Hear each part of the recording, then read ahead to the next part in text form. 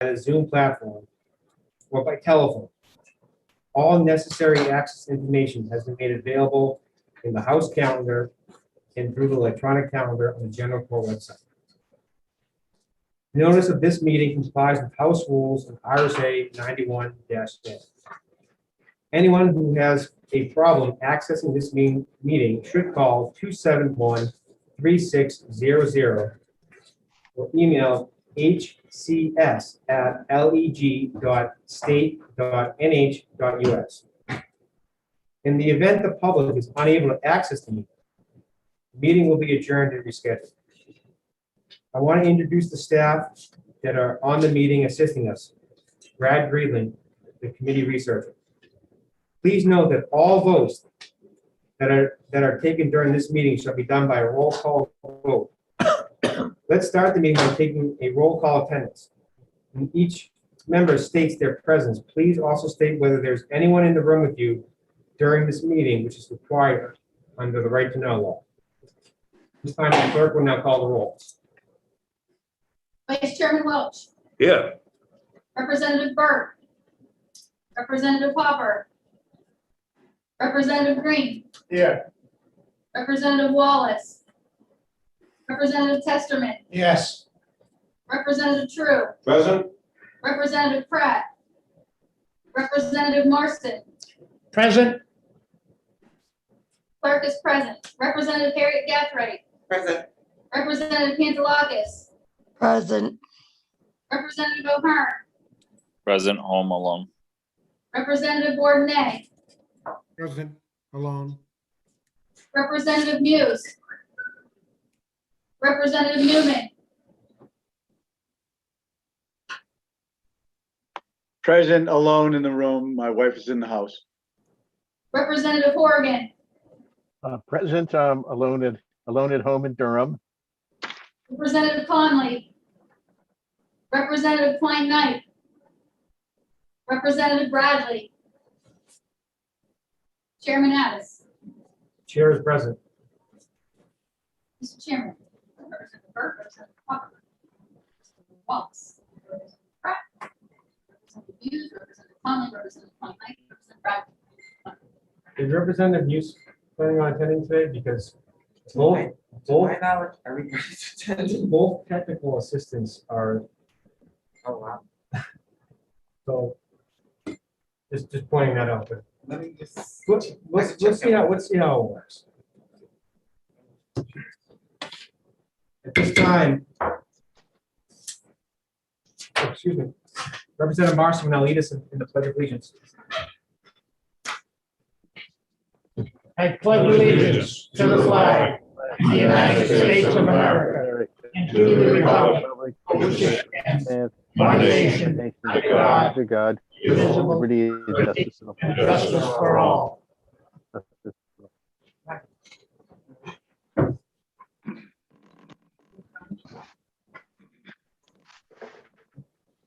At this time, we will now open the public hearing on Senate Bill 40, act relative to informed consent to search a motor vehicle and meeting the statute requirements for a search warrant. The chair now recognizes Senator French to introduce Senate Bill 40. Use this one doing this. We have it down to 9:30.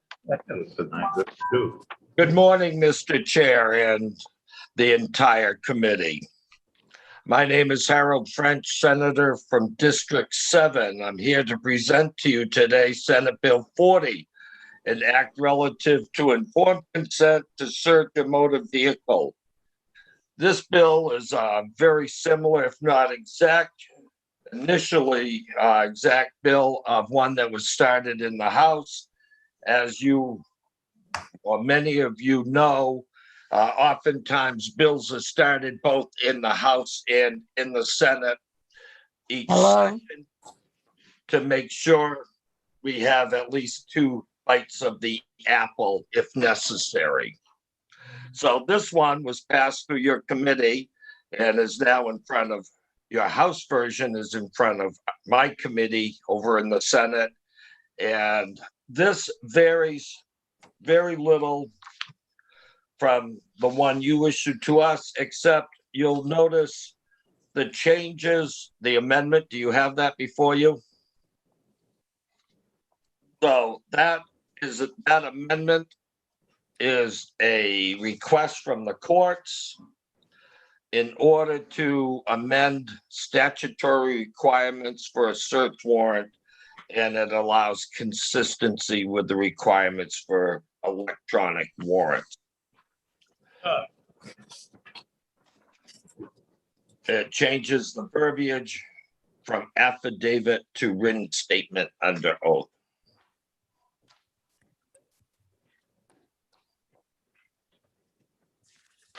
That's the gist of the bill. Any questions? Yes, thank you. Representative O'Hearn, you're recognized for a question. Yes, thank you, Mr. Chair, and thank you, Senator, for taking my question. I guess I'm just trying to understand. You said that the verbiage of written statement change is that what the court has requested? Yes. And did they, excuse me, follow up? Representative O'Hearn, you're recognized for a follow-up question. And did they give you any particular reason why that written statement under oath was better than the affidavit? They said it was similar and it would streamline the process for them in the court system today. I don't know if they're on board to testify to you or not behind me. Okay, thank you.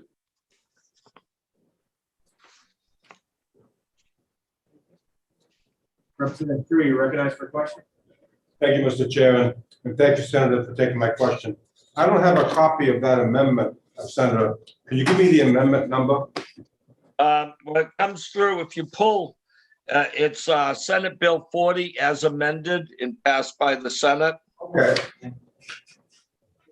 And just to clarify to the members, if it passed by the Senate as amended, the version, the copy that we were provided has that amendment incorporated into it.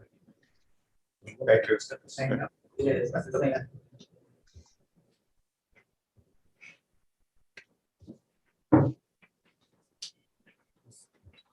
Seeing no hands raised, I want to thank the Senator for his testimony. Thank you all very much. We'll be seeing you soon. If there are any members of the public who are in attendance that wish to testify, at this time, please raise your hand.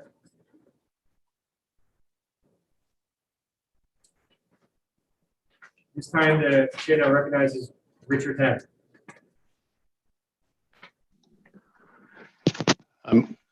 Good morning, Mr. Chairman, members of the committee. My name is Richard Head. I'm the Government Affairs Coordinator for the Judicial Branch, speaking in favor of Part 2 of Senate Bills 40, which deals with the search warrant form.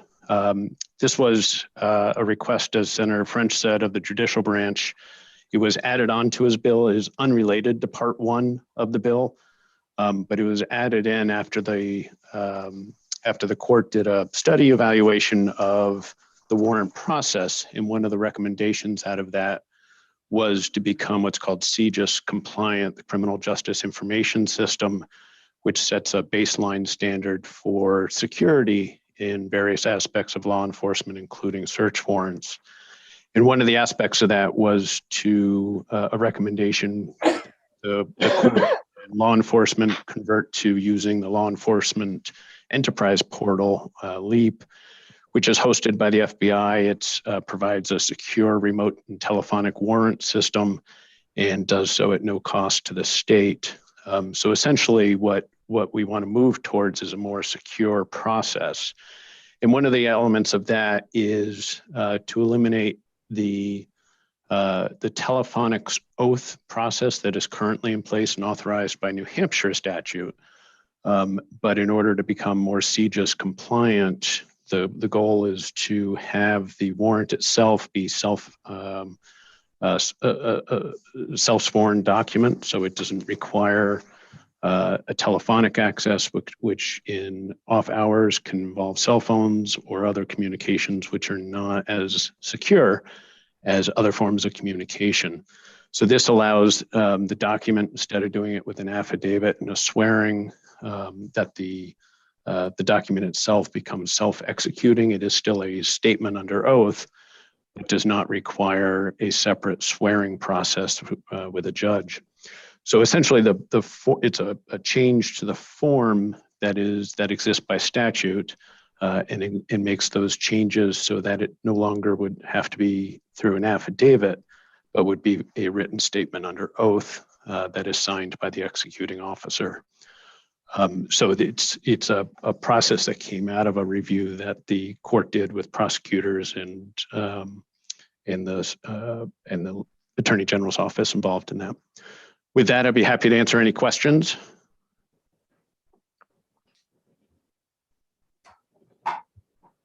Seeing no hands raised, the witness is excused. Thank you for your. Thank you very much.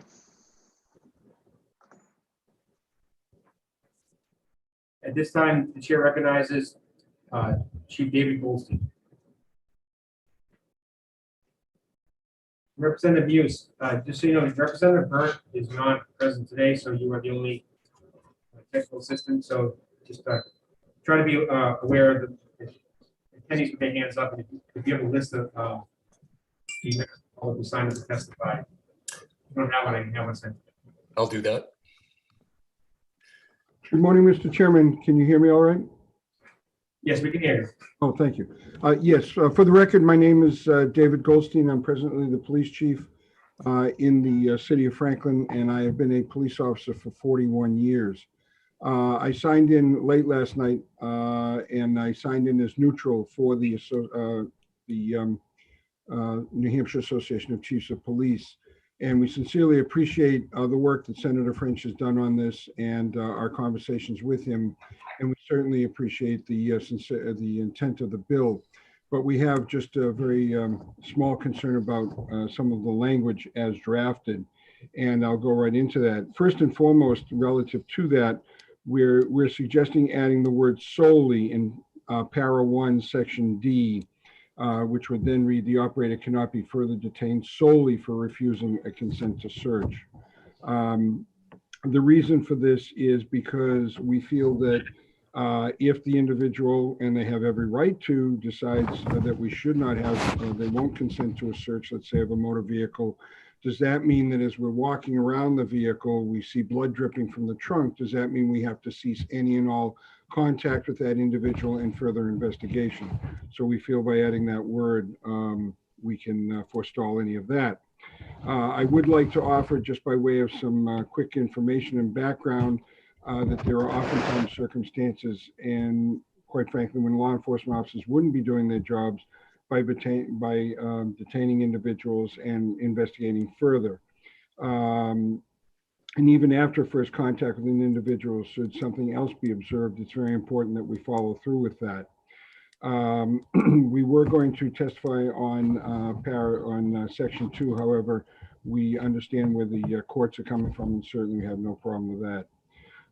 Quite frankly, there's no real law pertaining to any consent searches or what have you. In fact, the United States Constitution doesn't even mention the word privacy. It's actually established through the Bill of Rights and through a number of examples of case law. And we can ask for consent, and of the 4 police departments that I have served over 41 years, each and every department has a form that informs an individual that they have a constitutional right not to have their vehicle premises themselves searched, if you will. And certainly there are certain exceptions that the Supreme Court has recognized over the years. We have decades of legal decisions between both state and federal courts relative to this. And we feel that in many, many cases, the discretion should be left to the courts as to whether or not the police officer has overstepped his or her bounds in conducting a search. So with that, I'll end my testimony, and certainly I'm happy to answer any questions the committee might have.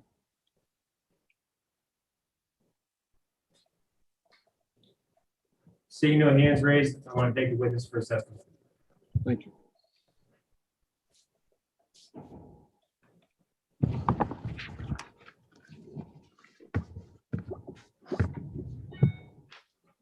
At this time, the chair recognizes Vice Chair.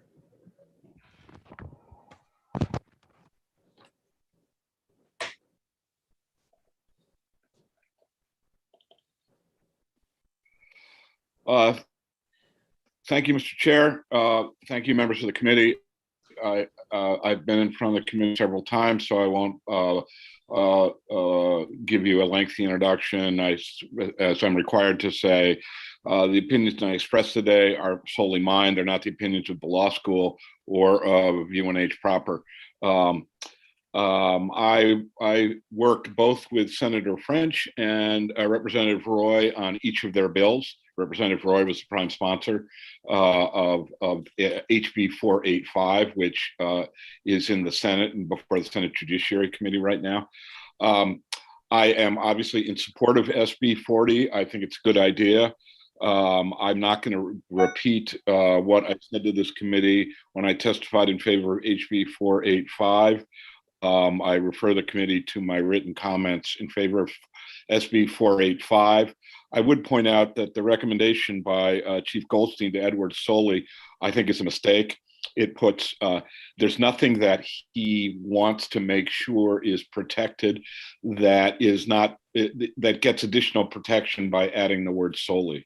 You know, I think that confuses the issue and suggests that the police can take into consideration as a reason for searching a car, for having probable cause for searching a car, that the person refused to consent. And that is not, under the US Constitution and case law, that is not appropriate.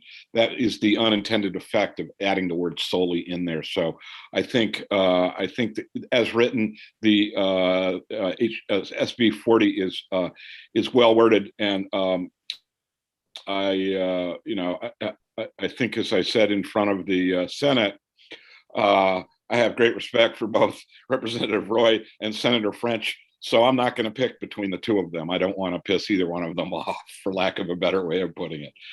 With that, more than willing, I recommend you vote ought to pass. I'm willing to answer any questions.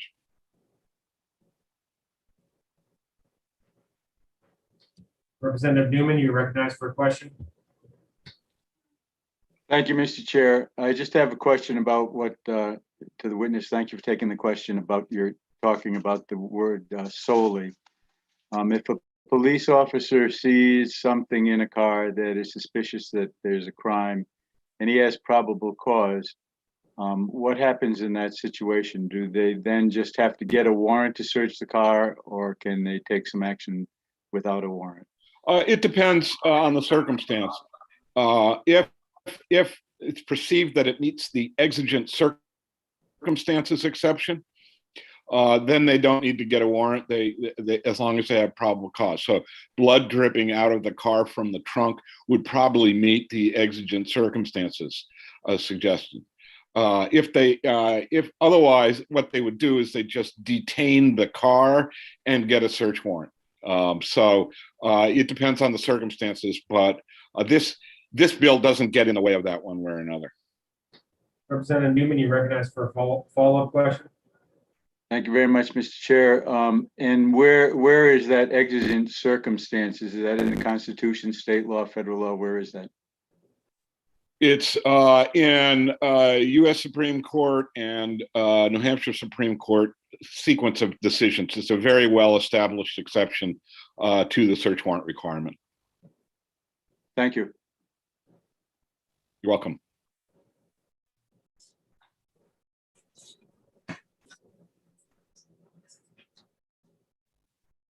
For the record, we'll note that Representative Wallace is now in the president of the room. Seeing no hands raised, I want to thank the witness for his testimony. Thank you, Mr. Chair.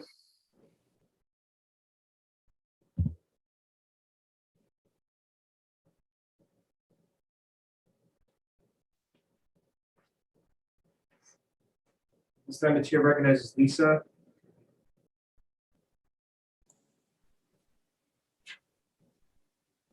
Good morning. Can you all hear me? Yes, we can hear you. Thank you. Thank you so much for taking my testimony this morning. I had not signed up, but I did want to jump in here. My name is Lissa Massio. I am an attorney with the Department of Corrections, Division of Professional Standards.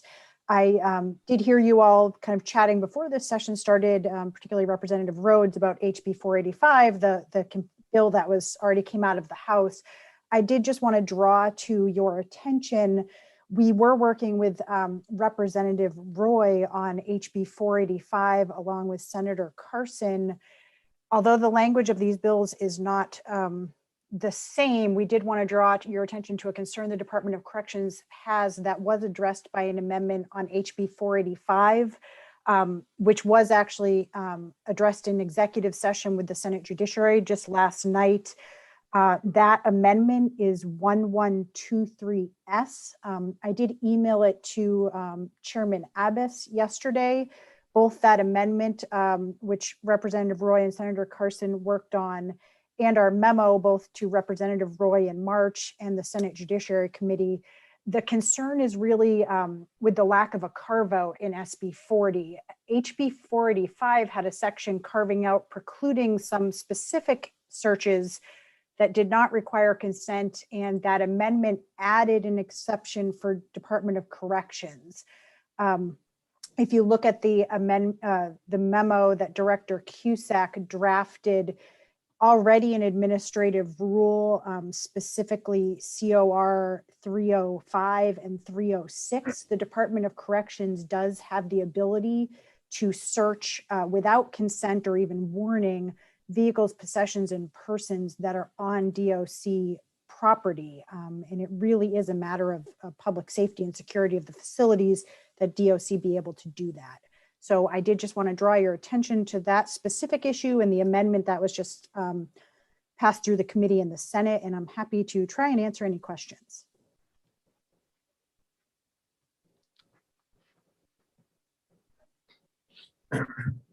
Seeing no hands raised, I want to thank the witness for her testimony. Thank you so much. The chair now recognizes Joseph Ebert.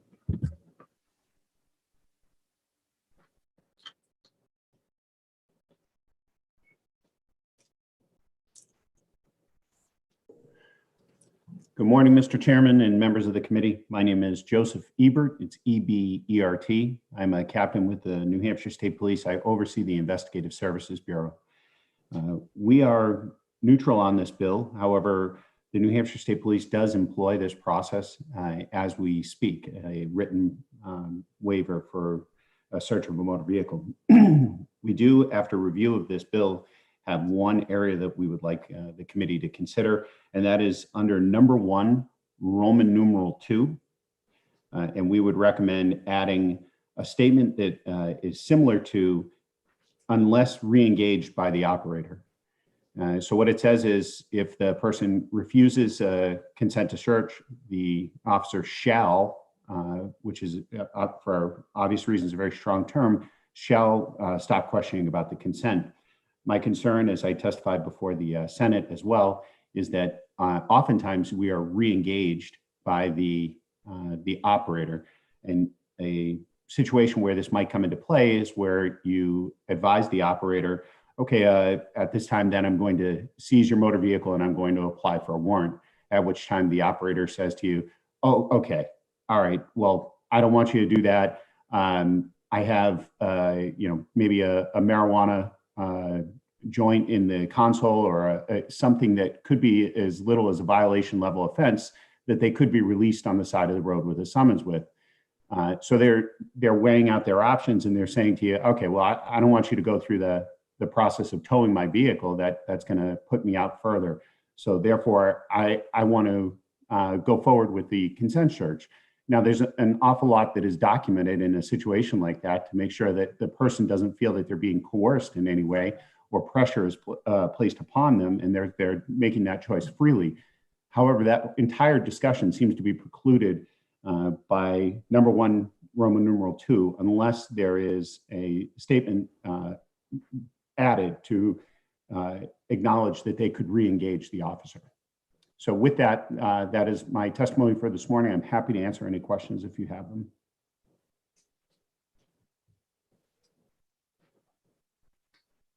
Representative O'Hearn, you ready for the question? Thank you, Mr. Chair, and thank you for taking my question. I guess I would just ask the question, I know you haven't spoke on it, but what would be your opinion about the chief's recommendation was made earlier on testimony about the words, was it solely? Yes, sir. Representative O'Hearn, we had not, in our review, saw that, but when I heard Chief Goldstein testify to that, it seemed like a common sense addition. I understand that Mr. Scheer disagrees with that, but we would be supportive of adding the word solely, as Chief Goldstein had mentioned. Thank you.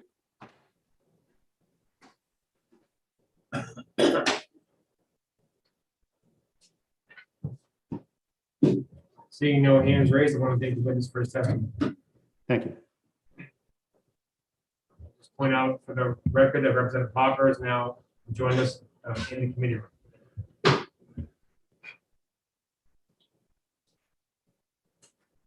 Is there any additional members of the public who wish to testify? If there are any, please raise your hand.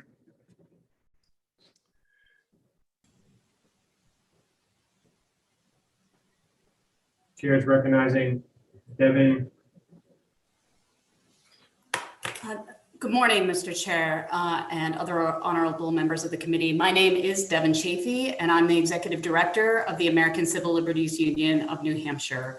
And I want to thank you for the opportunity to testify today in support of SB 40.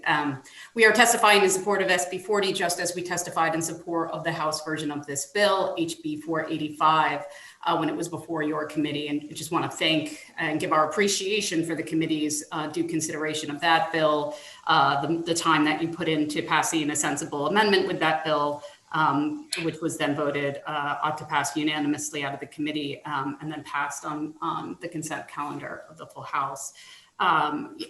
We support SB 40. We also do not have strong feelings about which of these two bills are preferable as far as their language. They're very similar. They've accomplished very similar objectives.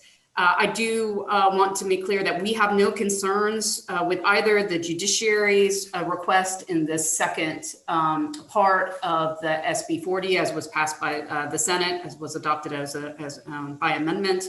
And we also have no concerns with the amendment that was proposed by the Department of Corrections and that was adopted by the Senate Judiciary Committee as an amendment to HB 485 yesterday. It's a sensible and limited amendment. I do want to voice some concerns with the amendments that have been proposed in committee, for, as far as I know, for the first time today. The concern with adding the word solely to section 1, subsection D of SB 40, we have similar concerns as to the ones that were raised by Professor Scheer earlier. Adding the word under the way that the language is written now, refusing to consent to a search cannot be considered as part of the reason to detain an individual. And that is right and correct under current case law as well. If you add the word solely, refusing to consent to a search, in addition to other factors, that refusal to consent to a search can be considered as a reason to detain. Now, as it's written now, a person can still be detained if there is reason to detain them. If there are other factors beyond the consent to search that would lend the police to need to detain someone and they meet the necessary requirements, that person can still be detained. But the refusing to consent a search should not be a part of that equation. And that is why we feel strongly that the word solely should not be included in that section. I also was a bit confused by the suggested amendment that was proposed by the state police. Right now, as it's written, if we can, and maybe if we can just read section 2, reads, if the operator of a motor vehicle refuses to consent to a search, the law enforcement officer shall cease any further questioning concerning consent to search. There is nothing in that section currently that prevents an officer from then from speaking with an individual that they have pulled over or are in conversation with, if that individual re-engages them. They simply have to cease further questioning about the consent to search. So I see no reason why you would need to add anything about the person being re-engaged by the operator of the motor vehicle. If the operator of the motor vehicle wants to continue a discussion, they can certainly do that. The officer simply shall not continue to pressure that individual through questioning about the consent to search. So there's nothing that would prohibit further conversation. If the operator re-engages the officer simply has to stop questioning that person about the consent to search. So I really don't see the need for that amendment that has been recommended as well. And with that, I would simply say, we respectfully urge the members of this committee to vote to pass on SB 40. And again, we do not have strong feelings about the language on SB 40 versus HB 485. Other than to simply to let the flag for the committee that the Senate Judiciary Committee yesterday did vote ought to pass with amendment on HB 485. So that will likely be going to the Senate floor next week. Thank you so much.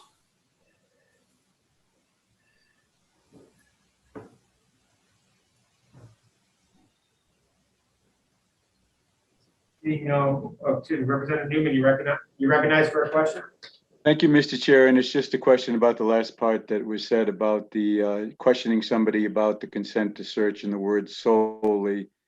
If the word solely was in there and the person changed their mind, which was the example given, would you consider that those additional questions then about that consent to search is allowed by the language that we have here? I have to be honest, Representative Newman, I wasn't sure that I fully understood the example that was given.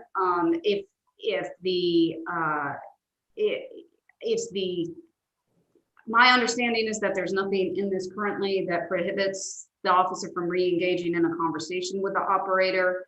I don't understand why that exchange would be prohibited by the language that is there, in the way that I understood the example as it was presented.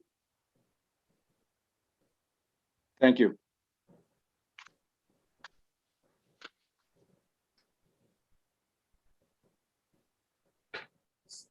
Seeing no hands raised, I want to thank the witness for her testimony. We will note for the record that Representative Conley is now physically joined us in the room. If there's any members of the public who wish to testify that are in attendance that have not testified already, this time please raise your hand.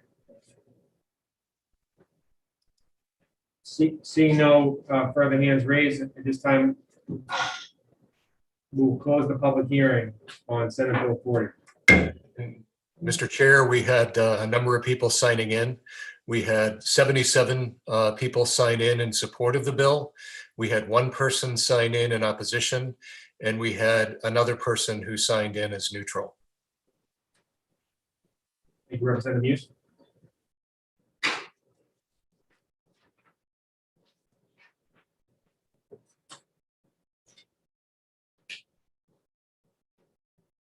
We will be recessed till 9:45.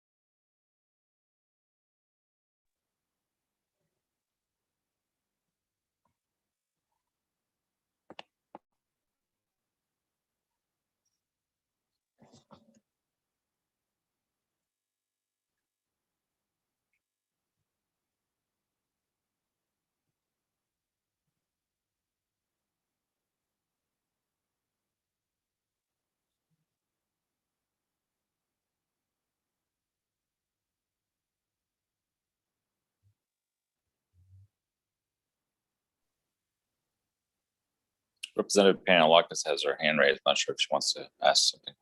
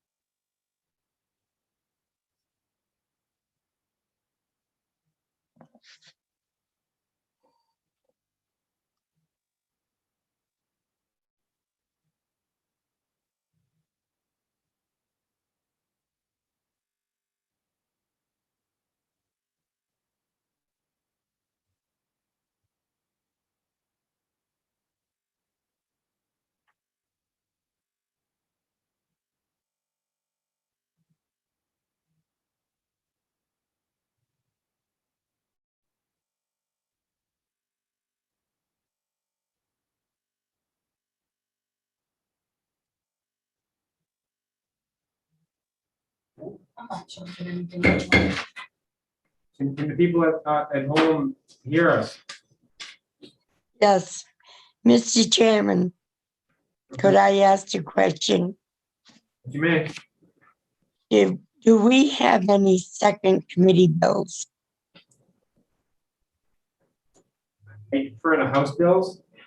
Yes, I don't believe so. There's none, at least there's none that's been assigned. There was two, second committee bills that were assigned, but those were waived off. they were waived off. Yes, during the session in February. I thank you.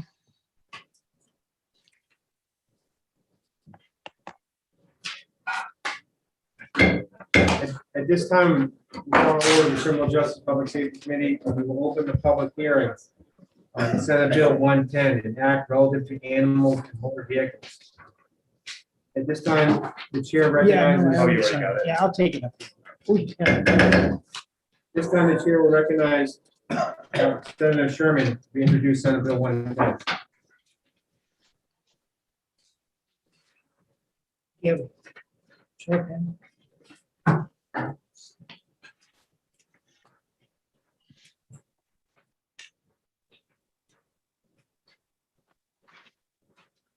Mr. Chair.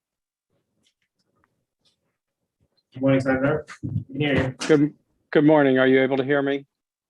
Yes, we can hear you.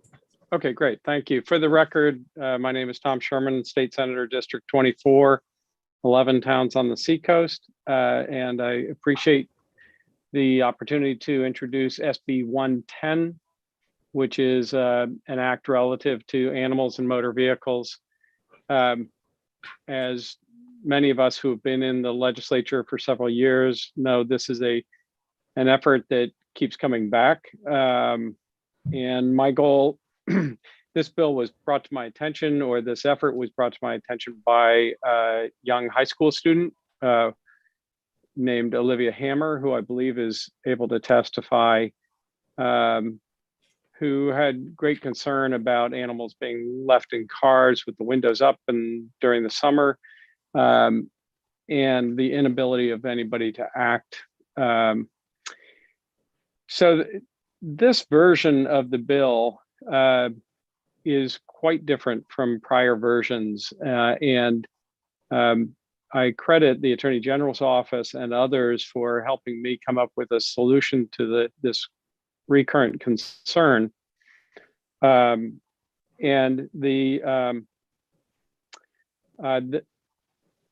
the concern is the solution is essentially, and I'll use quotes around this word, to deputize the person who would like to intervene. So if you're in a shopping mall parking lot and you see a dog that's in extremis, or a cat for that matter, that's in extremis inside a car,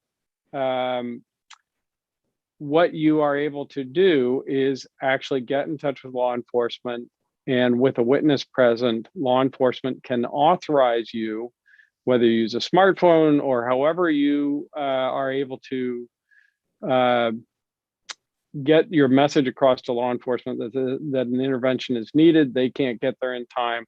They can authorize you to go ahead and act.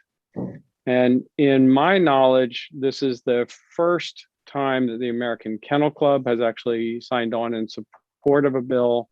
That's Stacey Ober on the Senate side. When we heard the bill, when we presented the bill on the Senate side, this version was amended in the Senate to clarify that this is not just any animal that's confined anywhere, but this is within a vehicle. So it's very specific.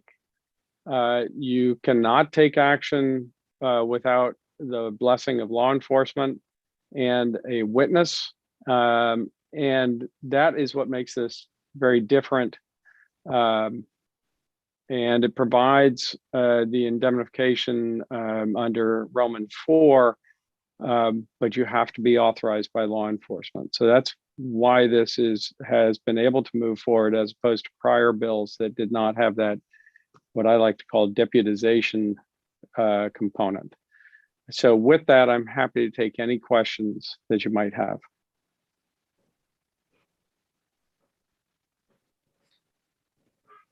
Thank you, Senator, for your testimony. If the chair would like to inquire a question. Under Roman numeral 3, section B, it says that in addition to the law enforcement officer, another witness or individual has to be present. What's the rationale for having another witness present? If you're already authorized by law enforcement, I suppose, like, what's the reason for having that? Actually, the reason for the witness is, basically it's in a way, it's protection for the law enforcement to be able to know that there's another person on the scene who can verify the situation and is willing to certify as a witness to the situation, so that law enforcement isn't depending on one person's word. They are and they do have, that way they would have, I guess the best way to say it is, backup documentation that the law enforcement authorization was appropriate. So it really is there, and this was part of the discussion. This was a 2020 bill that was a victim of COVID. So this discussion took place about a year and a half ago, or a year ago at least. And this was the way to be sure that there was adequate documentation that the situation was what it was. And so when law enforcement authorized it, they would have the ability to call a witness if they needed to say yes, who could then say, yes, I was there, I saw the interaction. And that's the reason for that additional person being brought into the authorization process. Thank you for taking my question. Representative Rhodes, you recognize? Thank you, Mr. Chairman. Thank you for taking my question.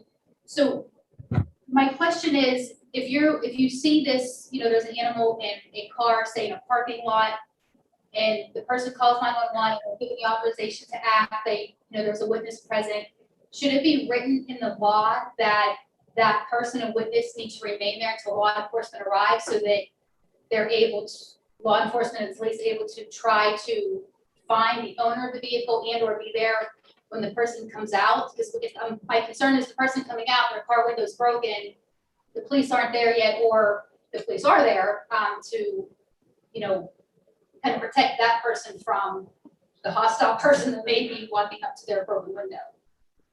Right. I absolutely would welcome an amendment that asked the witness to remain until law enforcement arrived.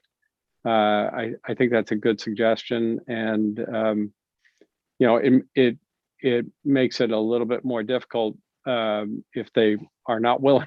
If they say, sure, I'll stick around, and then they take off.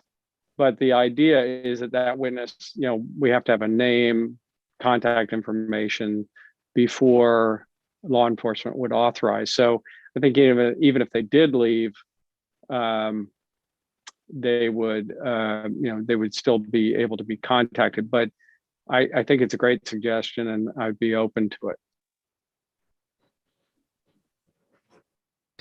Representative Rhodes, you recognize for a follow-up? Thank you. So just to clarify,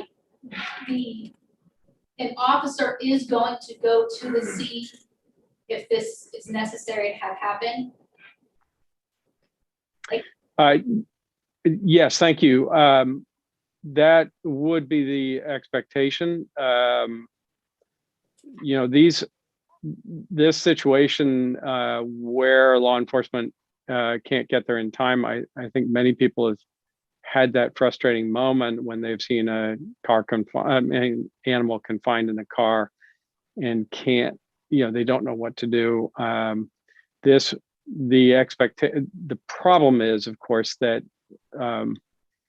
whether law enforcement could actually get there in time if the animal is unresponsive or anything like that. So yes, the expectation would be that if law enforcement authorizes that action, I mean, my understanding would be that they would be coming one way or the other. The question is, can they get there in time? And if they can't get there in time, then it would be important for them to be able to authorize the person on the scene to act to protect the animal. So they have to be called in any event. Thank you. Chair recognizes Representative Klein Knight. Thank you, Chair. Thank you for taking my question, Senator. Have you asked any police officers in the state of New Hampshire if they feel comfortable with deputizing a citizen without being there and witnessing and being a part of what's going on to see exactly if they should be putting their own careers at risk? Thank you. Absolutely. We've talked to law enforcement on this bill. Remember, there's no requirement that they do this. So this is, I guess the best word, this is enabling.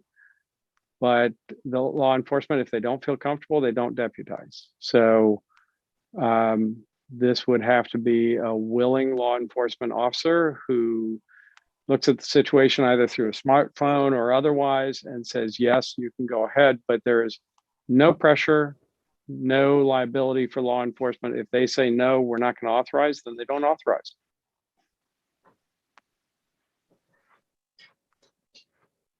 Representative Klein Knight, you're recognized for a follow-up.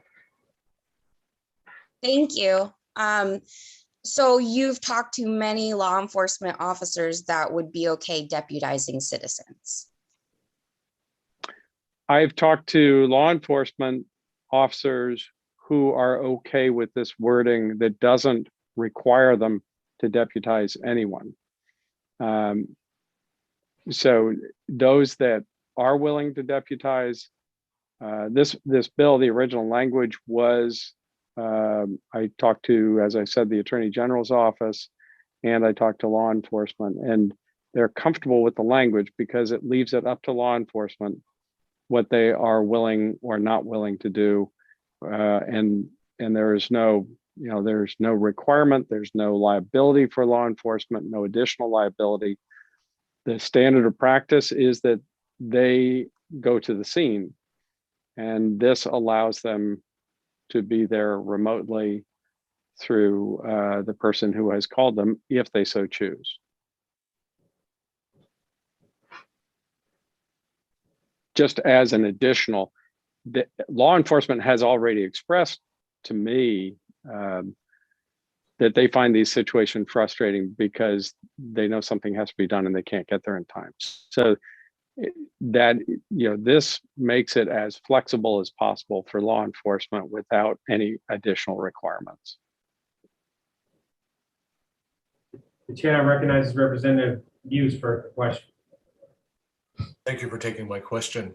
Would a dispatcher be authorized as a law enforcement officer under this bill, or would a dispatcher actually need to find a sworn officer in order to be able to get permission to do this? I'm just curious about how that would work, since a lot of the calls that come into police departments aren't actually taken by officers directly. That's a great question. And so my understanding of how this works is that the call would come into dispatch, dispatch would call law enforcement, and they do have the capacity to have direct contact with the person who called in. They can have you hold on the line while they contact the officer they're dispatching. They're going to be dispatching an officer one way or the other. If there's an animal in distress in the car, and that connection, in fact, in a recent experience, health related, I was able to talk to law enforcement on their way. So we are beautifully connected nowadays. And so this would be, but dispatch would never be put in the position of making this kind of decision. This would be up to the officer who has been dispatched by dispatch. Thank you. The chair now recognizes Representative True for a question. Thank you, Mr. Chair. And thank you for taking my question, Senator. I'm trying to envision how this law would work. This is going to be my car in the example, and my dog is asleep in the car, and a concerned citizen feels the dog is in danger. I can't imagine a police officer authorizing somebody to break into my car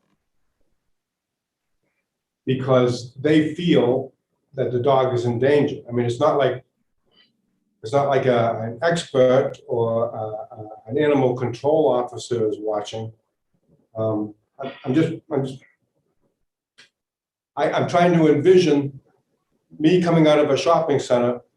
My dog who was sleeping is now awake, and my car's window is broken, and no one is liable for that situation because a concerned citizen thought they were doing the right thing. Can you see that problem arising?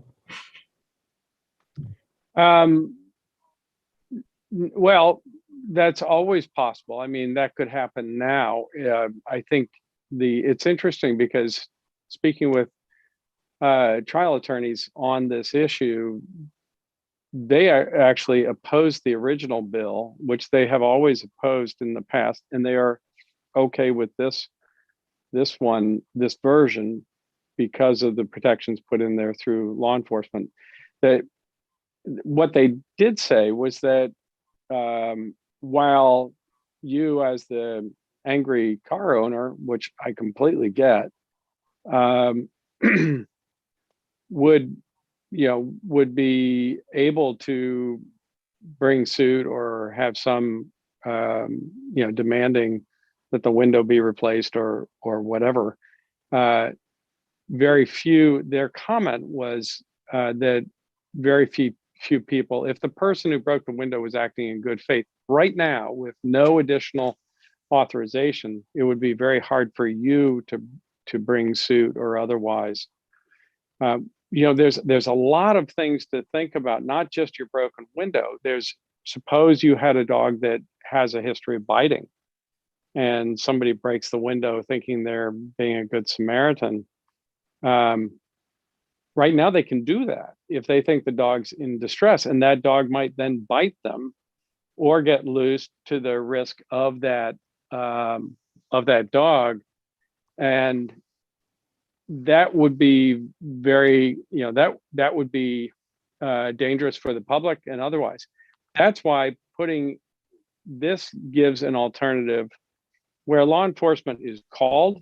They pretty much have to be called, and they can put the brakes on the whole thing. They can say, no, I'm 3 minutes away. We can wait until I'm there. Or they can say, I'm tied up with something, it's going to be 20 minutes, and they can question the person. They can say, what kind of collar does the dog have on? Do they have a muzzle on? Is there drool coming out of their mouth? Have you tried banging on the window to see if the dog is arousable? Have you done?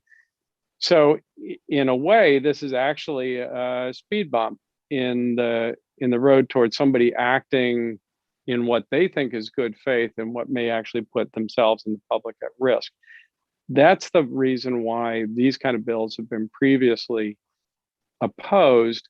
And that's also why this bill is actually, rather than being something, in my opinion, and in the opinion of many others, this bill actually keeps people from acting on their own.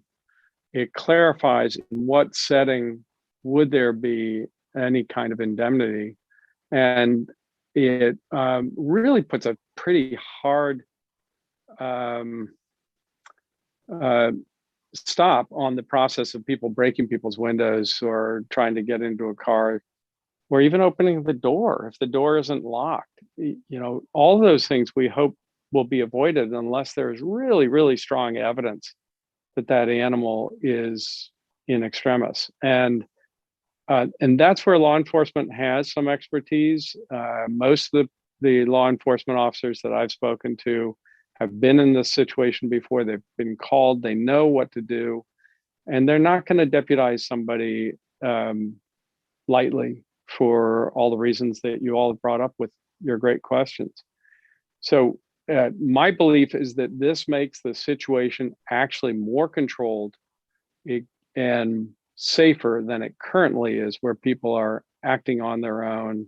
The go-to person is law enforcement if this bill were to pass, and that's the safest in all worlds. Thank you, Senator.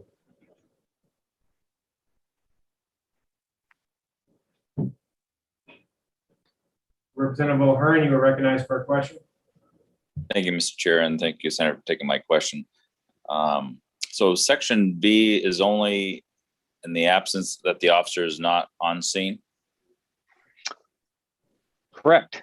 Yes, this would not, well, I guess if the officer's on the scene, I can't imagine why and what the situation would be where an officer on the scene would ask somebody else to take action, but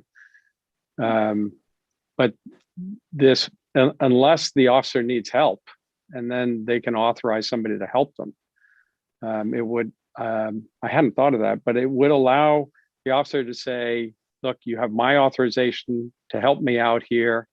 And I'm trying to think of a situation where that would be the case, but it does allow the officer to authorize somebody to assist them. Follow up. Representative O'Hearn, you're recognized for a follow-up question. So, but if the officer wasn't there and the person, I guess speaking with the officer, would have, that person would also again have to find another person to witness it. Yeah. But would you believe that not all witnesses will stay around and wait for the police to arrive? Yes, and so the only way this individual has any protection is if they are authorized by a police officer and they have that witness. I like the idea of qualifying documentation on that.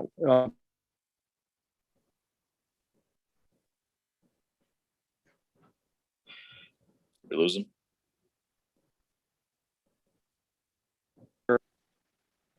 Can you hear me? Hear you now. Yeah, I'm sorry. So what I was saying, hopefully, are you able to hear me okay? I can hear you now. Yeah. So what that person, I like the idea of further qualifying the requirements on the witness, that they have to stay around until law enforcement is there, and that to qualify as a witness, the person has to have their contact information, or however you want to word it. But the benefit of that, of course, is what we've talked about, is that if the person cannot act if they don't have all the information regarding that witness.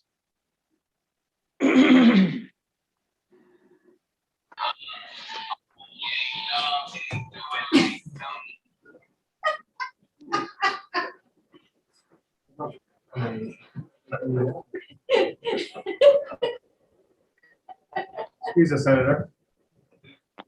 Hello? Are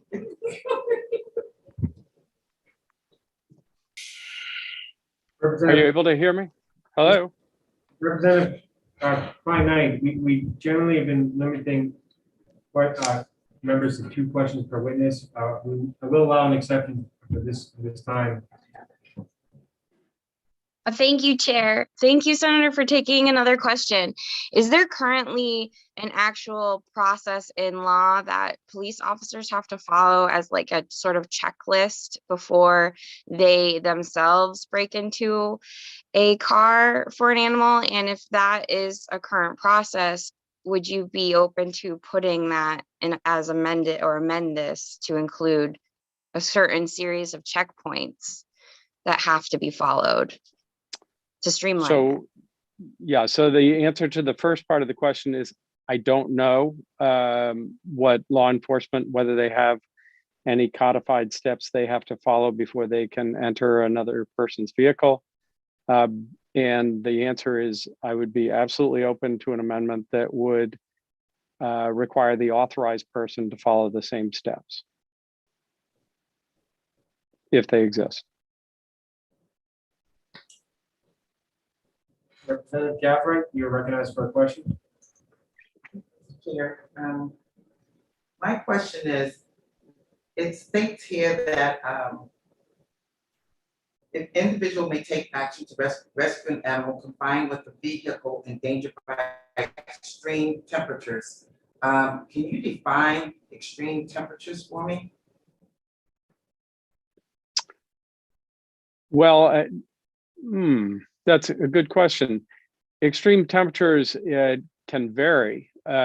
You can have an animal confined in a car if it's sunny out,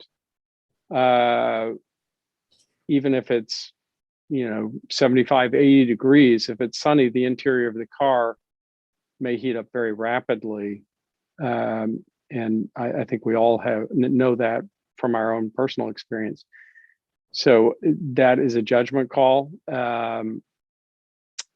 The other possibility is that it's rare, but it happens in New Hampshire that it's over 100 degrees out, and the car is closed up, and the car is not on, the air conditioning is not on, and that is pretty straightforward. So the ambient outdoor temperature is not the qualifier here. The qualifier is what's going on inside the car, and so if the car is closed on a sunny day and it may be, as I said, the ambient temperature may be 75, 80, but the temperature in that car is well over 100, that would be an extreme temperature in my book. Thank you for taking the question. Representative O'Hearn, you recognize? Thank you, Mr. Chair, and thank you, Senator, for taking another question. I'm just going to play, I guess, devil's advocate off of Representative Harriet Gathwright's question. Extreme temperatures could also, I guess, be considered cold weather, would it not? Sure could. And, again, the idea of it certainly we have those days, as you know, sir, that it can get well below zero. Animals are better equipped than we are for that kind of weather, but a dog or a cat stuck in a car for an hour or more in sub-zero weather may suffer from that. So yes, that's a good question. And follow up. Representative O'Hearn, you recognized? And Senator, would you believe that my previous experience was in law enforcement, and during my period of time there, I've experienced numerous times of going calls to dogs in cars, and have learned over the years that even dogs that short hair to long hair are affected differently, and the average person probably would not have that knowledge. Would you believe? Right, and thank you for that observation, because that's exactly why this depends on law enforcement for any kind of authorization.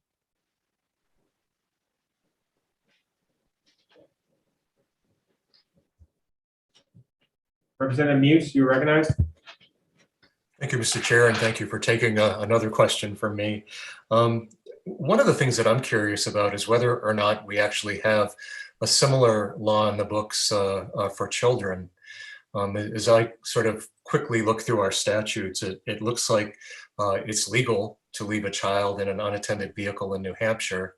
And I'm just curious if an officer is facing the same situation with a child, or a person who on the street who walks by and notices a child in distress in a hot car, would they actually run into similar sorts of liability issues that this law is attempting to address?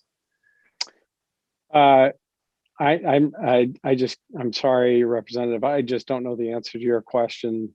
I'm happy to do some digging on it and find out what the situation is. I think it's a little clearer, though, if it's a human, whether it's a child or an elderly adult or otherwise, anyone or a disabled adult who can't extract themselves from a dangerous environment. I do think there is protection there, but I can't answer that with concrete knowledge. This bill does not address that, of course. Representative Muse, you recognized for a follow-up? Yes, I just want to say that I don't think all laws can address all situations, but this particular bill does raise an interesting question in that area. Thank you.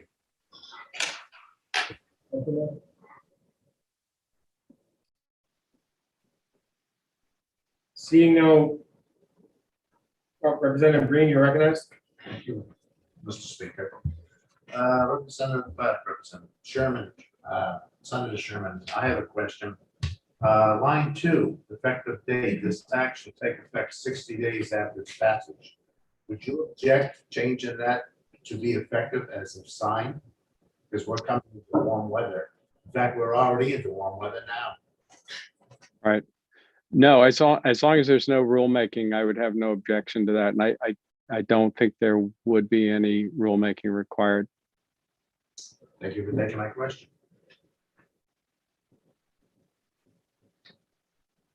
Seeing no further hands raised, I want to thank the senator for his testimony.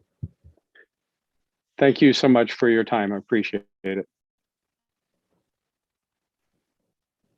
At this time, the chair recognizes Olivia Hammer.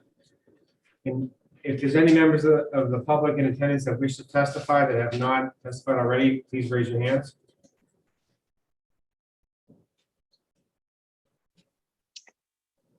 Am I okay to speak? You're recognized, Ms. Hammer. Okay, thank you. Good morning. My name is Olivia Hammer. I'm a 17-year-old student at the Governor's Academy in Massachusetts, but I am a New Hampshire resident. Thank you, Senator Sherman, for inviting me back to support and work toward helping dogs left in a car without proper ventilation and without their owner being present. Thank you to the House Criminal Justice and Public Safety Committee for taking the time to listen to my testimony in support of Senate Bill 110. It is timely to be here to discuss this topic as we approach another summer in New England. Dog lovers and owners do not intentionally leave their dogs in a car to harm them. It is most likely an error where they have lost track of time while running errands. I hope this bill, Senate Bill 110, will allow people like me and you to have the ability to do something for a dog that is in distress without experiencing the possible negative repercussions of their actions. Hopefully, this bill will pass to ensure animal safety and protect the citizen. Perhaps most dog owners will be happy that their dog was aided and saved from heat exhaustion, heat stroke, brain damage, and possible death. When we last discussed this bill in February, a Senate Judiciary member asked a question about the number of dogs that have expired last year while being left in vehicles in New Hampshire. Although I could not get an accurate number for the state of New Hampshire, my research shows that across the country, 31 animal companions have endured heat-related deaths since 2020. However, these are the only ones that were reported, according to an article posted by the People for the Ethical Treatment of Animals. This specific article includes descriptions, dates, and locations of several avoidable dog deaths. It ends with, and I quote, "Tell lawmakers to take action for kids and animals left in hot cars." End quote. Another valuable source of information that I found was a statement in the Bark Post made by Dr. Katie Nelson, a veterinarian in Virginia. She said, "Mortality from heat stroke is approximately 50% and it worsens with every wasted second," end quote. And that was relative to dogs. Our own NHSPCA's, which stands for New Hampshire Society for the Prevention of Cruelty to Animals website, has a hot car safety photo that states, and I quote, "If the outside temperature is 75 degrees, the inside temperature of the car is going to be a much higher 118 degrees. This is too hot for a dog to withstand for any length of time. A dog's normal temperature is 101.5 to 102.2 degrees, and anything above that is a risk for the dog, just as it would be for a human. The dog does not have to be foaming at the mouth or showing signs of distress for the police to take necessary action. The brain is already starting irreparable damage between 107 and 108 degrees," end quote.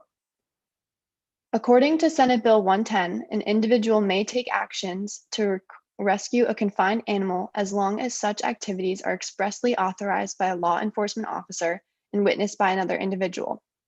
To add, maybe it comes down to a specific protocol that an average citizen can carry out in the parking lot. A list of actions that a citizen can and must consider are, obviously, contact law enforcement, seek out another citizen to be your witness if you feel the need to break the window to get into the car to save the dog. And thirdly, screenshot the local temperature for your own added protection. This could be extremely helpful to have the outside temperature documented to determine the car's inside temperature. Again, according to the NHSPCA, temperatures rise exponentially inside a vehicle, and veterinarians across the country are always trying to save those victims of unintentional neglect. Leaving an animal in a hot car occurs in every state across this country. It can be prevented if we act now and make a positive change. Today, please consider looking out for our animal companions. Thanks to all of you for your time and effort that you've put into this issue, and thank you for listening to me advocate on behalf of animals across the country and in the state of New Hampshire.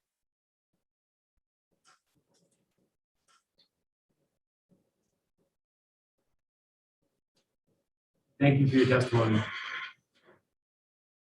Seeing no hands raised, the witness is excused.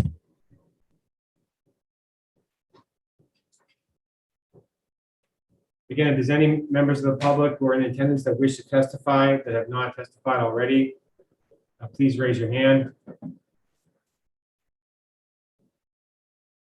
Seeing no hands raised, at this time, we will close the public hearing on Senate Bill 110. Representative Muse. Mr. Chair, we had 8 people signing in support of the bill and no one signing in opposition.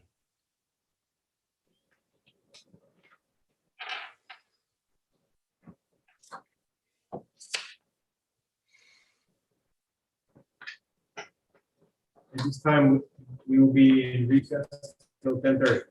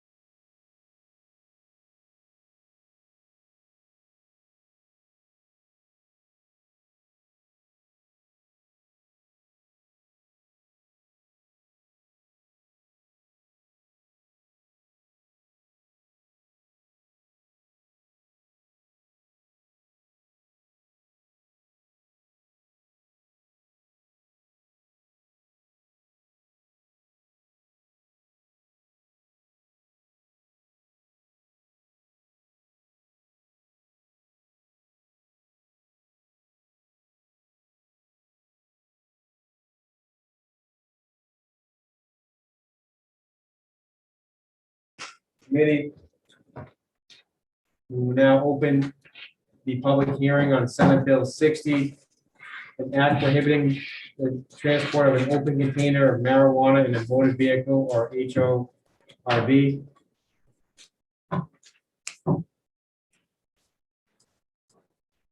Is Senator Janet here, Representative Pearson?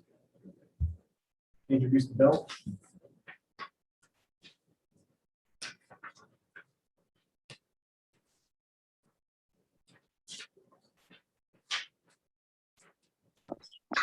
Can you hear me now? Can you hear me? We can hear you. Oh, you can. Okay. I'm in an auditorium. I'm going to walk outside if you can bear with me for 30 seconds. I'm working in a school. Can you give me 30 seconds to get outside? Take your time, Senator. I'm picking up the pace. Thank you for your patience.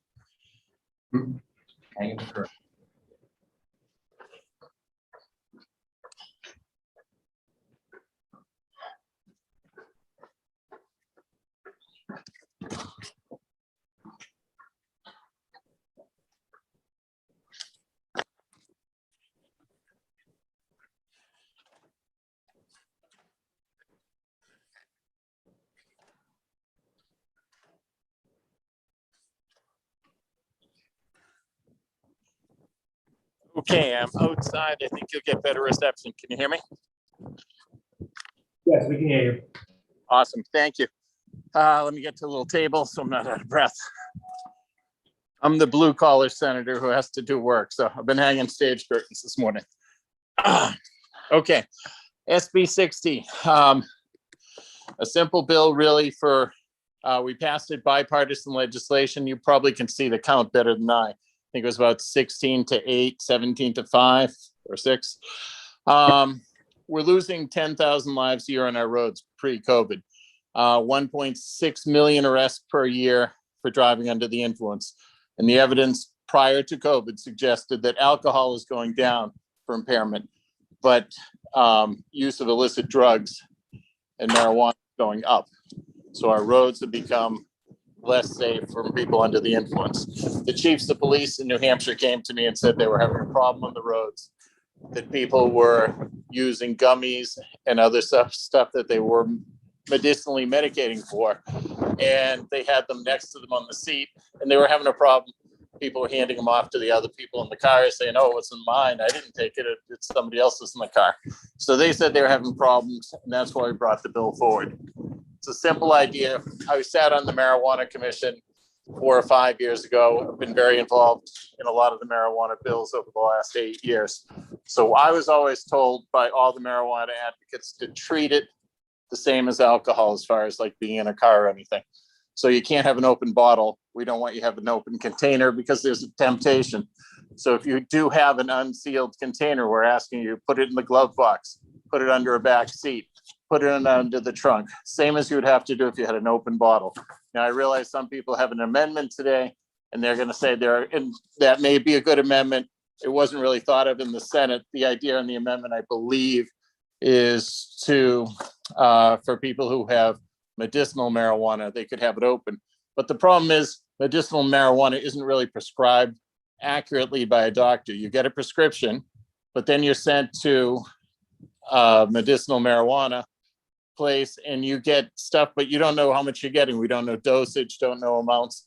I wish someday when the government gets more involved that they would regulate it. You can't have your doctor or physician's assistant doesn't send you to get medication and you decide the prescription, the amount, the dosage, the strength. So I don't see that it should be treated exactly the same as any other medication. Again, the idea of the bill was to keep substances away from the driver. We lowered the penalty to $150, so it wasn't an onerous burden. And the police have said they are not going to use it to, they're going to try to keep our roads safer. They're not going after people. They're not after anyone on medicinal marijuana. They are not on any purge of marijuana. They, again, just are having problems keeping people from being impaired while driving. And that was the idea behind the bill. And I'm open to any questions. Some of the chiefs are coming after me and they're probably better, but I'm okay on the bill. Can you still hear me? Yes, thank you, Senator. Representative. Thank Thank you. There seems to be a lot of issues about whether the container is open, sealed, whatever. Why don't we just ban any marijuana in the passenger compartment of a car? Well, we were trying to make it a less onerous burden on people who may have medicinal marijuana. If it's sealed in the container and the police stop you, then they'll see it's a sealed package. They'll know you're not using it. Just like if you had a bottle, you had alcohol in the car, it's in a sealed bottle. We don't ban it from being in the car. We just ban it from being open because we don't want people to be tempted to use it. I don't want people to be tempted to grab a couple of gummies and then be impaired while they're driving. Thank you.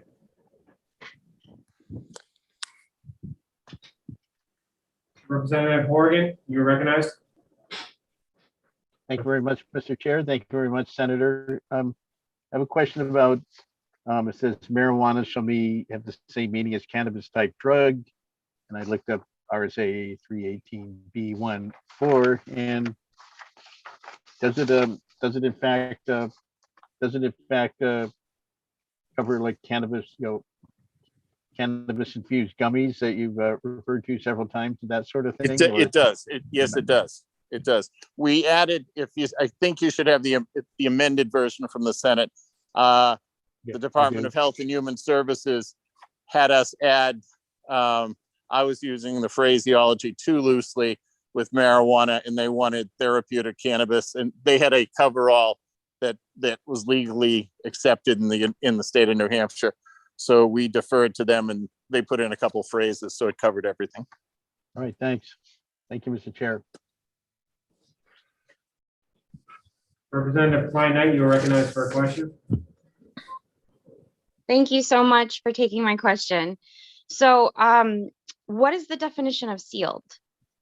So when you go to, you buy your cannabis, there is a seal, much like, I haven't seen it. I haven't been to the dispensaries myself. Yeah, there's not. It's a sticker. Okay, so as long as the sticker seal is not broken, I've been told it's sort of like a pack of cigarettes or a carton of cigars, and there's either a seal label. As long as that hasn't been broken, the police should be able to see if the seal is broken or not. Follow-up, Chair. Representative Klein Knight, please let me remind you, if you ask a question, please let the witness answer the question. Okay. Follow-up, please. Sure, thank you for the question. So can I take stickers in my car and reseal? Can you take a package and reseal them? I think the police will testify as they have more familiarity with it. There's a couple of the police chiefs are going to testify after me. They've indicated to me that you could tell it wasn't just like you'd open and close the sticker. I have been informed that once the seal is broken, it would be evident that the seal is broken. So you could ask Chief Shigori, and there's a couple other chiefs, if in fact that's the case. I just want to remind the members of the committee that we, as members, do not debate witnesses. Anyways.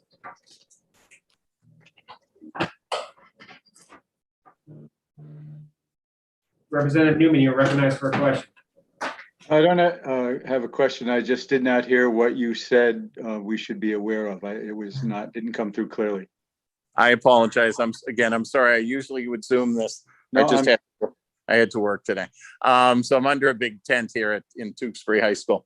So I think we were talking about, me and the other representative, she was asking about the seal. The police will come after me and they can testify. They have told me that it is evident when the seal is broken, much like a pack of cigarettes or much like a cigar carton. Some of them have plastic seals. Some of them have, maybe there are more seals than I'm aware of, but they can testify to what they're finding out there. Again, I haven't physically seen the sealed container, but I've been told it's much like a pack of cigarettes. When you open it, you can tell it's open. Representative Newman, you have a follow-up question. Yeah, well, it's a statement. I want to apologize to the senator that I did not correctly address the chair, and I was talking to the senator, but I mean to the chair, and I appreciate that additional information. No, I'm probably the one. I want to apologize to the committee that I'm I'm not in my suit and tie, dressed up and rearing and ready to go.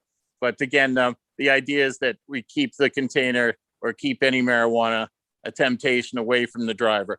And you don't want him to be able to hand it to the passenger next to him, because it would be much like if you had no, my friends like to drive and drink in high school. I always told them it was a bad idea, but they'd say, oh, you can just pass it to the guy in the next seat. And we don't want you passing anything to the guy in the next seat. We just don't want an open temptation there. The police have said they're having problems on our roads. That's why we brought the bill forward. Thank you. Thank you. Representative Conley, you're recognized. Thank you, Mr. Chairman. Thank you, Senator, for taking the question. As I suspect you know, New Hampshire has a carefully negotiated decriminalization statute. Yep. I've lost you. I'm sorry. Go. Can you repeat that? My question is, are you concerned that this bill does not comport with the carefully negotiated decriminalization statute around cannabis, which we had our Senate attorney examined it. The police had their lawyers look over the bill, and I have been told that everything conforms to New Hampshire state laws. Thank you, Senator. I appreciate that. I guess my question is, this goes well beyond what is contemplated in the decriminalization statute, particularly the suspension of a license. And I guess I'm wondering, how do these statutes coexist? Could someone be charged under both if this law is passed? So Chief Shigori and the other police chiefs have assured me, Senator French had the same concern. He was very concerned that there was a higher fine. We lowered it, actually lower than I believe Massachusetts, Maine, and Vermont. And he was afraid that people are going to be overly zealous in enforcing this. The chiefs will come on later and they confirmed to Senator French that this will be used. At the beginning, it's really just going to be used as an option. They're going to tell you the first time, you have an open container, please don't do that anymore. As it mounts up time after time and they have a record that you're breaking the law, they'll go after the 150. Then if you're a repeat offender and they have reason to believe that you're using the stuff, then they're going to be more zealous in their advocacy of the bill. Okay, thank you. Representative Muse, you're recognized. Yes, thank you for taking my question. One of the things I'm kind of curious about are the implications of having to store, what could be medicine in a trunk, in a hot trunk, possibly for hours. I know that when people buy alcohol at the state store, if we insisted everybody put it in their trunk, we'd probably be stopping 95% of the cars that leave our New Hampshire state liquor stores. So I'm curious why the different standard for marijuana that could actually let's jeopardize the efficacy of what's medicine for some people if it actually gets damaged in a trunk, when we don't require the same thing for alcohol. So the idea is to keep the road safe. So if you have, so you're not going to, let's say you're asking me, you can, most of it you could just put in glove compartment. You could put it under your back seat. There's two, you don't have to put it in the trunk. The idea is to keep it. There's an idea in law called, it's an arm's reach doctrine. You want to keep weapons, you want to keep drugs, you want to keep everything as far away from the driver as possible. That's sort of where we're mirroring that. If you put it under the back seat, that would be fine, as far as possible from the driver. If you put it in either of the glove, most cars have two glove compartments, put it in the car, some type of compartment. Just don't have it sitting out next to you open. Just, again, treating it the same as alcohol, saying don't have something that can impair your driving next to you. It's very hard to prosecute people on THC as opposed to alcohol. The tests are much harder to prove. And so again, the idea here is to keep the roads as safe as possible.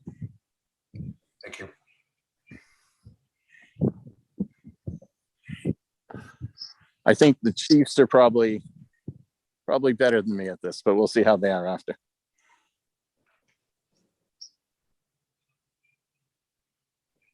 Seeing no hands raised. Oh, excuse me, Representative Green. Thank you, Mr. Chair. And Representative Green, my friend Senator Gannett. Hi, Representative. How you doing today? Section 4, I have a problem. Okay. I don't have the bill in front of me. I'm sorry. It's back on the stage, but go ahead. I've read it many times. A retired bus, a taxi, or a limousine, and they're smoking marijuana. Should there be a petition between them and the driver?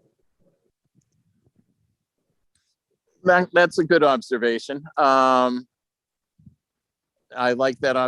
Ask the Chiefs that. I'll defer to their judgment on that. They'll have a minute or two to think about their answer. So why don't we defer that one to the Chiefs? Thank you.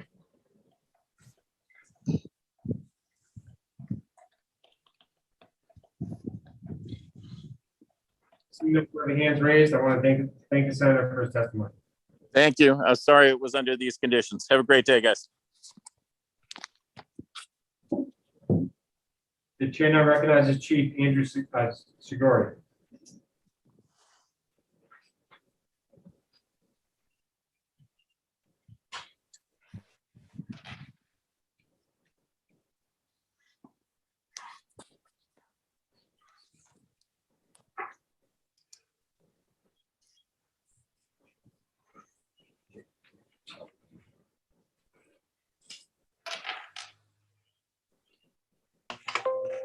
How about now? Can you hear me okay? Yeah. Thank you for taking my my call into this meeting. Thank you for the meeting, members of the committee and the Chairman Abbas. This is designed to mirror transporting alcohol in a vehicle. It's similar to the same requirements in many other states. Vermont, Massachusetts bordering us, which many of our residents come from, our visitors come from, and our residents visit. Illinois, Delaware, Colorado, California, Alaska has it in Anchorage. New York just passed banning its use in vehicles. Nevada, Oklahoma, Oregon, I said Vermont, and Washington, very similar laws. I want to emphasize this isn't about legalization, decriminalization, or anything. This is about public safety with vehicles on public ways. Right now, as Representative Conley pointed out, we have decriminalization, but there's a miss in there. There's an issue in there. And I just ran into this not too long ago. The decrim law treats somebody driving down the road the same as somebody on the sidewalk using it. And I think there's quite a difference between somebody driving down the road with marijuana and somebody on the sidewalk using it. What can happen is if you get somebody between the age of 16 and 18, they potentially face a misdemeanor for transporting drugs under 265A43, and that's a mandatory loss of license for 60 days, and it's a higher fine. This treats everybody that's doing this dangerous thing, transporting, potentially using it while they're driving, as if the same. One of the things that I was looking at recently was a Colorado Department of Health and Human Services. They do a compendium of the studies and what they're experiencing out there, what they're seeing through the studies. And what happens, first off, they said that drivers should wait 6 hours after use of marijuana at least. And they're also saying it could be longer if they're using edibles. They're finding there's a strong evidence of studies showing that edibles can take up to 4 hours to the THC to enter the bloodstream and impact a person's ability after they ingest it. Smoking can take as few as 10 minutes. And I'd point out therapeutic cannabis impairs drivers just as any other marijuana. There's no difference in how the impairment that can come from marijuana. We're seeing more and more drivers impaired with it. We're dealing with it on the streets. Again, it's not targeted at any group. This is, we believe all unsealed containers should be out of reach of the driver. If there's an issue that like Representative Harriet Galbraith brought up, and I apologize if I mispronounced the name. That could be addressed through rulemaking with Health and Human Services as what the ATCs need to do as far as sealing. But if it can't be sealed, it really shouldn't be within reach of the driver while it's on a public way. In a private way, it doesn't count. This law doesn't apply. This is essentially treating alcohol like marijuana, the same as the law. And I used as a model when I was framing this, the current open container law for alcoholic beverages. One of the things that's happening legislatively this session, and I don't know if some of you may or may not be aware of this because it has gone through other committees, there's more ATCs opening, alternative treatment centers. There's one opening in Keene, there's one opening in Chichester. People aren't having to drive long distances now to get their therapeutic cannabis. So they shouldn't have to have a long period to get home after they get it. So there shouldn't be a need. And if there is a sudden urge that they need to use it, it's critical. They can pull into a private place and do it, or they can wait till they get home. The problem with marijuana, unlike alcohol typically about 45 minutes after you ingest alcohol, all of it is in your system, all of it's in your being able to be tested. And we have standard numbers for that. Problem with marijuana is when people ingest it, it could hit them later. For example, like I mentioned, the edibles can take 4 hours to impact somebody's ability to drive. They could take it, go off driving, thinking they're fine, and it shows up later. Part of the problem with therapeutic too is there's really no way to check cards. So if we're to exempt therapeutic patients, we have no way of knowing who has a card, who doesn't have a card. It's all privileged, and it's not an issue. I'm not raising that issue, but I'm saying there's no way for an officer on the street to verify that easily if they don't have the card or if they're from out of state. I think this is fundamentally it's about public safety and safety on the roads, not about use. And to one of the points that was raised was on the penalties, how open container of alcohol is typically done. Typically now, there is no mandate that a license gets suspended with open containers of alcohol. In fact, I can't think of a time with an open container of alcohol that we've seen somebody, that comes to my mind anyways. I've done this 33 years. This law wasn't in place all 33 years. But it is in an egregious case, a judge could say, hey, you're going to lose your license for 30 days. That was outrageous for you to do what you did and endangered the public. I haven't seen it, but it gives the judge that opportunity. It's not the police that can take the license. It's up to a judge, gives them that discretion, as opposed to 265A43, which gives no discretion. It's you shall lose your license. If I just ran into somebody not so long ago, 17, and she fell into that, it's an A misdemeanor, and you shall lose your license, and it's more punitive. This kind of pulls the penalty back, makes it a violation. And it makes it up to the judge if the judge feels it's an egregious case that needs to send a message to that particular person because of their history, the judge could impose it. I've never seen it happen, but it gives that ability if somebody were really endangering the public through their conduct. There was a question also about a barrier with, I don't know about that. I mean, according to what the Colorado Department of Health and Human Services, their study, there's no evidence that secondhand smoke impairs other people in the vehicle.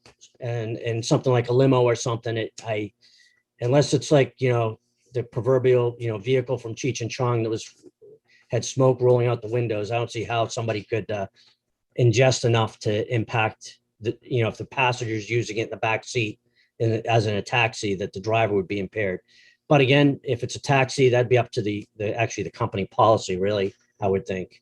But I think we have to be recognize what I've seen especially with the edibles, like the gummies and the sour worms I've seen, they're in a sealed package, just like you get gummies in the, candy. So if that were ripped open, that's the way I've seen them anyways, that we've collected them from other places. So that to me would be pretty obvious. And there's really, like I said, because of the new places opening, The distance between them is much shorter than it was when this started with therapeutic. There's really no reason that somebody should go hours if they really have to have it on such a frequent basis that that they couldn't accommodate that without driving. Thank you. I'll take your questions. Thank you, Chief, for your testimony. The chair has a question of the witness, and I want to thank you in advance for taking my question. For someone who's driving a vehicle that doesn't have a trunk, let's just say a Ford 150 with 4 doors, where in that vehicle would you suggest is the least accessible to the driver? Thank you. This is modeled right after the alcohol container law, which has the same provision. It says it has to be as far as possible away from the driver. So if you have a pickup, I have an F-350 single cab, no spare seat or anything. I can put stuff behind my seat and it's out of my reach. I'd have, in order for me to grab like a bottle or something behind my seat, I'd have to stop and pull over and grab it. Or you could put it away as far as you can away from the driver within the confines of that vehicle. Nobody's asking people, you have to get a vehicle with a trunk, but it has to be as far away as possible. And I realize there's fewer and fewer sedans are being made, more SUVs, you put it in the back where you put your groceries and stuff. And to raise, there was a question about conditioning. Well, that would be conditioned too. But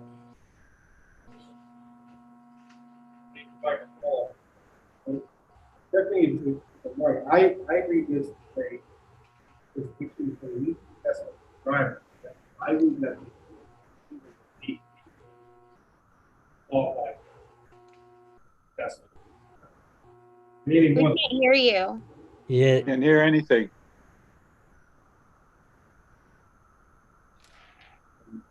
Members here.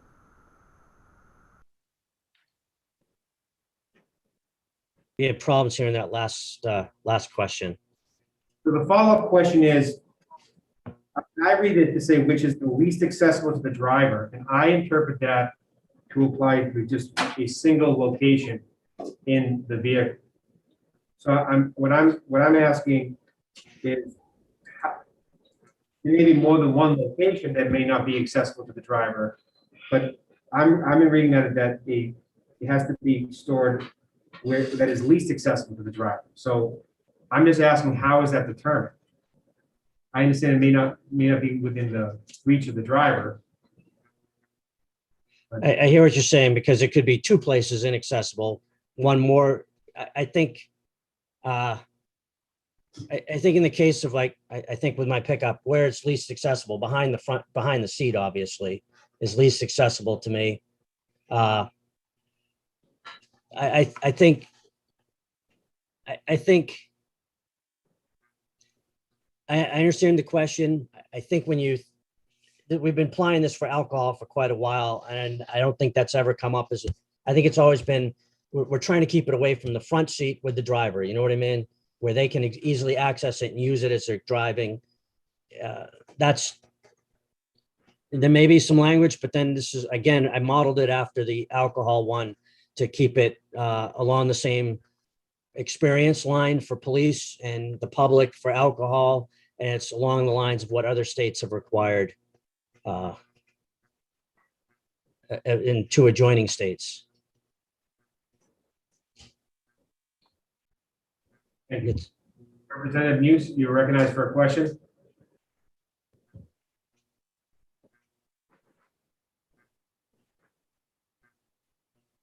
Yes, thank you for taking my question. One of the things that you testified to is that edibles can take up to 4 hours to take effect. So one of the things that made me wonder is whether edibles should actually be exempt, because even if a person had an open container sitting next to them and had just had one 5 minutes before, they wouldn't necessarily feel the effects for quite a while. So I guess my question is there seems to be, well, there are differences in the way that alcohol work versus the way that some of the cannabis products work that don't seem to be accounted for in this bill. And I guess my question is do you think we need to do a better job of accounting for those variations? No, I don't think so, because I think they both impair drivers. Part of the issue would be, you don't know when I stop somebody, I don't know when they've had alcohol. I don't know when they've had that marijuana. If they have edibles, a common thing that happens, somebody will go to a party, say with a bunch of beer or a bottle. They'll take bottles with them. They may not leave them. Well, same thing with edibles. If you have a bag of edibles you took to, I've heard of dorm parties where they bring them. If you have a bag of edibles and now you're not going to just leave them, you're going to take the remaining home with you. You may have had them earlier. We have no idea when somebody actually took it when we stop somebody. Your edibles still impair people, and it can take up to 4 hours. It depends on how it is, what kind, depends on what you've eaten, your experience with it. Unlike alcohol, marijuana, THC is the active part that impairs your ability to drive. THC doesn't necessarily follow along a straight path like alcohol. Alcohol, 45 minutes, it's typically in your system, depending upon how much you had to eat and how much you drank, how fast, and it dissipates from your body at a steady rate, 0.015% per hour. Marijuana doesn't work that way. It's fat soluble.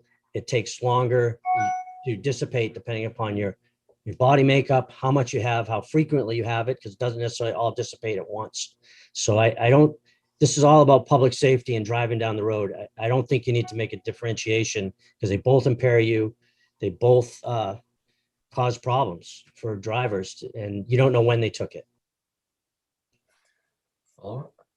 Representative Muse, you recognized for a follow-up question?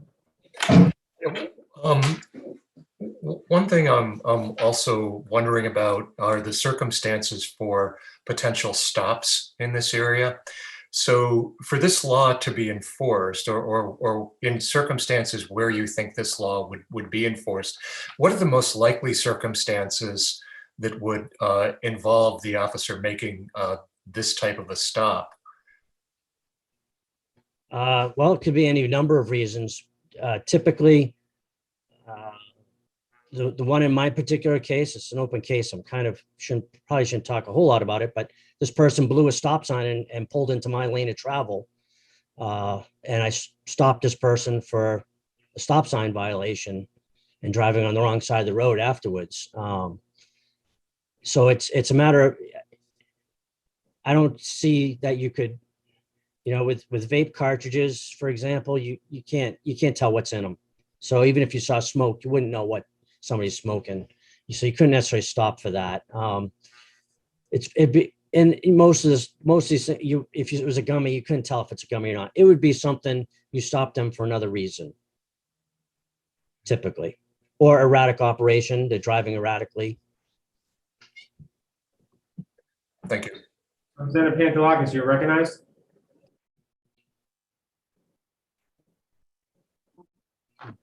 Or muted.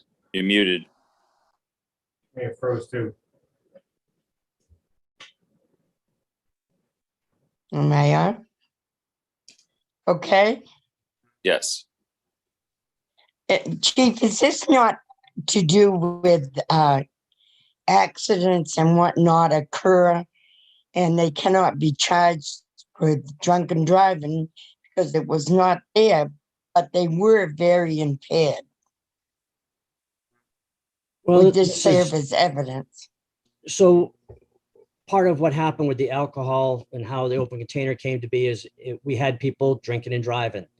And part of the problem is, like I said, it takes 45 minutes. Well, you could stop somebody right after they drank and they're passing the test. I'd have no probable cause to arrest them because they passed sobriety tests. They could go down the road, still continue driving. And then by that time, they could be impaired to a degree where it's dangerous. A similar thing could happen with marijuana. They could use marijuana.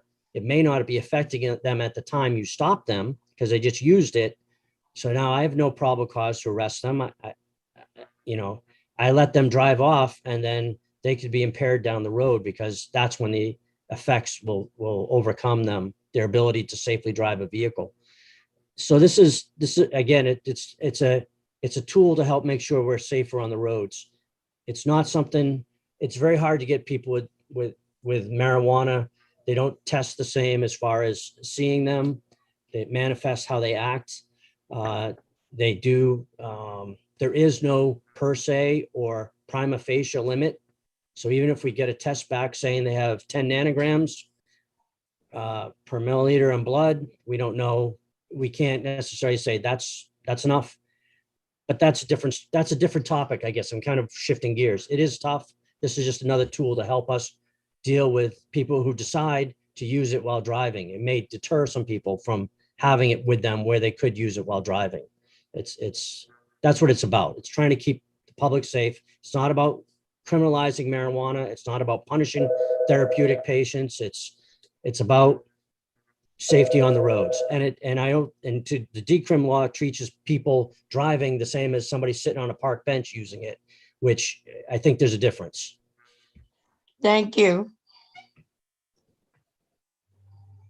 Representative Newman, you're recognized. Thank you, Mr. Chair, and thank you, Chief, for taking the question. My question has to do with the last part of paragraph Roman numeral 1.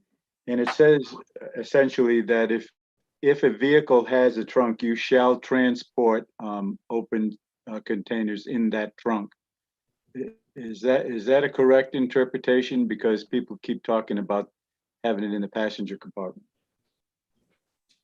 That is correct. If you have a trunk, if you have an open container of alcohol, you have to put it in there. If you do not have a trunk, then you have to put it in a place that's inaccessible to the driver as best you can. I mean, I don't know of anybody, and it's to treat it the same. It should be in the trunk, just so it's not accessible to the driver. I don't think, I've never known anybody to sit there and say, oh, well, they put it in the, with an SUV, for example, well, they put it in the left rear, which is closer than the right rear to the driver. I've never heard anybody charged like that because they made an effort. You know what I mean? I think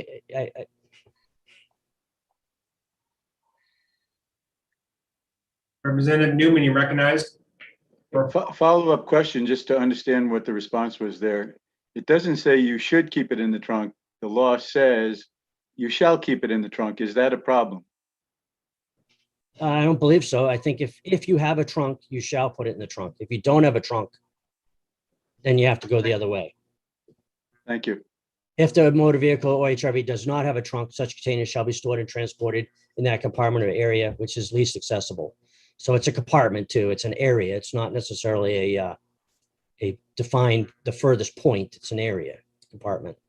Again, this is right after the alcohol law. This is how we deal with the open containers of alcohol now. So I don't see a big learning curve for law enforcement because we're used to applying this in alcohol cases.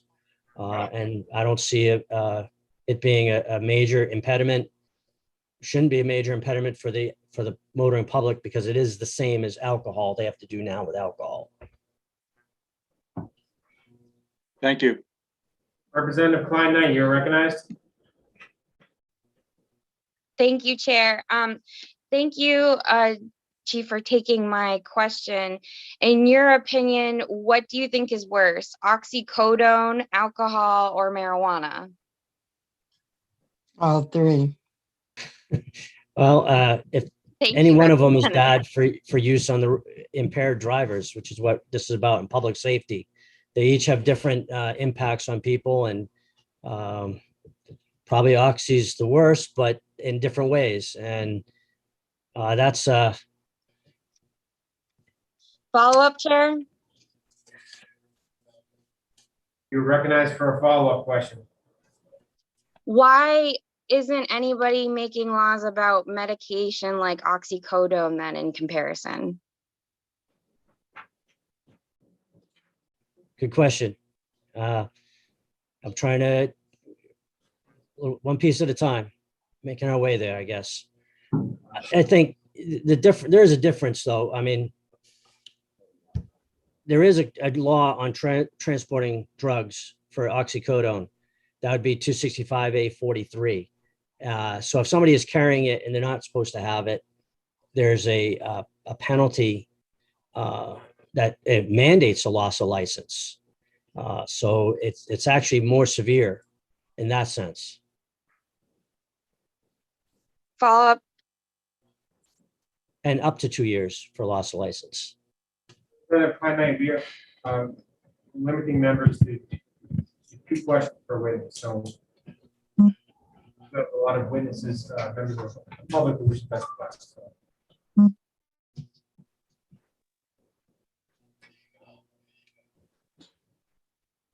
Seeing no further hands raised, I'm going to thank the witness for his testimony. Thank you.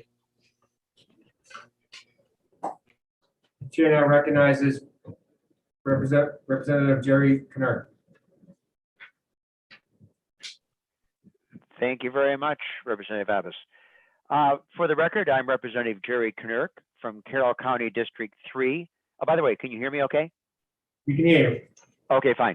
And I also serve as the chair of the Therapeutic Cannabis Medical Oversight Board.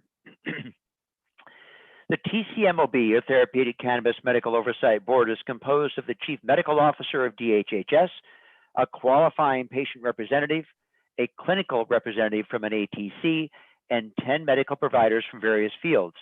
We're charged with the task of advising the therapeutic cannabis program on medical issues, including qualifying conditions. Now today, I'm not here to report a recommendation of the TCMOB as we did not review this specific bill, but I am presenting how we view the use of therapeutic cannabis. I am here to urge exemption of therapeutic cannabis patients and caregivers from this bill. Using therapeutic cannabis is simply not the same as alcohol. This comparison of cannabis and alcohol has been made many times, but I'd like to note that we do not have a therapeutic alcohol program in this state. The goal of using cannabis in the therapeutic setting is different from the goal and recreational use of cannabis. In recreational use, the point is to get high. Therapeutic cannabis is not used to get high, but instead to treat a condition. Doses in therapeutic cannabis are titrated using the rubric low and slow. You start with a low dose and you very slowly build to achieve the therapeutic effect while minimizing the side effect of getting high. In therapeutic cannabis, getting high is a negative side effect. It is not the desired effect. In the therapeutic cannabis program, patients are certified as having a qualifying condition for which therapeutic cannabis is approved. They then possess and use the cannabis as though it were a regular medication. Contrary to what Senator Gannon earlier stated, the cannabis obtained at an ATC comes in a clearly labeled container, which states precisely the content of the cannabinoids determined by analysis of that specific batch of cannabis. The dose is not unknown to the patient. They know precisely what they're taking. The patient may use cannabis regularly, or they may just use it when their symptoms flare. Comments are made about being on the road from picking up their cannabis. That's not likely the time when they're going to unseal it. When traveling, for example, to go visit a friend, to go out to dinner, to go anywhere, they may need to take their therapeutic cannabis with them because they may take it again regularly or may have a flare of a symptom at a time they don't expect it. And it is highly likely that when traveling and taking their therapeutic cannabis from home, that they probably have already unsealed the container of cannabis, which they legally obtained at the ATC. They would have already opened it to use at home. Just like if I have a prescription for medication in my closet, it's not likely that it would not have ever been opened because I would be using it. Now, I really need to comment on a few earlier statements. There was a comment made about sharing therapeutic cannabis, just handing a gummy to your passenger. It is already illegal for a therapeutic cannabis patient to divert their therapeutic cannabis to another, subject to criminal penalties and resulting in loss of certification. Regarding the officer not being able to check cards, under RSA 126X36, a qualifying patient or designated caregiver who is found to be in possession of cannabis outside of his or her home and is not in possession of his or her registry identification card may be subject to a fine of $100. Regarding that issue about being in the trunk that Representative Muse asked, high heat is likely to adversely affect the therapeutic cannabis just as it does other medications. Comment was just made about other medicines and referred to controlled substances being transported. That's controlled substances of people who are not supposed to have them. My understanding is that RSA 318B14, which previously required controlled drugs to be in their original container, was repealed in 2011. This bill would impose an even more stringent burden on therapeutic cannabis patients than the original repealed 318B14, as it requires not only the original container, but an unbroken original seal. Therapeutic cannabis is the equivalent of a prescribed medication. It is not the same as an open can of beer. If the patient is not actively using their therapeutic cannabis in the vehicle, and let's say they just have it in a backpack, they just threw in their back seat as they're going to visit a friend, they should not be penalized. So I urge you to amend this bill to create an exemption for a registered therapeutic cannabis program patients and caregivers both from this law. I also do have a concern that on section 4 of SB 60, lines 19 to 21, there is an exemption for a driver transporting a person for hire. But should this amendment also exempt a friend who gives a ride to a therapeutic cannabis patient who just happens to have his therapeutic cannabis with him, perhaps in his pocket, so that he does not forget to take it with him when he reaches his destination? He may be dropped off, he hops out and he says, oh my gosh, I left my cannabis in the guy's trunk. Well, under this bill, would that driver, who's not for hire, be held responsible for the passenger's behavior? They may not even be aware that this person has it. So we keep talking about people using it. It's if you're in a therapeutic cannabis patient, it's already illegal to use it. It's already illegal to share it. I do agree that there are difficulties in determining impairment with THC.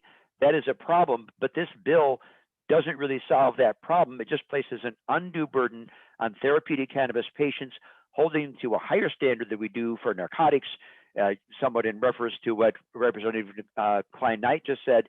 And it simply is something that should have an exemption for therapeutic cannabis patients, caregivers both. Thank you, and I'll be glad to take any questions. Representative Muse, is your hand raised?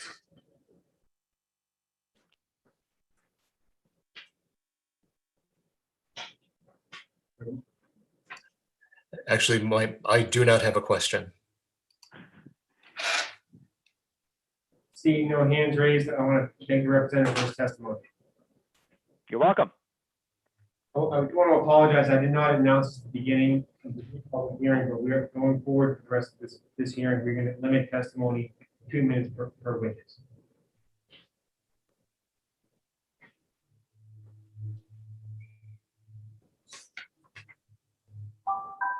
This time the chair recognizes Alina Josephine. Hello, can you hear me? Yes, we can hear you. And just a reminder, your testimony is 2 minutes. Can you hear me? I'm sorry. Yes, we can hear you. Okay, good morning, members of the committee. Thank you for hearing my testimony. My name is Helena Josephson, and I live in Canaan, New Hampshire, and I'm speaking in opposition to SB 60. This bill unfairly targets people like me, a disabled Granite Stater, who legally uses therapeutic cannabis to treat my medical conditions. By treating therapeutic cannabis like alcohol, rather than like other prescription medications, we're further stigmatizing patients whose medicine happens to be cannabis. Other prescription medications can be within reach of a driver. Why single out this one? It's a medicine, but we aren't doing this for other medicines. I'd like to eliminate stigma around therapeutic cannabis, and I'm not sure that this does that. Intoxicated driving is a top health and safety concern, and other medications cause impairment. DUI laws applies to substances beyond alcohol. The term open container refers to a substance that might be consumed while driving. I heard testimony referring to temptation, and frankly, I'm appalled. How does my medication tempt my driver? I keep my medication in my purse, which is an extension of my person. If a friend or relative is giving me a ride, my purse stays on my lap. The driver can reach my purse. Would this law mean that the driver might be liable for what's in my purse? I also heard testimony suggesting that the open container helps police know to check a driver for cannabis-related impairment.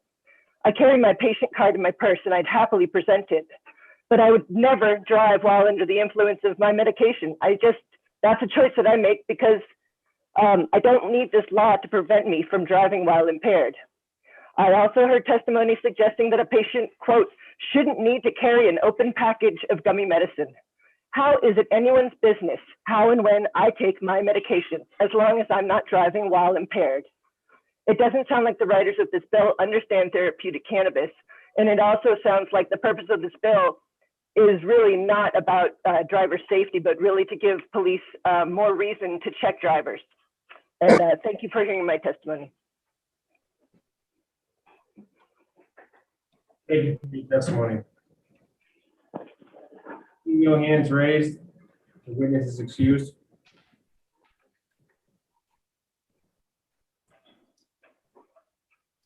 Chair now recognizes Jim Harwicki.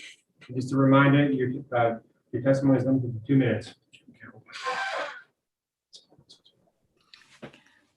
Thank you for hearing me today. Can you hear me okay? You just fine.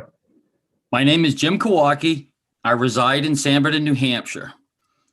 I actually hold the first federal hemp license since hemp was legal through the Farm Bill in 2018. Now that license I hold also means something to New Hampshire. It means New Hampshire has the first federal license for hemp legalization here in New Hampshire.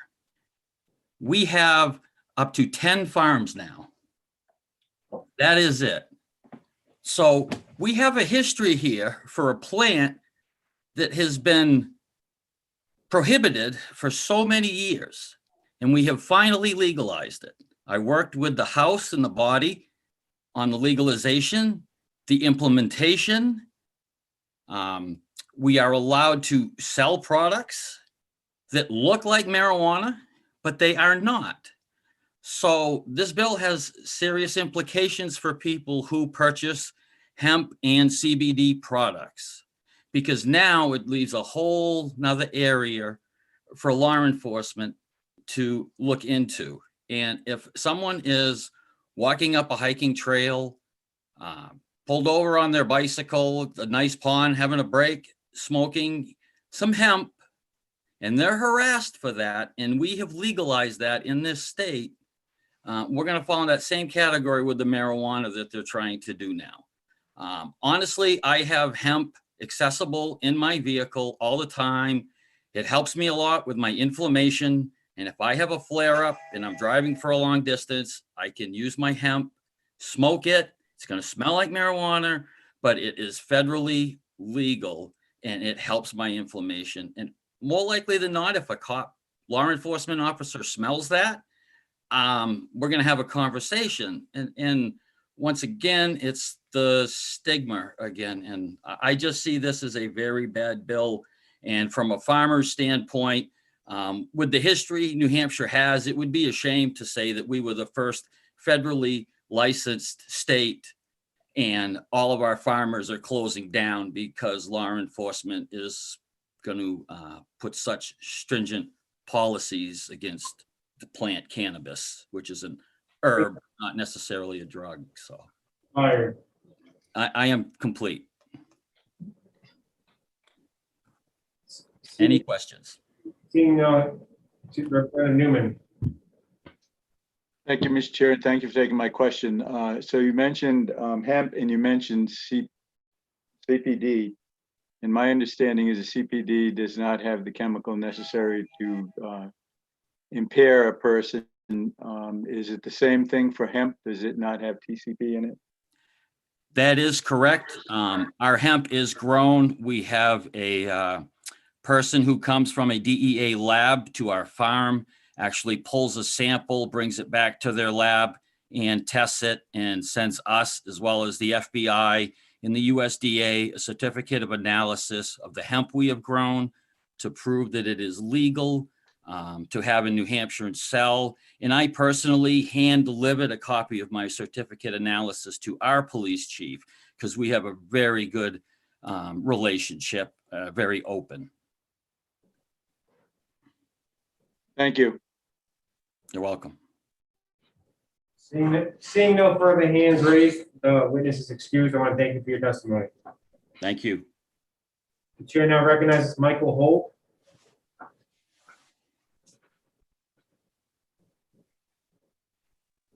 Just a reminder, your testimony is limited to 2 minutes.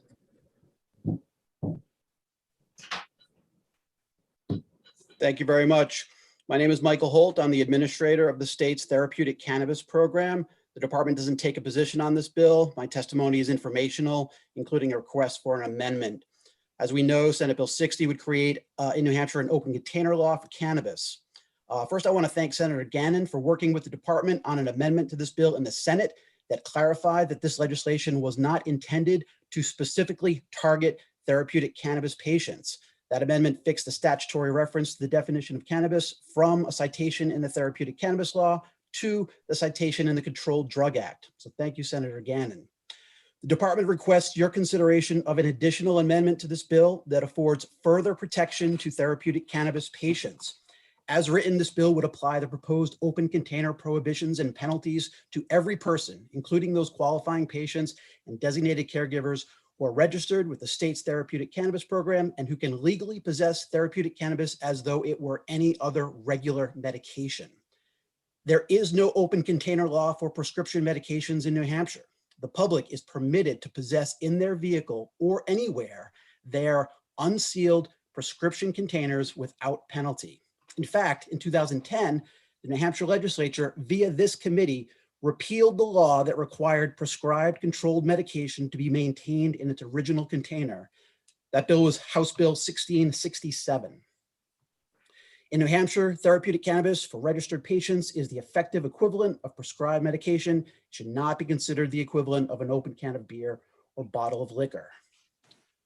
This requested amendment would protect the more than 11,000 qualifying patients registered with the therapeutic cannabis program from a violation, a fine, and a 60-day or 1-year license suspension for possessing their therapeutic cannabis the same way as they are allowed by state law to handle any of their other medications. The department asks for your consideration of amendment number 1161, which would exempt TCP patients and caregivers from this proposed open container law for cannabis. I want to thank Representative Welch for agreeing to present that amendment to this committee. If I may, I'd like to provide one more piece of information about current and longstanding department practice. Every patient.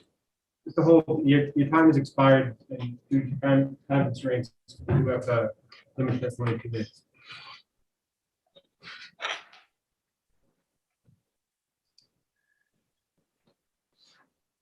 Representative Newman. Chair, and thank for the witness for taking the question.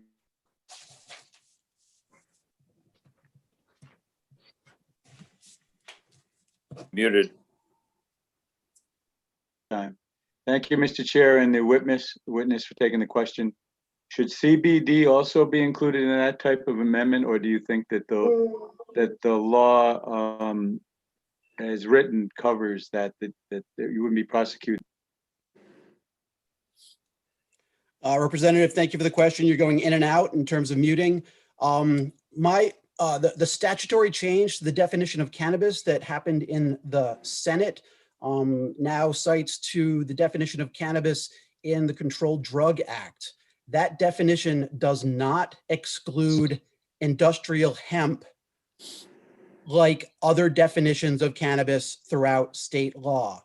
So thinking on the fly here, based on the testimony we heard from Mr. Kawaki, then a further amendment may be justified to exclude hemp products from this. But again, this is an answer on the fly, And the department doesn't have a position particularly on the treatment of hemp, separate from that of therapeutic cannabis patients. Representative Newman, you recognized for a follow-up. Thank you. And just for further clarification, CBD, the medication that people take that does not make them impaired, is that affected by this law? If you had an open container of that type of medication, would you be subject to this open container law? CBD, that is a good question. Therapeutic cannabis patients have access through the licensed alternative treatment centers in the state to a variety of cannabis products. Some of them are THC rich and some of them are CBD rich. The point of this requested amendment would be to exempt the population of therapeutic cannabis patients and their caregivers from this open container provision. The complicating factor that you raise, Representative Newman, is that CBD is available retail to anyone in the public. It is available anywhere, gas stations, health food stores, et cetera, et cetera. CBD is cannabis under the Controlled Drug Act in New Hampshire. And so what that suggests that somebody who is possessing an open container of a non-intoxicating substance like CBD would be impacted negatively by this bill as well. Again, my testimony is requesting an amendment for the therapeutic cannabis population and not the New Hampshire citizenry at large. Thank you very much. Representative Hughes, you're recognized. Thank you for taking my question. My question is about the amendment itself. It sounds like you and Representative Welch had actually drafted an amendment, which I do not have. Is that amendment in the works in terms of sending it to members of the committee so we can take a look at it? Is that a question to the chair? That's a question for whoever wants to answer it. I have not seen any amendment. If one so exists, I will. It's been asked that it be sent out. It will be resent. Okay, thank you.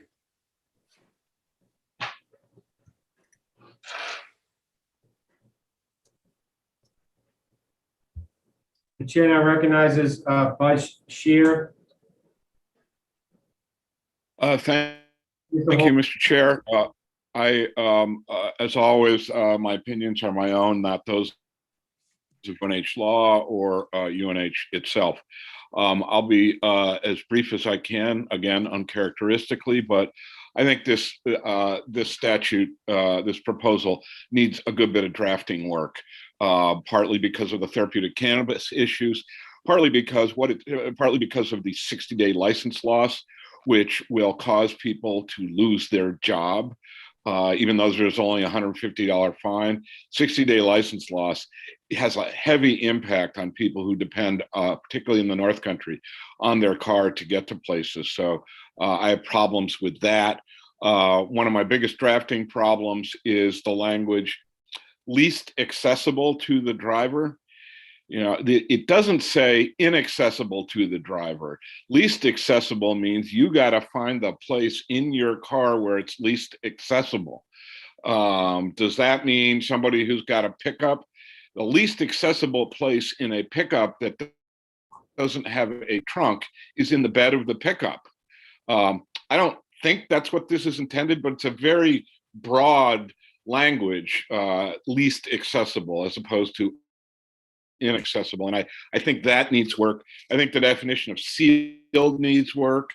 You know, I think sealed suggests this is really targeted at therapeutic marijuana people. Those who have marijuana in the car that they've acquired at a dispensary of some sort. What about people who are possessing what more formally is known as marijuana cigarettes, what is fondly known as joints? You know, they never were sealed. You know, I think while in theory well-intentioned, the real problem here is that the proposal seeks to do indirectly what is, directly already prohibited. That is, you can't drive while under the influence of marijuana. The example Chief Shuguri gave of somebody running a red light, pulling into the wrong lane, they're going to be able to charge, if they test that person for marijuana and find marijuana in their system, they're going to be able to charge that person because there's bad driving. That's the key to that kind of charge. So I think this is a over criminalization. The statute, the proposal needs. Mr. Chair, accept my apology. Your time's expired. You did go over by 24 seconds. But due to time constraints, we do have to limit testimony. At this time, the chair recognizes Heather Brown. Yes, thank you so much for sitting here and going through all of this today. I truly appreciate it. My name is Heather Marie Brown. I am a therapeutic cannabis patient in the state of New Hampshire, but I am also the co-chair of the New Hampshire Therapeutic Cannabis Medical Oversight Board. I hold my seat as the patient representative, and on behalf of the 11,000 plus patients in the state of New Hampshire, we are opposed to this bill. This bill has been developed and created with the intent of going after therapeutic cannabis patients. That is all this bill does. This is a very poorly written bill, and it will cause detrimental harm to the patient community. When I go to a dispensary and I pick up my medication, I go home. And if I have to leave my home, I don't necessarily take my entire bottle with me. I will separate what it is I will need for the time period I am around my house, put it in another container, and that is what I carry on me. Now, this bill suggests that I would not be able to do that even as a patient, even as a passenger in a vehicle. So if my mother is driving me someplace and I have therapeutic cannabis in a container that does not have the safety seal on it, that has been unbroken, then my mother could potentially be arrested for that. I think this bill is developed to create discrimination and division. And I think that a better way to go about it would have been using it in a more manner towards recreational usage versus the language that's in this bill. It's just a direct attack against patients, and this bill is going to undermine not only a patient, but in some ways the therapy. Ms. Brown, I want to thank you for your testimony. Your 2 minutes has expired, so I do have to suspend the testimony. I want to thank you in advance for testifying. We are running a little behind schedule. That's no surprise. The Criminal Justice Public Safety Committee, just let everyone know, and the members of the public, I'm going to put the hearing on Senate Bill 60 in a brief recess so I can open the public hearing on Senate Bill 92. I do know the prime sponsor is Independence that wishes to introduce the bill and does have a limited time schedule. So out of respect for the senator, I'm going to just open the public hearing on 92 simply to allow the bill to be introduced and for the sponsor to testify. And then we will then go into recess and then reopen the public hearing on Senate Bill 60.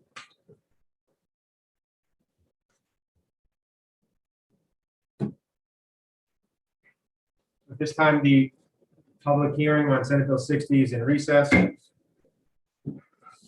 this time, the public hearing on Senate Bill 92 is open.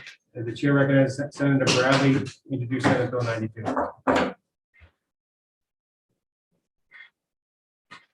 Good morning. Can you hear me? You can hear you, Senator.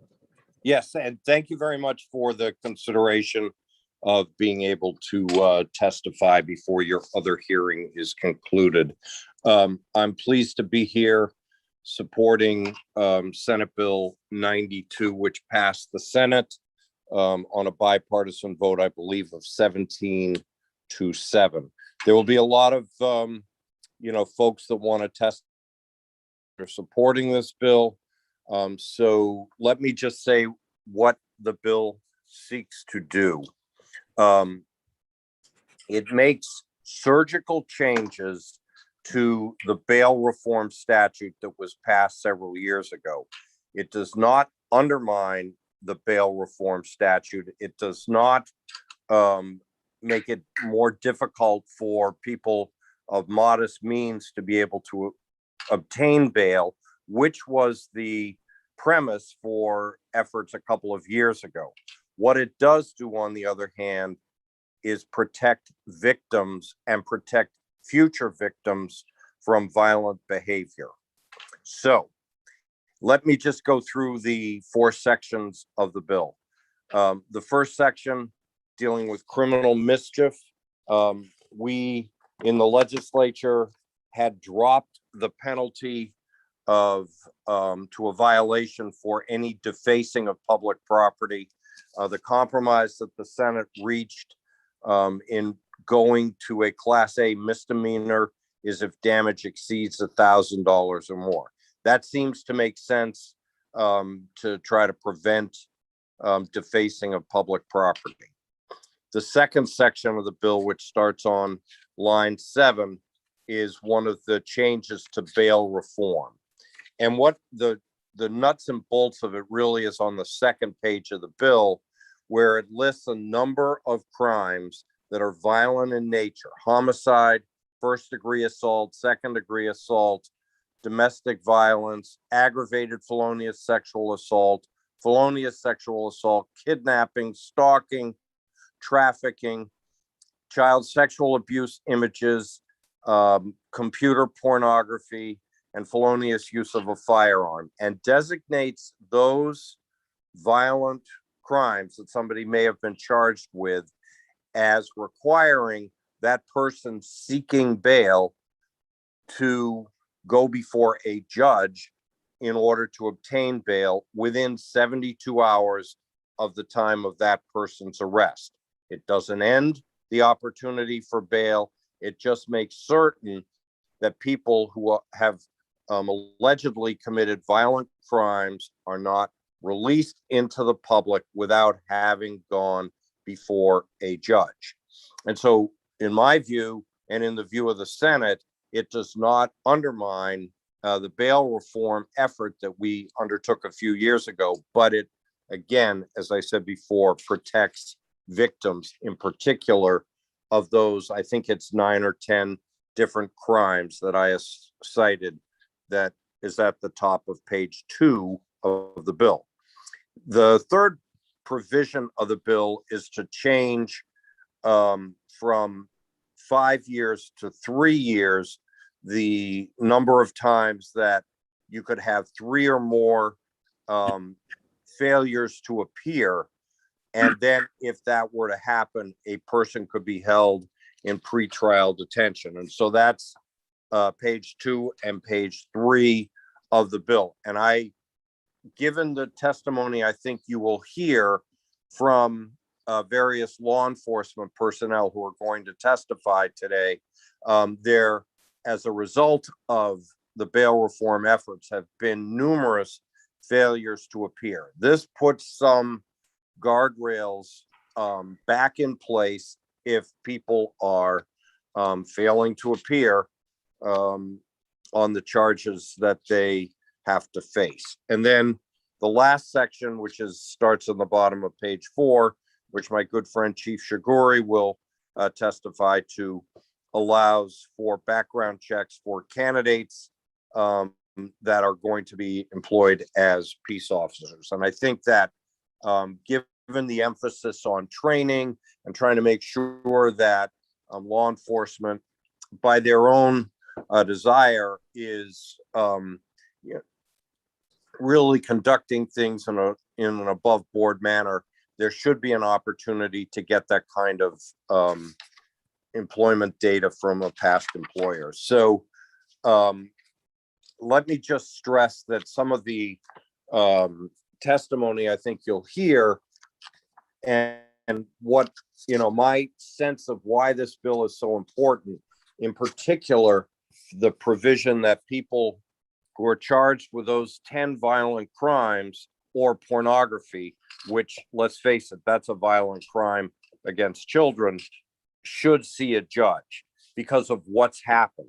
If we hadn't had incidences of violent behavior and then reoffending after people getting bail, this bill would not be necessary.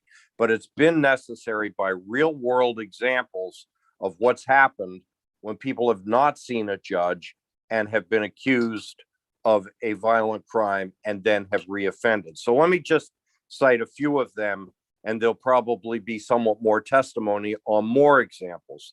In Nashua, there was a unbelievable case. A subject was charged with domestic violence, was released, and then returned to the home to brutalize and rape the same victim after being released on bail. In Portsmouth, a subject was involved in a vandalism case, led police on a chase, intentionally rammed a vehicle, was arrested and released. The next day, the same subject tried to set a school on fire and was charged with arson. Another example, a subject was arrested and charged with arson and stalking, released on bail, and the next day, the subject stabbed a Massachusetts state trooper. The last example I would cite is the subject was involved in a pursuit and an assault on a police officer in Manchester. He was released on bail and thereafter was arrested in Bedford for an assault at a hotel. These are but a few of the examples of violent behavior that people have committed alleged crimes, been released, and then recommitted. And that's why I think it's so important that the provision on page 2 of the bill goes into effect so that those violent crimes, I think we'd all agree that those are violent crimes. In order to get bail, somebody must see a judge. So thank you very much, Mr. Chair. Happy to take your questions. Thank you for your testimony. The chair recognizes Representative Horgan for a question.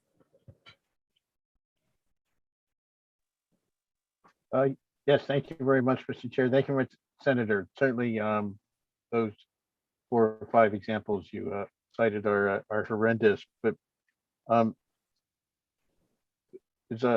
would this have a cost for the county jails? Would they have to expand their detention cells, especially some of these things like domestic violence, taking a wide range of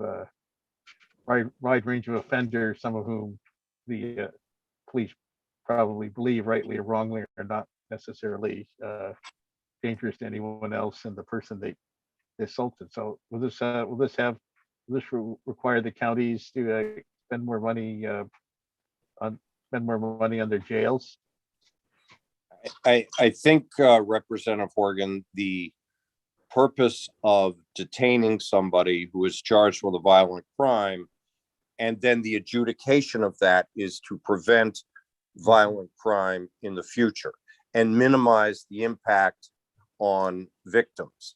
And I think the Senate position is that victims in New Hampshire need to be protected. And with the examples, and I think you will hear many more examples from people that will testify subsequent to me of some very difficult situations, to say the least, of people charged with violent crimes, then almost automatically getting PR bail and going out and reoffending in a violent nature again means that we should be detaining those individuals until a judge has determined within 72 hours, as the statute, as the proposed law requires, would have to go in front of a judge for a bail hearing. I don't think, given the importance of protecting victims, that's an awful lot to ask. As long as our goal is protecting victims, I hope, Representative, you share that goal with me. Well, of course. Follow up? Well, of course, I follow it. So I guess, as I understand it, you have, if the bail hearing can be held before the 72 hours and the judge rules that the person is not dangerous, then they can be released at that time, after the bail hearing. Representative Morgan? My understanding of the way this would work is that within 72 hours, excluding Saturdays and Sundays and holidays, of course, there would have to be a hearing. The judge would get to make that determination of whether the subject who is being detained was a danger to society and should be continue to be held until trial or could be released. That's the way the system had always worked until bail reform. Subsequent with bail reform, we're seeing, these violent criminals charged with, a violent crime, let me put it that way, that automatically virtually got PR bail, were released, and committed another violent offense. And that's what I think we're trying to minimize. Obviously, no system is perfect, but we've seen examples of where legislation from several years ago, with the best of intentions, kind of got off the rails. And so this is a surgical fix to protect the public and to protect victims. Okay, all right, thank you. Representative Klein Knight, you're recognized for a question. I really love the fact that we're so focused on victims. We do really care about victims in this committee. My concern is that this creates victims in the system because we're not fixing the bail reform process. We're just blaming the few people that get through, that make things very bad for our yes. So my question is, don't you think that there is a potential for this 72-hour hold to create more victims than the ones we're actually saving, and open further litigation to the state to being sued for unlawful imprisonment? I do not share that concern based on the numbers, and I think you will hear testimony. And I've got a long list of, people that were released on PR bail that went out and committed violent crimes afterwards. I don't think, for purposes of this hearing, I need to go through it. That will be submitted, I believe, by the police chief from Bedford as part of the record. But I think some of the cases that I raised show that we need to fix a real problem, because real people have had their lives devastated. I mean, the situation in Nashua, where the subject was charged with domestic violence, was released and returned to brutalize and rape the same victim. I think, Representative, that calls for a 72-hour period in which a judge, as opposed to a bail commissioner, makes that determination. That's all we're asking. That is a very surgical fix on the most serious crimes of homicide, of felonious sexual assault, stalking, kidnapping, pornography. Those crimes rise to a level, if somebody is charged with them, in my view at least, where we should be very careful and make sure that the person, before he or she gets bail, has been in front of a judge.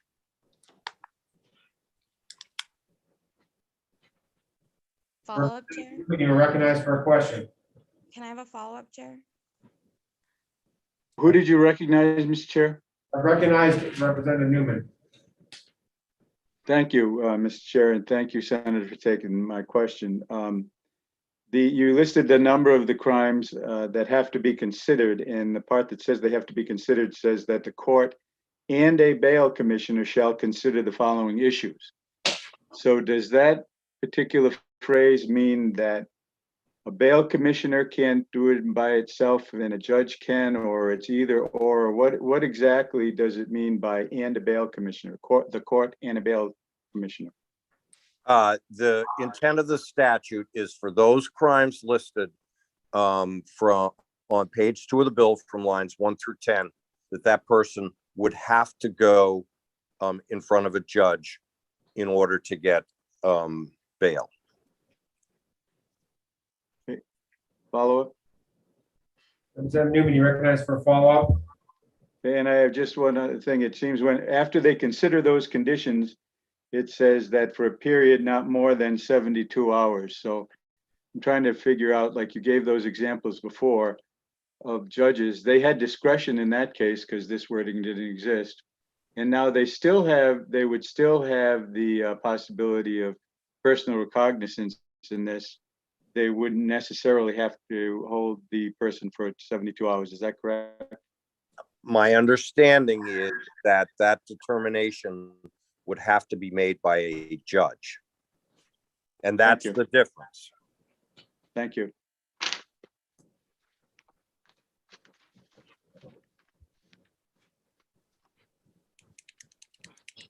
Representative Hopper, you're recognized. Thank you, Mr. Chair. Thank you, Senator, for taking my question.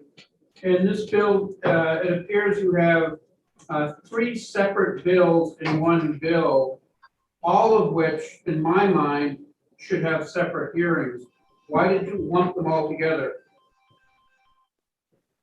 Well, I think that you could potentially say that number 1 and section 1 and section 4 are a little bit different than the bail provisions that we've spent a lot of time this morning talking about. You know, because of COVID and because there were so many bills both filed in your chamber and in the Senate, I made a determination to put all of these provisions in one bill. I did not think that either section 1 or 4 would sort of interfere with what I am trying to accomplish in section, you know, the 2 bail reform pieces. Thank you. Representative Conley, you're recognized. Thank you, Mr. Chairman. Thank you, Senator, for taking the question. Something that stuck with me this term, we heard testimony earlier this year along the lines of hard cases make bad law, essentially indicating that very serious crimes that lead to proposals to address specific cases rather than the vast majority of situations that are not requiring a change in law. Essentially, I guess my question would be, it seems like bail reform, other than a number of very high-profile cases, is generally working okay. And I guess I'm concerned about throwing out the baby with the bathwater for a few serious crimes that could still occur even if this change were enacted.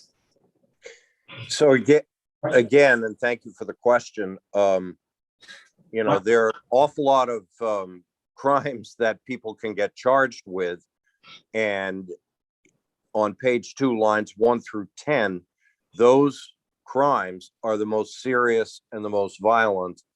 And we have seen examples of people that have been charged with violent crimes that have been released on PR bail and reoffended almost immediately. And so I would argue that this is indeed a very surgical approach. It's not throwing out the baby with the bathwater, that the intent of bail reform, which was to provide, you know, access to people with more modest means to be able to get bail, has not been undermined, but at the same time, recognizing the problems that that law created with regard to violent charges and then reoffending in a violent manner, that a surgical approach to, and the approach is simple.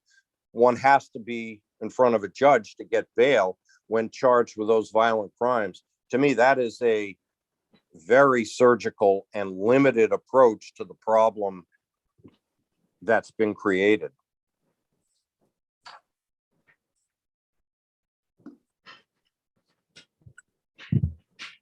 Seeing no further hands raised, Senator, I want to thank you for your testimony. Yeah, and thank you very much for allowing me to sort of jumpstart your other hearing. Appreciate that very much and look forward to working with the committee. Thank you. Thank you, Senator. At this time, the public hearing on Senate Bill 92 will be in recess. At this time, we are now reopening the public hearing on Senate Bill 60. At this time, the chair recognizes Lee Copper. And just a reminder, your testimony will be limited to 2 minutes.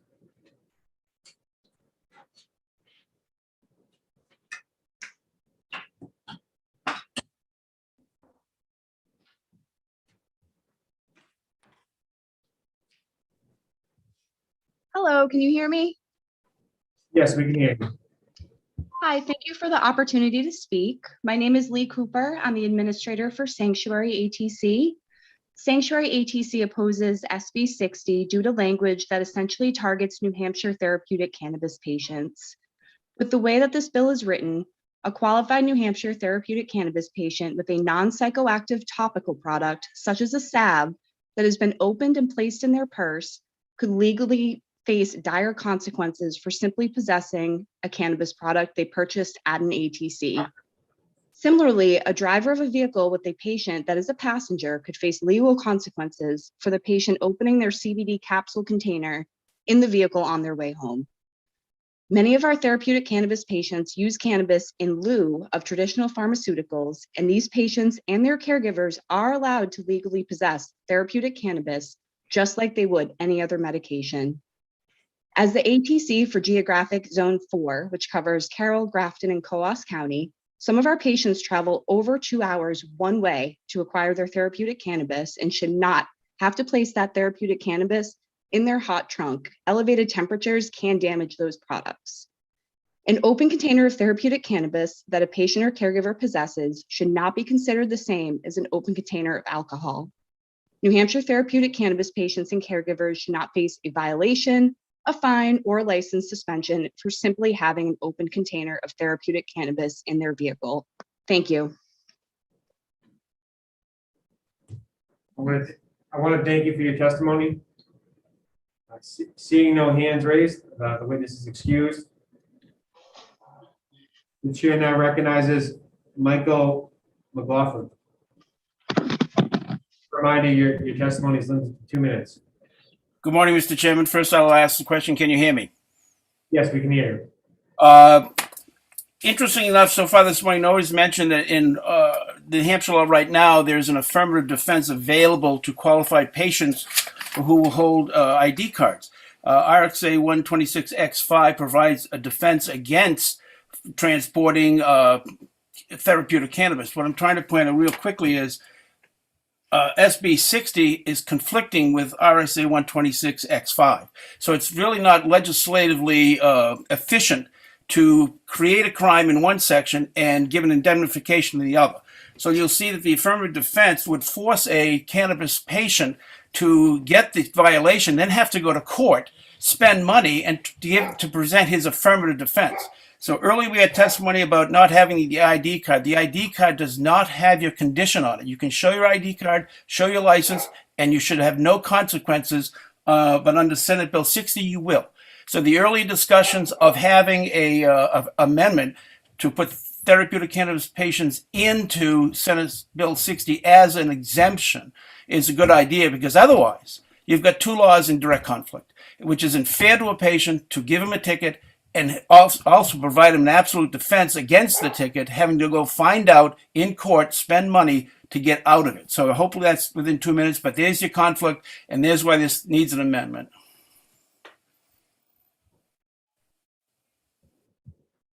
I want to thank you for your testimony. Thank you. Seeing no hands raised, the witness is excused. this time the chair recognizes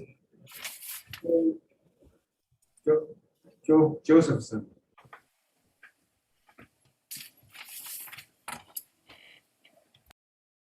And Tim, when I tried to add you, it says that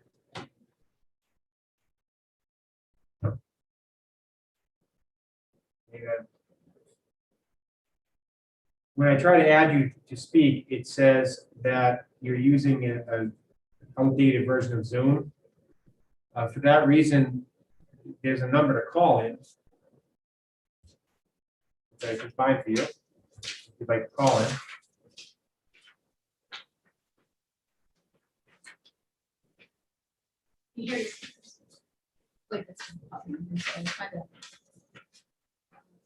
If you just bear.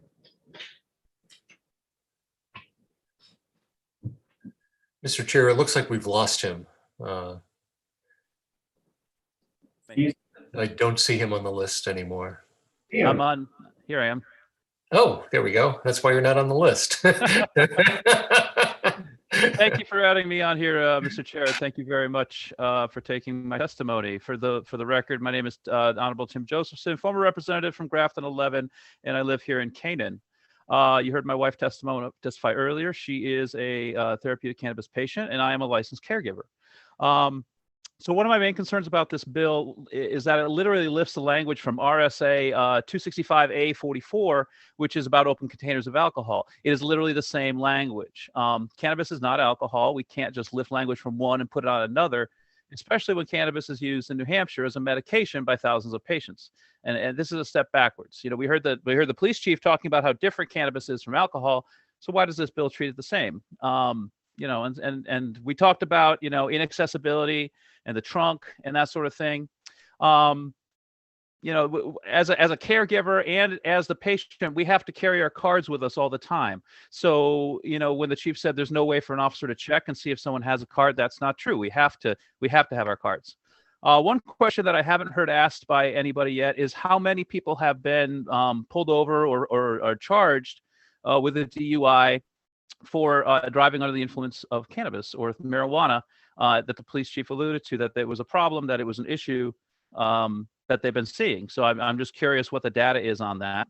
You know, by definition, the only sealed container has to come from an ATC in New Hampshire. That's the only way you can get a sealed container. Therefore, this is primarily applied to patients. Here's an example. So I'm the caregiver. I'm the driver of the car. I take the patient to the ATC for a meeting because they want to meet their the people there at the ATC. They help the patient with selecting some gummies or capsules, and then the patient, who's glad to get some relief from their nausea, takes one as a passenger and puts the container in their purse or bag. They're driving along, and the caregivers, by the way, are often the spouse of the patient. They're driving, they get pulled over for whatever reason. The police notice the open container, and then they find the caregiver and take away their license. Now we're just taking away the only way that patient has to get their medicine if they're an elderly patient, and that's how they rely on their caregiver. You know, this happens with cancer patients who take chemo. A lot of the use of therapeutic cannabis for those type of patients is to offset the nausea that comes with the chemo. So, you know, we don't treat other medications the same way is really my point. We don't have any bills. We don't have any laws that talk about prescription medications. I could have a car seat full of prescription medications next to me in my name that I have, you know, legally access to. They could all be open, and that's fine. I just ask that this bill either be found inexpedient to legislate or retained because it is obvious that it needs some work. So thank you, and I'm happy to answer any questions. I want to thank you for your testimony. Seeing no hands raised, the witness is excused. We do miss you in the house, sir. Thank you. I miss you too. At this time, the chair now recognizes Matt Simon.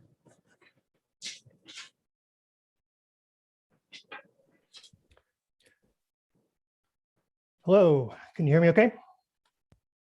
Yes, we can hear you just fine. Great, thank you. For the record, Matt Simon, representing the Marijuana Policy Project.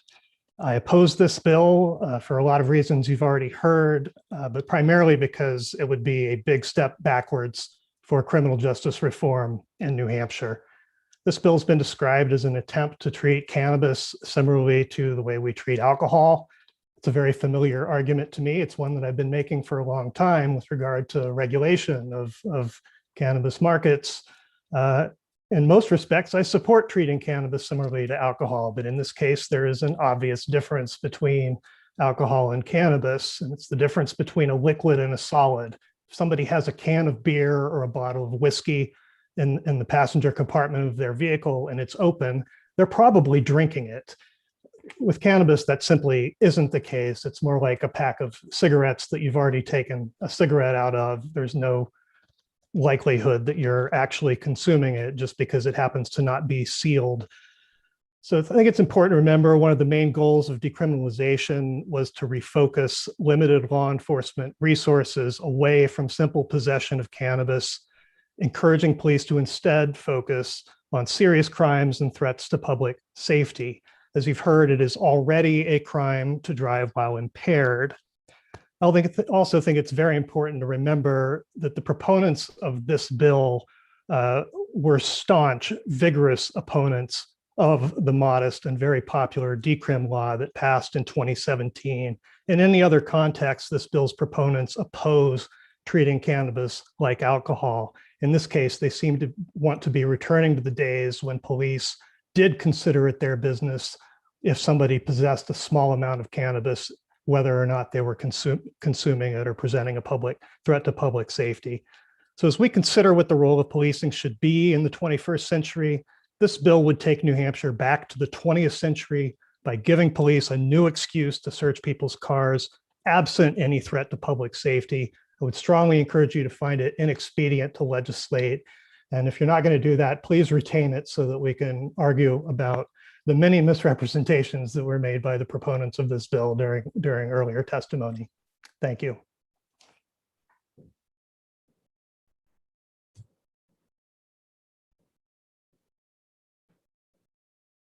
Thank you for your testimony. Seeing no hands raised, the witness is excused.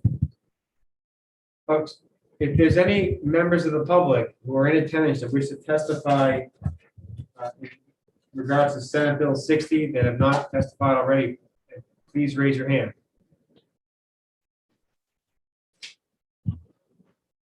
Seeing no hands raised at this time, we will close the public hearing on Senate Bill 60. Representative Muse, will you read the results? We had 33 people who signed in support of this bill. We had 95 who signed in opposition, and we had one person who signed in as neutral. Thank you very much. At this time, we are going to reopen the public hearing on Senate Bill 92.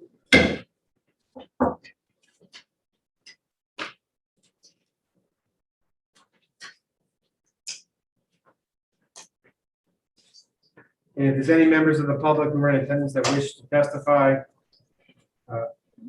please raise your hand.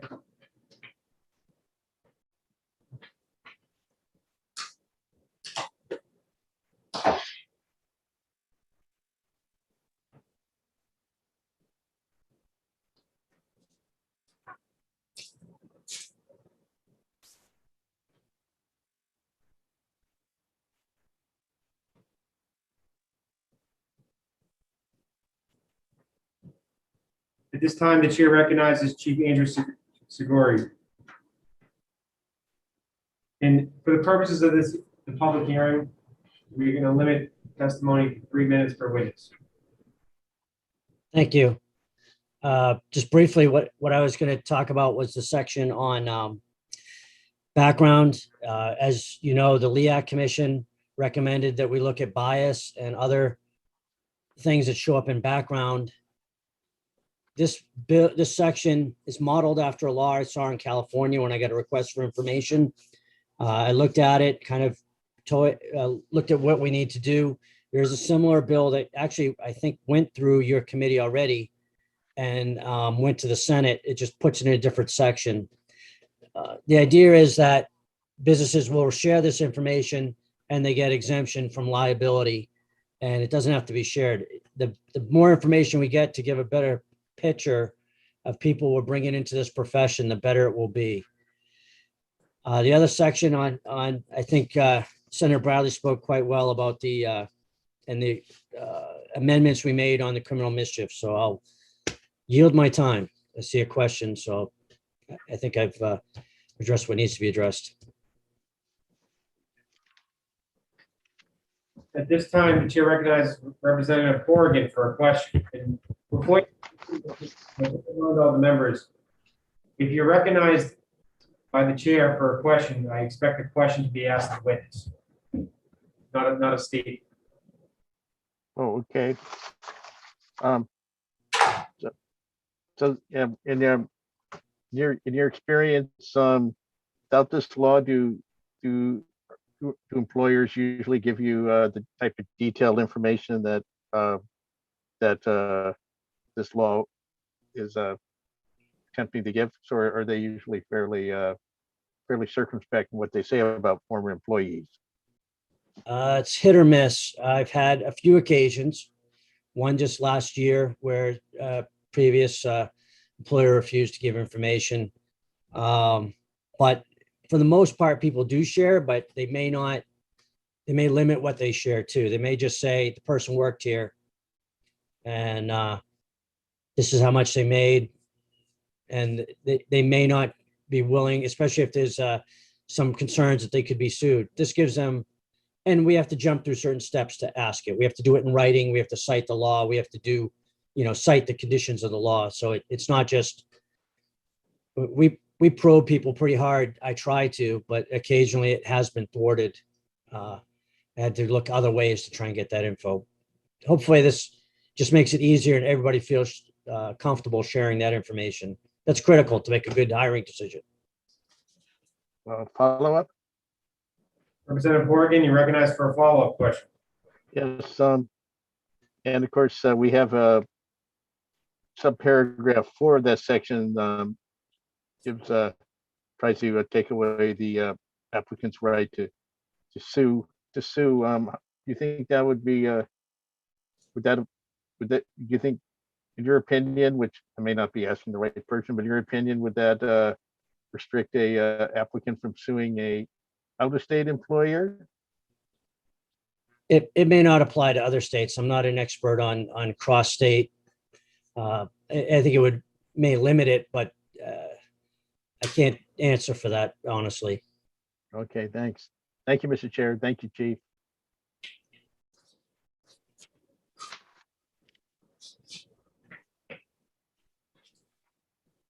Seeing no further hands raised, I want to thank the witness for his testimony.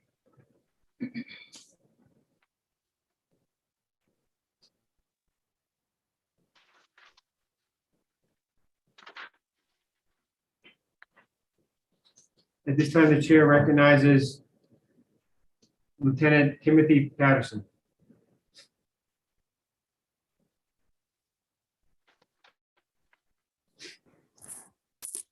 Good afternoon, Chairman Abbas and members of the committee. My name is Lieutenant Tim Patterson, and I've been in law enforcement with the Manchester Police Department for 24 years. I am here to testify in support of SB 92 for the Manchester Police Department. We see this bill as a way to tweak existing legislation and ensure that dangerous individuals are brought before a judge to properly consider bail. These changes are necessary as we continue to see dangerous individuals released on personal recognizance bail. There is inconsistency in the application of current law by bail commissioners. For example, earlier this week, an individual was released on PR bail after being charged with reckless conduct with a deadly weapon. During an argument, she threw a knife in the air, striking the individual she was arguing with. Chief Brofonsky will detail an incident in his testimony involving a convicted felon who shot another individual on the streets of Manchester back in November. This individual was from Massachusetts and was also released on personal recognizance bail. These individuals and others should have been hailed for a bail hearing in front of a judge so that an informed decision can be made regarding release, conditions imposed, or the option of being held. I, along with the citizens of Manchester, appreciate your effort in considering changes to bail reform and urge you to find this bill ought to pass. Thank you.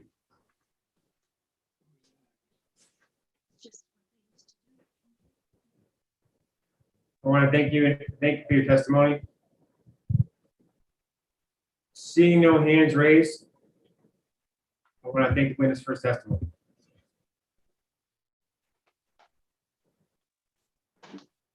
At this time, the chair recognizes Michael. Excuse me, the chair now recognizes Albert Shear.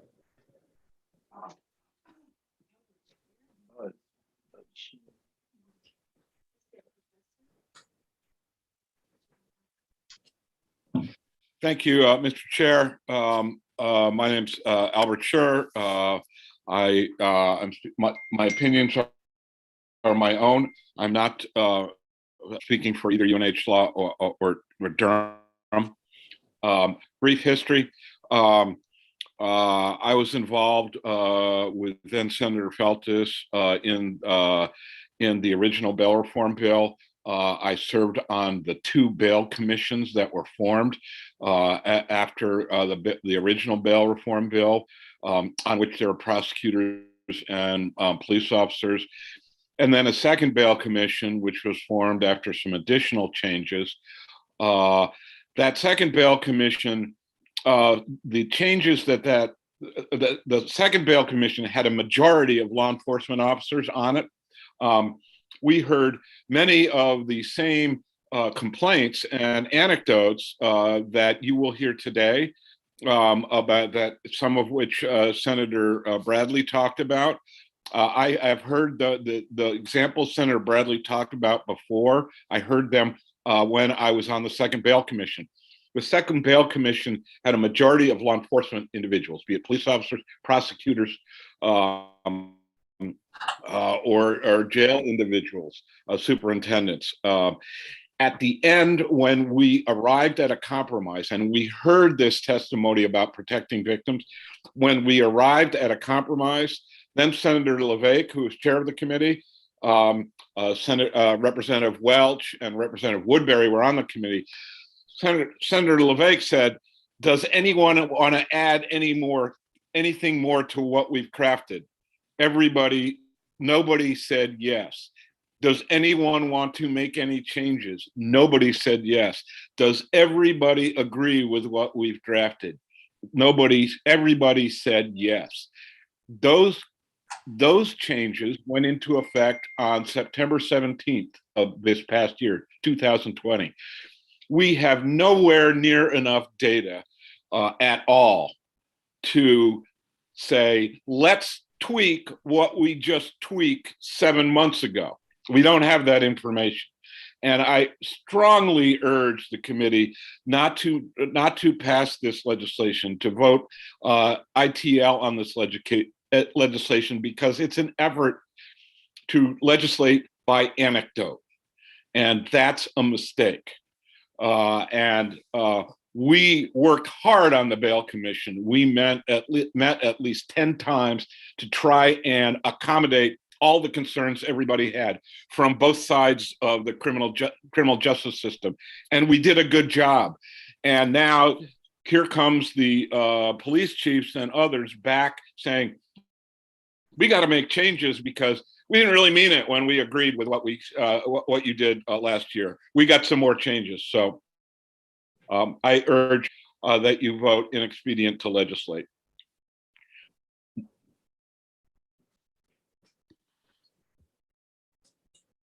Thank you for your testimony. The chair recognizes Representative Hopper for a question. Thank you, Mr. Chairman. Thank you, Professor, for taking my question. So the examples that the senator gave, were they outdated? And were those before the effects of the law took place? I remember somebody in a presentation to the Bail Commission talking about at least two of those examples. Senator Bradley, for whatever reason, didn't date those examples. I think some of the examples he gave, as I understood them back then, would have been, and the outcome would have been different if the current version had been in place at that time.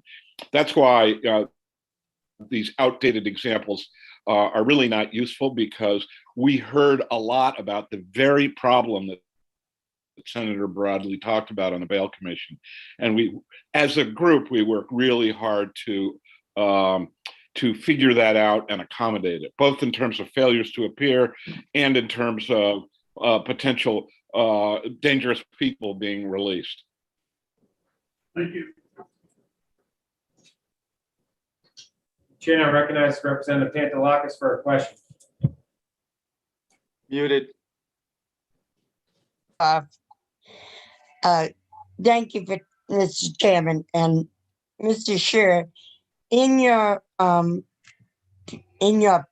package or whatever you want to call it that I've never seen, did you put in it a cooling off period for people that had beat other people, or domestic violence or anything like that? The Bail Commission the proposals sought to empower better, to make clear several things. One, that bail commissioners, who are the first people who set bail commissioners have all the authority that a judge has in setting bail. And that was the case back then. And the problem has been that bail commissioners have not been getting paid, and it's been hard to find good bail commissioners who will accept training and do it, simply because they're not getting paid. And so that's been the choke point in terms of dangerous people getting released. The Superior Court system and the district court system, which supervises bail commissioners, had a strong commitment and made a strong commitment in the during the Bail Commission to training the bail commissioners better. So that's the way the Bail Commission tried to address that problem, rather than a dramatic change like this.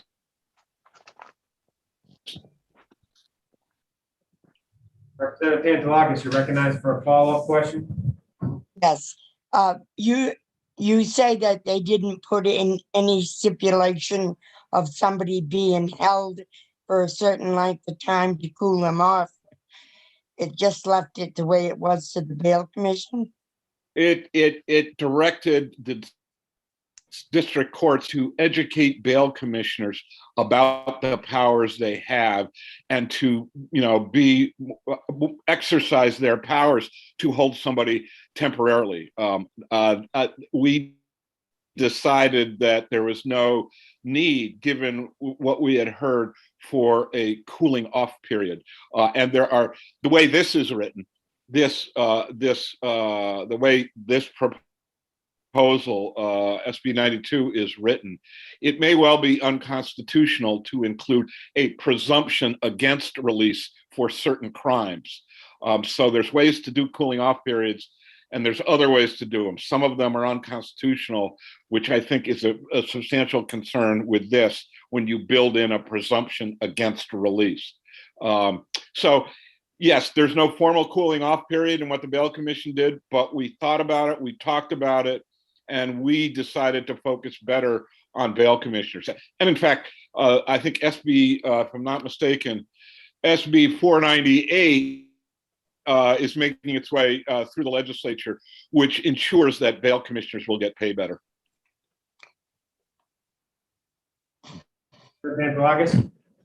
Yes, I'm not interested in whether they get paid or not. I think they need to be told that if a man is beating his wife half to death, he should not be released on permanent, whatever it is, PR. Because this is a very dangerous situation. Not only it affects the wife, but it also affects the children. I agree completely, Representative Pantelakis.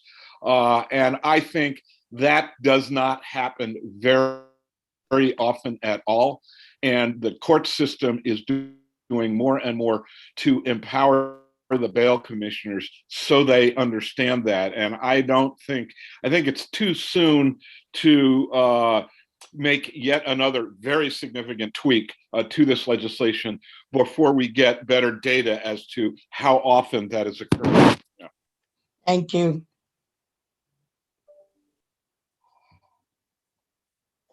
Representative Newman, you recognized for a question. Thank you, Mr. Chair, and thank you for taking my question. Could you just, you say we don't have any data, could you just address specifically how the bill has been changed, that what effect it has on the ability to give PR instead of bail? Is that weakened or improved by this bill, or what? It is. I'm trying to say two things at once, so I'll try and pick them apart. Can't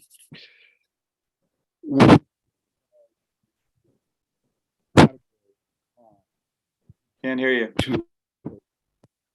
I don't know. I have you now. Okay, I'm sorry. I'm not sure what happened. It takes a group of 10 or so crimes and categorically says the presumption is you're not going to get PR bail until you and you've got to see a judge. So it takes away access in a substantial number of circumstances. It will take away access to PR bail for those group of people. And one of the problems, Representative Newman, is that categorically using categories of crimes is not an effective way to do it. There are certain kinds of assaults that are frightening and dangerous, and the huge majority of judges I've seen in my tracking how these bail hearings work out will hold people for that kind of first-degree assault. But then there's other kinds of first-degree assaults that are a unique circumstance. There are one-off, and that will they're not going to be dangerous, and they'll lose their job if they're held for 3 days before, particularly if it's over a weekend, which extends into. So that's the balance here. The original Bail Reform Act and the two revisions that occurred have always focused on empowering the individual bail commissioner and the individual judge to decide each case on its merits. And by categorizing a certain number of crimes, it takes that power away from the bail commissioner and the judge. So yes, it reduces the amount of access to PR bail when you categorize crimes. Thank you. Representative Muse? Thank you for taking my question. One thing is, I think this can be a little bit confusing for people who haven't been tracking with the journey of bail reform over time. One of the things that I'm wondering is if you might be able to fairly quickly take us through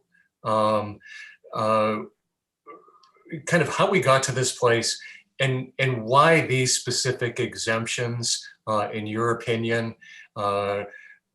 really aren't wise, I guess, at this point in time. I understand the focus on bail commissioners. What I'm struggling with a little bit is that these do seem like very serious issues. I just want to make sure that I understand that we're not doing something, that we're being as pragmatic as possible, and that we're not just basing, decisions on ideology or what we would like to see happen, but we're really basing them on what's happening in the real world.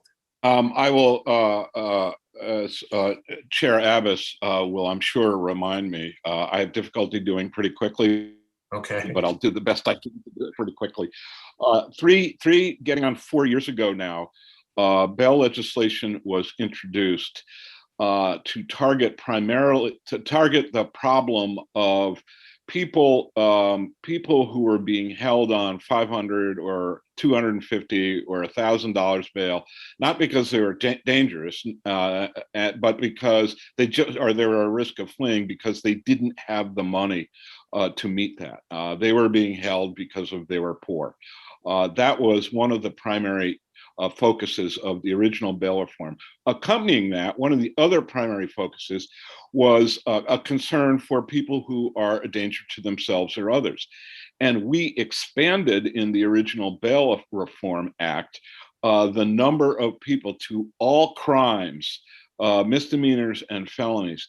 Any crime, a person could be held without bail if it could be shown by clear and convincing evidence that they were dangerous.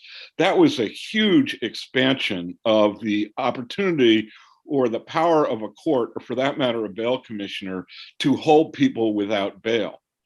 And that's been happening at a far greater rate, best we can tell from what little data we've been able to collect. That's been happening since bail reform. Post bail reform, a lot more people are being held without bail that were ever held without bail before.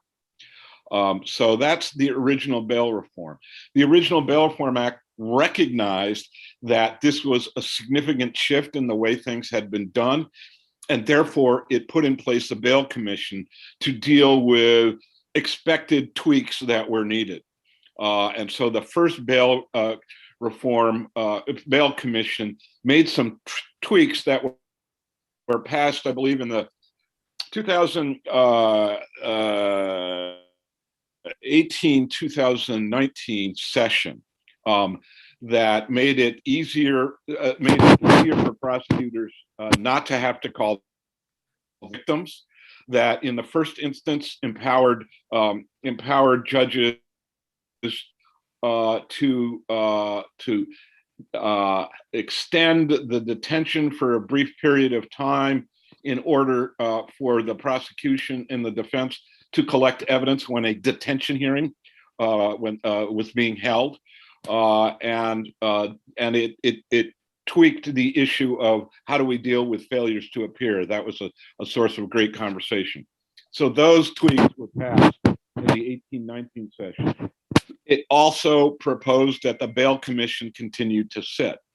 The bail commission that went in place in the 1920 session was a little different. It had more police, it had more prosecutors, it had a jail superintendent, and it had a bail commissioner on it.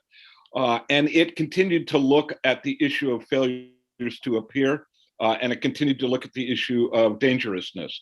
And that's where we ended up with what is now in effect, that went into effect, signed by the governor on June 17th last year, went into effect September 17th, or 60 days after June 17th. So that's where we are now.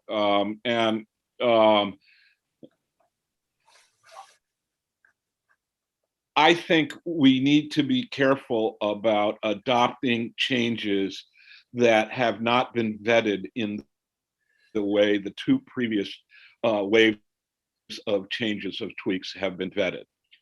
All the tweaks were comprehensively vetted with stakeholders from every part of the spectrum talking about it in a very practical way. And one of my difficulties with the process here is that these are tweaks that are do not get that kind of vetting.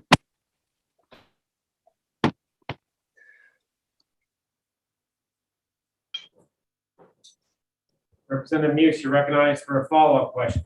Yes, just one quick follow-up. When you say that the changes haven't been vetted this time around, how is the process different between the set of tweaks that Senator Bradley is recommending and the set of tweaks that were implemented in the last session?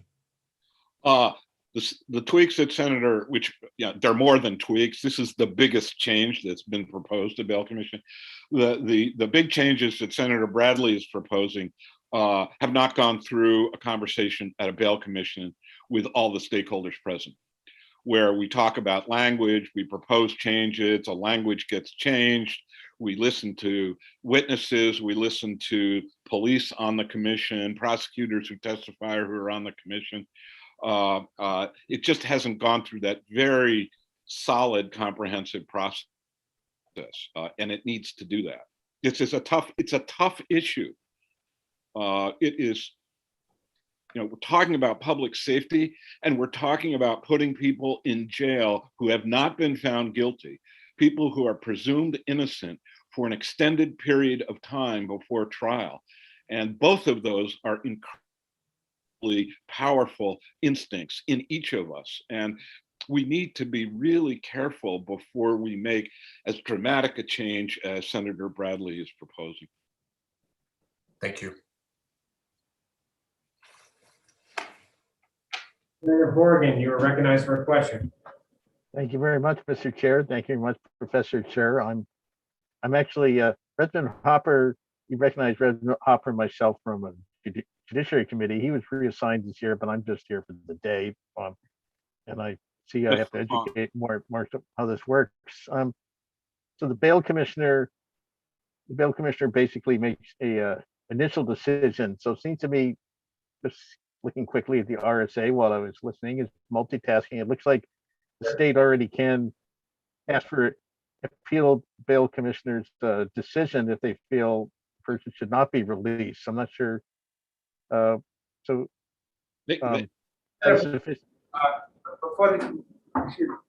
there a question coming? Yes. You muted me before I got to the question. So Professor Scher, is that so you're saying your opinion, that's a sufficient remedy in case the bail commissioner makes a recommendation that the state disagrees with?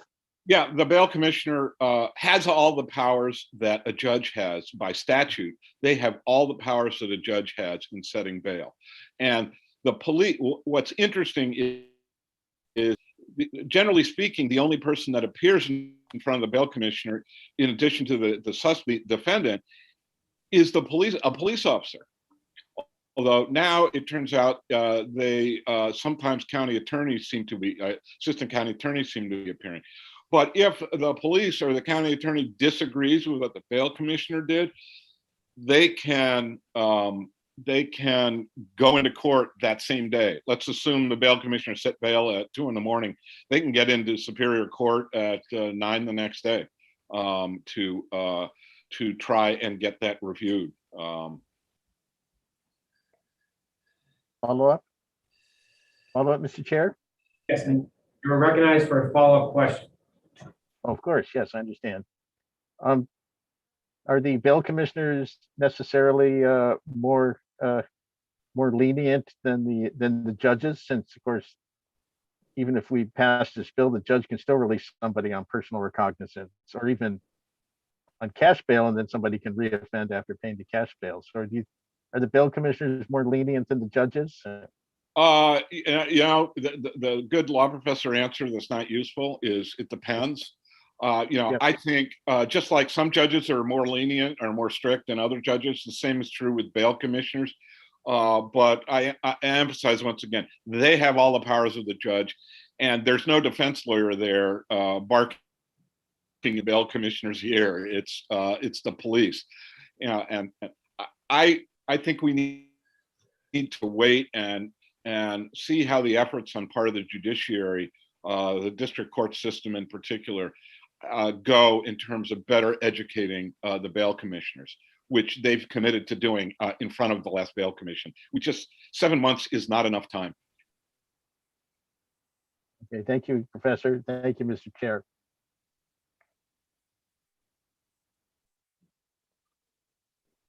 Chair recognizes Representative Klein Knight for a question. So am I hearing that a lot of the concerns that the police chief and the senator are holding we could simply be amending these concerns with reforming bail commissioners' education and making a mandatory education process? There is a somewhat mandatory education process already in place. Historically, it was not used very aggressively. Judge David King, the Chief Judge of the Circuit Court system, committed at front of the Bail Commission to being much more aggressive about the education process. So I'm always in favor of education of judges and bail commissioners, and I would be very supportive of formalizing even more of the education of bail commissioners rather than taking the dramatic step that this legislation proposes.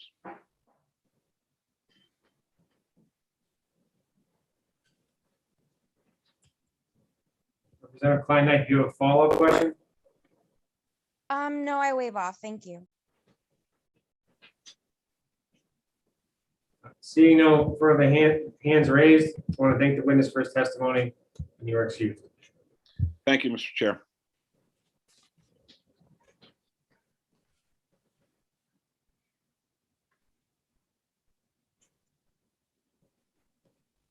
Chair recognize, use name says Bedford, New Hampshire Police, but you are recognized. Please state your full name for the record. Yes, good afternoon, Mr. Chairman and members of the committee. My name is John Berfonski. I am the Chief of Police here in Bedford, New Hampshire, going on 10 years with almost 43 years of continuous law enforcement service to the Granite State and the United States. I represent the New Hampshire Association of Chiefs of Police. We are in solid support of this bill and the provisions of this bill. Members of the committee, this bill is about the safety of you and everyone in the state of New Hampshire and your constituents. It's about the victims of crime, and it's time to put the victims ahead of suspected criminals. Victims are not anecdotes, they are real people with real hurts, real injuries, and real families. They are not anecdotes. These are real cases. You heard from the Manchester Police Department representative who testified about a case that happened this very week. It is about making sure that we take make expedient changes to the bail law, as Senator Bradley so aptly stated, in a surgical sense, so that we can protect victims of crime. It is about victims of crime. And without belaboring the point, I want to bring up the cases that some of the other folks who provided testimony mentioned that I have. The first case is a November case, a recent case with respect to an individual from Massachusetts who came to New Hampshire. He was a convicted felon, a prohibited possessor of firearms. He shot an individual and was released and put back on the street immediately. A clear danger to the community. Other cases, Nashua, you'll hear and may have heard about the horrendous case that Senator Bradley mentioned about an individual who was released and went back and brutalized the victim and raped that same victim. In Portsmouth, you heard the case regarding the vandalism. Another subject was charged with receiving stolen property and released on bail, arrested on the same charge and breach of bail, released and charged again with receiving stolen property, released again, and had a similar record in Concord. In Newport, New Hampshire, suspected drug dealers chased and shot at 2 teenagers, and the shooter was released on personal recognizance. In Keene, a felon stabbed another person, was arrested and released on personal recognizance. In Franklin, a subject was arrested 10 times on various charges, including domestic violence, stalking, and was released on personal recognizance. A subject in Franklin was arrested on 7 counts of breach of bail, 2 counts of domestic violence, criminal threatening, and released on PR bail. In Lebanon, a subject pointed a gun at the head of a female and was released on PR bail. In Haverhill, a subject assaulted his spouse, discharged a firearm in the house where the children were present, and was released on PR bail. A subject again was arrested in Haverhill 7 times on felony offenses, released on PR bail each time. In Concord, a subject was arrested for breach of bail twice, including stalking, and released on PR bail. A subject was arrested and charged with arson and stalking and released on PR bail. And as the senator indicated, the next day stabbed in Massachusetts State. So I do have to ask the witness to conclude the testimony. I do recognize Representative Klein Knight to ask a question to the witness. Okay. Thank you, sir, for taking my question. What was the chief of police involvement in the past commission that the previous witness spoke about? Well, again, there were representatives on that particular commission, and I wasn't on the commission, but I can tell you that we had predicted that some of these consequences would occur. But nevertheless, as was previously testified to, there was a compromise. And again, although we predicted that these incidents would occur, and they have, whether or not we look back and attempt to determine recriminations or who was present or not present, I want to emphasize that the cases and victims are real today. And we need to address the victims of crime today, not about who was on what commission later on, with all due respect. Great, thank you. I have a follow-up, sir. Representative Pine Knight, you're recognized for a follow-up question. Thank you. Do you have the data of how things were conducted before the previous law was enacted? Let's say all these cases you spoke about. I want to know how many have happened since we passed this last year's bail reform and how many that have happened before then, because you want to have the same law come back. I want to see if the numbers are really different or not. I wish I could tell you that it would be an easy thing to do, to be able to make that data call. You have 177 or more police departments with various records management systems and a state system that makes it very difficult to be able to determine the answers to that question.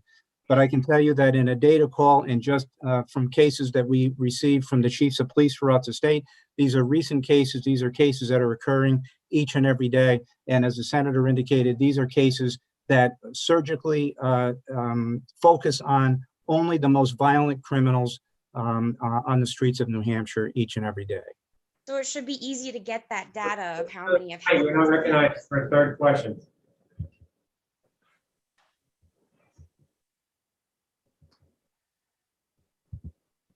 Representative Newman, you're recognized for a question. Thank you, Mr. Chair, and thank you, Chief. I just have a basic question. Given that it's up to 72 hours here and it involves, it sounds like, the bail commissioner and the court, could you just tell us what's different, what actually would be different if this law were to pass than in all of that list of cases you told us about, where either a judge or a bail commissioner released a person, and how this bill would constrain the release of that person if it were passed? I'm having a hard time seeing the difference. Thank you for the question. And it's very simple.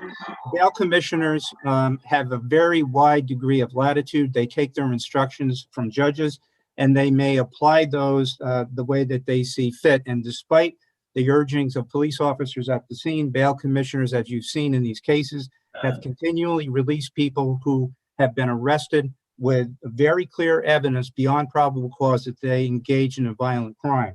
And so the changes in this particular bill would require that there be an argument, a legal argument, not necessarily 72 hours. It could occur the next day if it occurred during the weekday. The 72-hour provision is to take into account a weekend and a holiday. So this could occur within 12 hours, let's say, of the act occurring, or even less.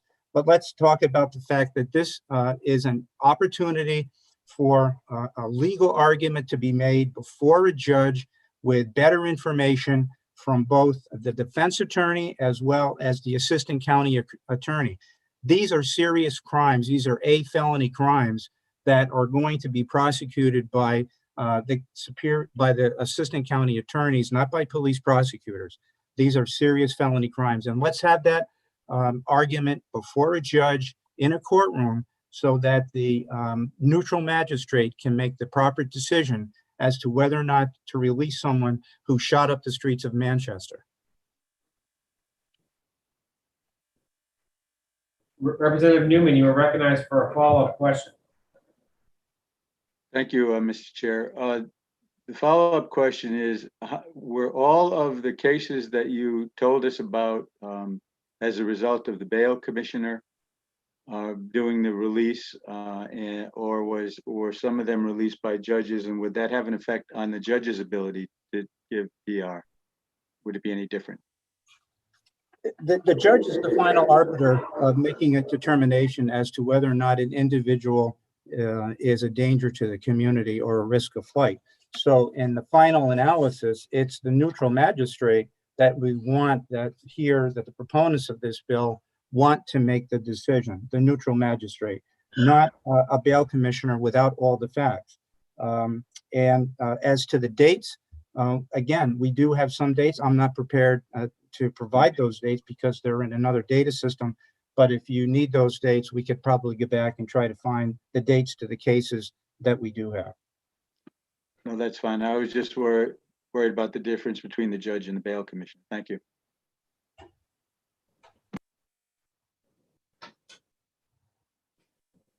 Representative Muse, you're recognized for a question.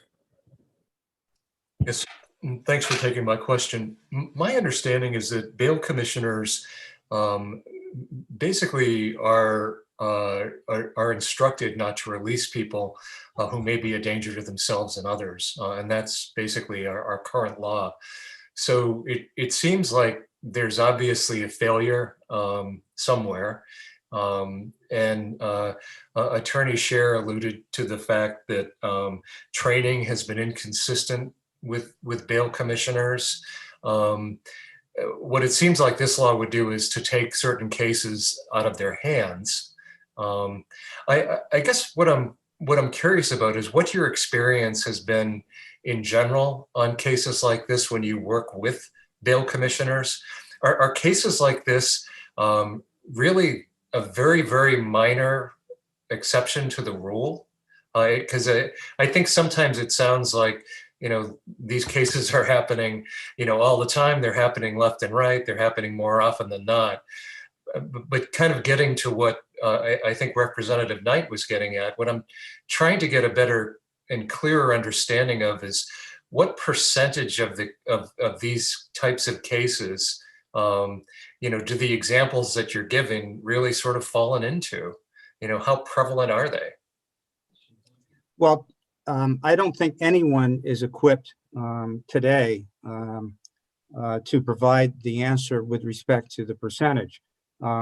Just the number of cases that came to the Chiefs Association from various chiefs throughout the state, and these are only a smattering of those cases. There are more. But the reality is, and thank you for the question, let us focus on the severity of the charge in the crimes involved. Hopefully, we're talking about a very small percentage of cases overall, and they probably are when we talk about the total number of A and B felony cases charged and A and B misdemeanor cases charged every single day. Let us hope in the Granite State that these are very few cases. But again, these are the cases that involve serious bodily injury and potential death to victims. And that is the difference. We don't want this to occur anymore today, tomorrow, or the next day when we have victims that are brutalized, shot at, and nearly killed on the streets of the Granite State. It's about the severity of the crime and the victims. Thank you.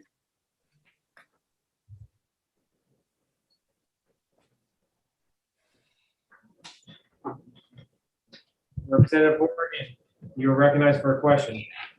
Thank you very much, Mr. Chair. Thank you much for Chief. I asked Attorney Scher a similar question. It looks like there already is at the time of the bail commissioners hearing, an opportunity for the state, which I assume would normally mean a police officer to appeal the hearing. So why is, and then a judge would get it shortly thereafter. So why isn't the existing remedy sufficient? Thank you. Thank you for your question. Well, there's a bit of a misnomer there because a bail commissioner walks into the Bedford Police Station at 2 a.m. and makes a determination to release someone on PR bail, and that person walks out the door. One case, the person walked out the door and threw a brick through our window and was rearrested again. So there is no hearing with the bail commissioner. The bail commissioners independently make a determination with respect to whether or not the subject should be released or presented on bail or not. And oftentimes they may or may not listen to the request from the officer in charge, typically a sergeant or trooper or deputy sheriff or a police officer, or not. It's not a hearing. They make those decisions independently. All law enforcement and the proponents of this bill are asking for is for the most serious crimes in which serious bodily injury or death are in play, to reserve that judgment before a judge, a neutral magistrate, as soon as possible, but no later than 72 hours. Okay, thank you.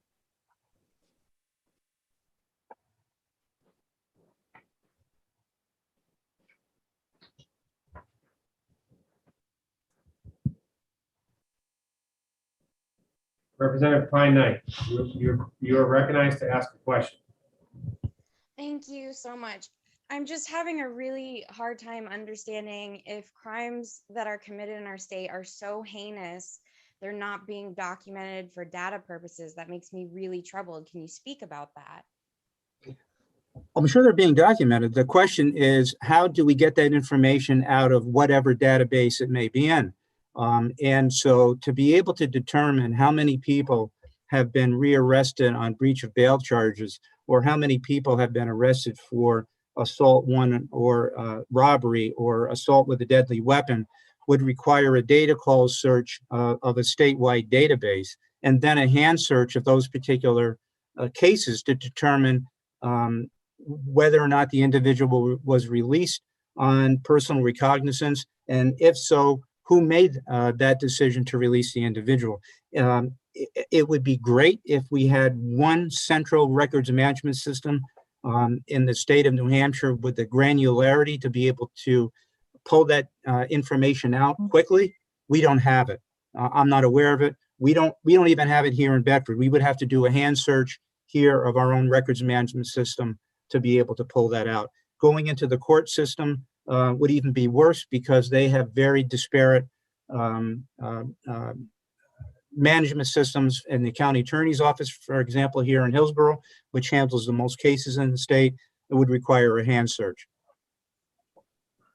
Thank you so much for answering all that. That makes it a lot clearer that we have more of. No, you're not recognized to make a statement.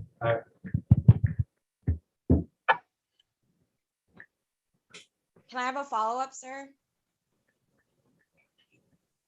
Representative Pine Knight, I'm recognizing you for your last follow-up question this way. Thank you so much. Thank you, officer, for explaining our technology issues. So what I'm hearing is we shouldn't be putting people's lives and changing the Constitution. We should be updating our technology so we can track this data properly across the state and keep our people safe.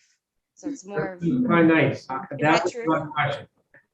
Is that true? We should be focusing on updating our technology in our police systems versus changing the law that protects our citizens? With all due respect, Representative, technology has nothing to do with the safety of individuals in this particular case. It all has to do with making the right decision when an individual has been charged with a crime that could result in the death of someone else here in the Granite States. That's what this case is about.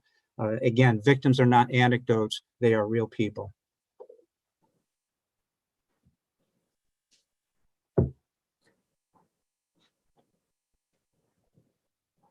Seeing no hands raised, I want to thank the witness for his testimony. Thank you, Mr. Chairman.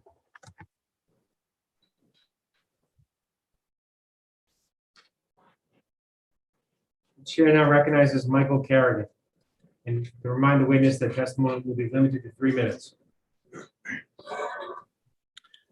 Good morning, everyone. Mr. Chairman and committee members, can you hear me okay?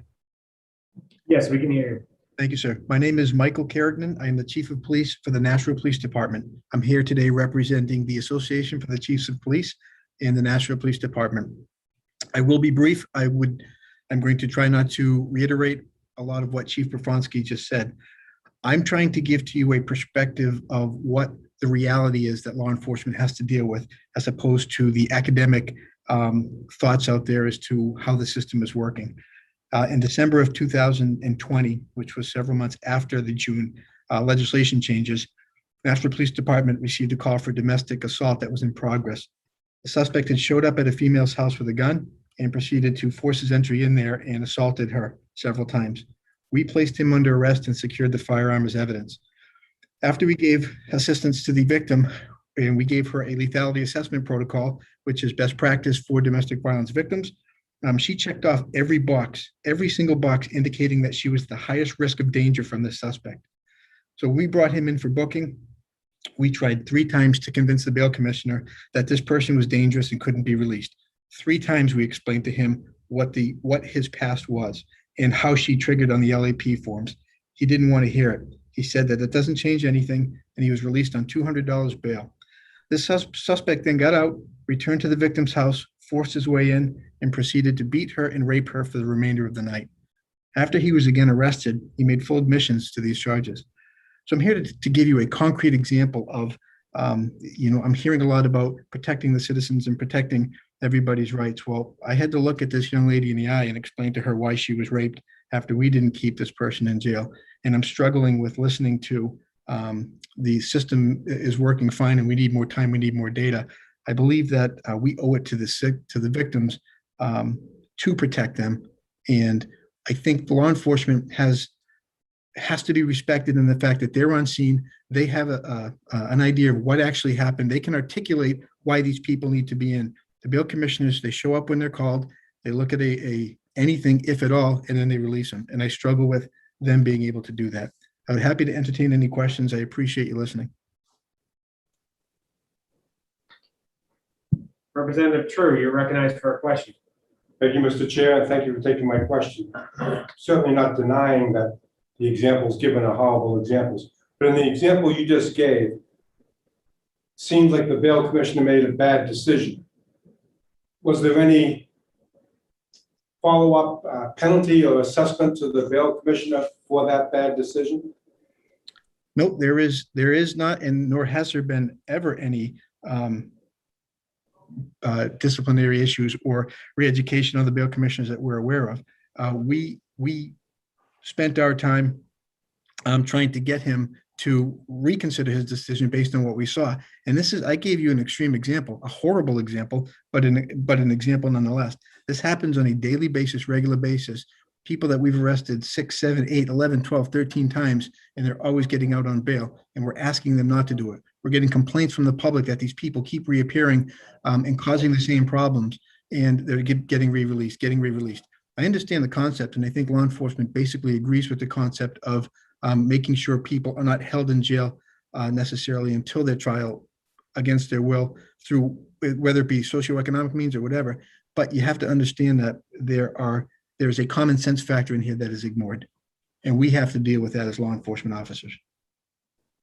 Thank you. Representative Hopper, you are recognized for a question. Thank you, Mr. Chair. Are there any statistics kept on what bail commissioner is the results of their actions? Like, is there any way we grade bail commissioners as opposed to their? So, sir, a little bit. The question was a little bit broken up, but I appreciate it, and I think I understood the question. Is there any statistics, or is there any accountability for the bail commissioners? Unfortunately, I can't answer it because we don't have control of the bail commissioners as a police department or any of the other local police departments. And again, I'm going to reiterate what Chief Rafonski said. It's really difficult due to various types of record management systems and the time and effort it would take to dial in on each individual case to ask certain questions and get that data to give you a formalized answer in a report. What we're giving you and we're trying to give you is the reality of what we're dealing with. Sorry. Senator Gaffney, you're recognized for a question. Thank you, Mr. Chair. Thank you, Chief Kerrigan, for taking my question. My question is, when you deal with the bail commissioners and they, let's say, they make the bad decision as Representative said, what recourse do you have? So the only the recourses that we have would be to explain to a judge that's willing to listen that or the head bail commissioner that we had these issues, but I think all law enforcement has been dealing with it falling on deaf ears. And really, well, this is bail reform. This is the Bail Reform Act. We can't do anything about it. So we've been kind of hamstrung for it, Representative Gathright. And I appreciate the question.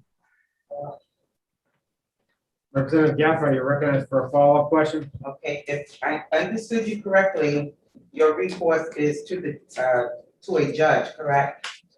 Well, the head bail commissioner would be the starting point, I believe. And I forget I don't know who's in charge currently from my role of the bail commissioners out of Nashua District, but that's who we would go to.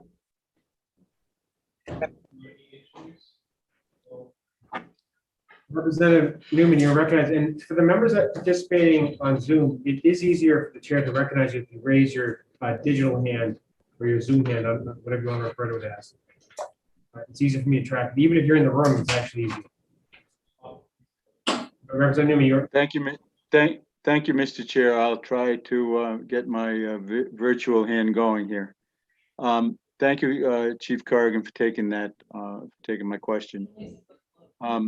I'm having a little confusion about, well, let me ask you it this way. Where the bill now says it will be that the court and the bail commissioner have to consider these specific cases to determine that whether they keep the person for 72 hours or the hearing within 72 hours. Does that in your mind say that it seems like that the judge will always hear it if this bill is passed? Is that your understanding? At some point, the judge will have to hear it within the 72 hours. And like Chief Brafonsky said, it could be earlier. If it's a Tuesday night at 2 o'clock in the morning, that judge would hear it Wednesday at the appointed time, either at 9 or at 1. So that it would be heard earlier, but it should be if the law enforcement was able to articulate why they needed to be held and be respected for that, then we would have to wait for a judge to review all the facts, and that is where the disconnect seems to be happening, in my opinion. And follow up, Mr. recognized for a follow-up.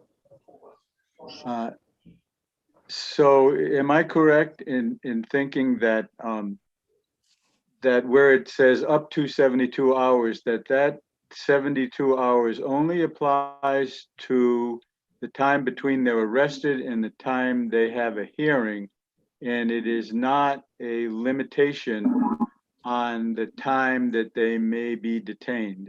Is that correct? I apologize, Representative Newman. I'm not sure I understand the question.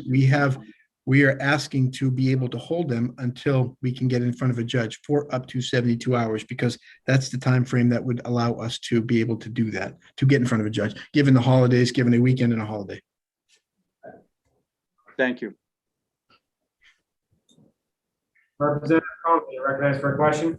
Thank you, Chairman. Thank you, Chief, for taking the question. I'm curious. Bail. I understood bail to be a means of ensuring someone shows up for their judicial hearings and their process, their court dates. Sounds like from you and others that it's being used as a crime fighting mechanism. I'm curious if you could clarify that. Representative, I'm sorry, you broke up at the first part of your question, so I didn't hear it. I guess I don't understand what you mean by a crime fighting technique. We're asking if somebody's arrested for a crime, we have probable cause to believe there's a crime, and we believe that it's dangerous. We need to be able to articulate that to the bail commissioner to be able to hold that person until they can go in front of a judge and facts can be presented in front of the judge to assess that dangerousness. Okay, thank you. I recognize Representative O'Hearn for a question. Thank you, Mr. Chair, and thank you for taking my question. And I'm going to try to word it in a way. So, regards to the 72-hour hold, excluding weekends and holidays, and it's only for certain crimes, and I'm probably going to age myself, but aren't we just going back to where it once was for most other crimes that you could hold them over the weekend for up to 72 hours? Oh, we're not asking to hold everybody for 72 hours. We're asking if we can articulate a reason that they should be held, that be respected, and we be able to do that or have more say in it. And that's just not happening. And as a result, some seriously dangerous people are getting out and causing more damage.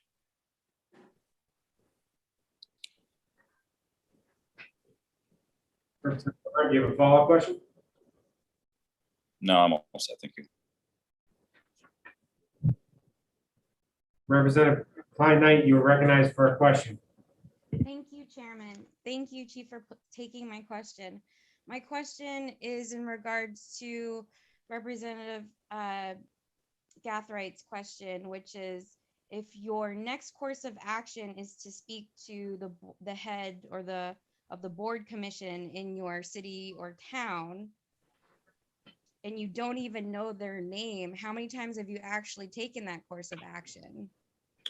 Well, Representative, I guess to answer that question, I'm representing the entire agency of 178 officers.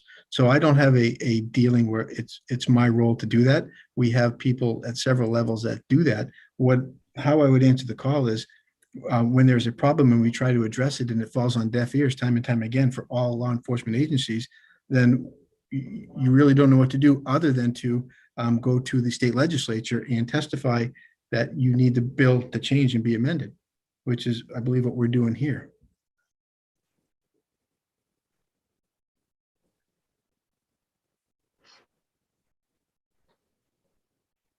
Seeing no further hands raised, I want to thank the witness for his testimony.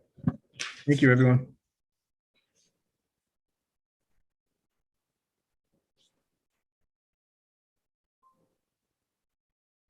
If there's any members of the public that are in attendance that wish to testify that have not testified already, please raise your hand. The chair now recognizes Ross Conley. Just a reminder, testimony is limited to 3 minutes. Absolutely. Thank you, Mr. Chairman and members of the committee for holding this hearing. For the record, my name is Ross Connolly. I'm the Deputy State Director for Americans for Prosperity in New Hampshire. And I'm here today to voice our opposition to SB 92 as it's currently written. This bill will unnecessarily limit judicial discretion in ways that won't benefit public safety, and it will increase jail populations. As Chief Justice William Rehnquist stated, in our society, liberty is the norm, and detention prior to trial or without trial is the carefully limited exception. This bill is moving New Hampshire further towards the opposite, and this will harm poor and minority communities the most. There are ways to strike a balance to protect public safety, but this is a machete when a scalpel is needed. And there's quite a few issues that we have with this bill. And out of the interest of time, I just want to highlight a couple. So on page 2, lines 31 through 32, it's good the amended language improved this provision with the timeline, but it is still problematic. First, the language is contradictory and will cause confusion. It says there is a presumption that release won't reasonably assure appearance, but then it also says the person shall be detained, which isn't a presumption, it's a requirement. Second, it should be under the discretion of the judge to determine whether pretrial detention is appropriate. A presumption here with a statement on the record for why release is okay would be a much better route. Failure to appear is also a product of poverty in many cases and doesn't necessarily indicate a person's risk to the public or that they will be a flight risk now if they weren't a flight risk three years ago. Common reasons for not appearing are bad or no transportation, obligations at work, forgetting, or child issues. A de facto detention will only exacerbate these issues and make people fall deeper into poverty and cause a greater likelihood of later criminal activity. And then on page 3, lines 4 through 14, requiring automatic pretrial detention for anyone accused of a Class A misdemeanor, a third felony, or a DUI is a terrible provision that will not improve public safety and will only further exacerbate the issues we discussed. A presumption is fine, but taking judicial discretion away in this manner is absolutely unnecessary and will set New Hampshire back. And it flies in the face of due process. And then lastly, on page 3, lines 15 through 18, This provision to implement a requirement that there is some presumption that the person is a danger anytime a defendant requests a subsequent bail hearing, once again disregards due process and doesn't even make much sense. What triggers this presumption? Just asking for a hearing should not be punished. And it's for these structural issues, along with some others with this legislation, that we urge the committee to move SB 92 inexpedient to legislate. And I'd be happy to take any questions.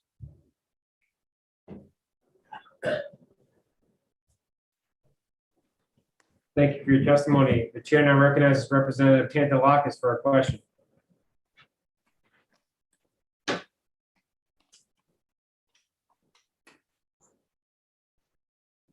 Representative Pantelakis, you got mute. He gets us all, don't worry. Do you believe, Mr. Conley, do you believe that a police officer walking into a room and seeing a woman's face all bloody doesn't constitute them knowing what's going on? Thank you for the question, Representative. I think a little confused by the question, but really our main opposition with this bill are those points that I highlighted. We do believe that there are improvements that can be made to the current bail system, and we're happy to help provide those to the committee and be of assistance for this legislation or further legislation. But the issues regarding due process are pretty severe in our regard in the current version of this bill. Second question. Representative Pantelakis, you're recognized for a follow-up question. Thank you. Mr. Conley, would this not be, how would we say that it was not dangerous for everybody involved to see this person? How, excuse me, how could the police say that it wasn't dangerous? Thank you for the question, Representative. I think there certainly for dangerous criminals, things of that sort, there should be special provisions. And again, that's not our main disagreement with this bill. Our main disagreement is around those sections that I highlight in my testimony. Thank you.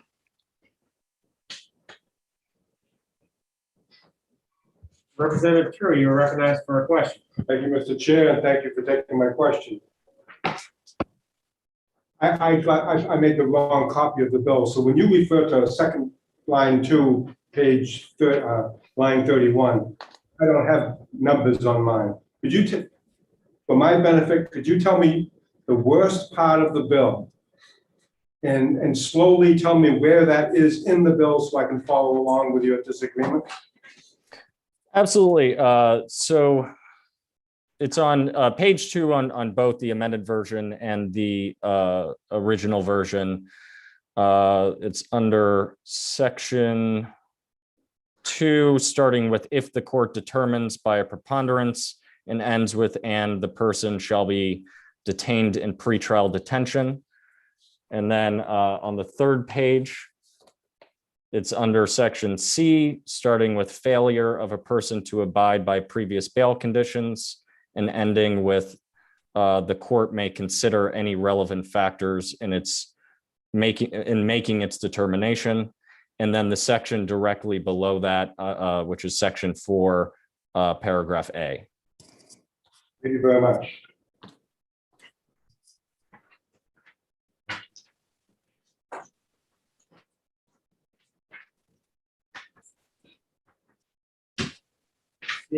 Seeing no hands raised, I want to thank the witness for his testimony. Thank you very much for your time. At this time, the chair recognizes Joseph Lascaz.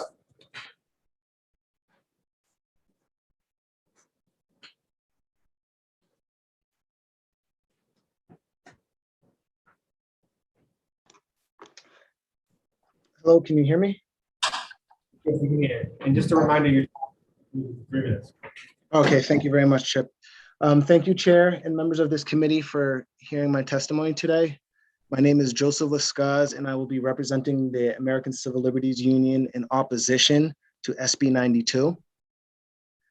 The ACLU strongly disagrees with the proposed bail provisions as it is reflective of only a single perspective and disregards the concerns raised by other stakeholders of the Bail Commission. This bill does not reflect the recommendations that were put forward by the Bail Commission, nor was it previewed with the majority of the Bail Commission stakeholders, including the ACLU. The bail system was never intended or designed to be punitive. However, that is exactly what SB 92 does. Unless you're sentenced to serve time in jail, you're supposed to be treated and presumed innocent until proven guilty in a court of law.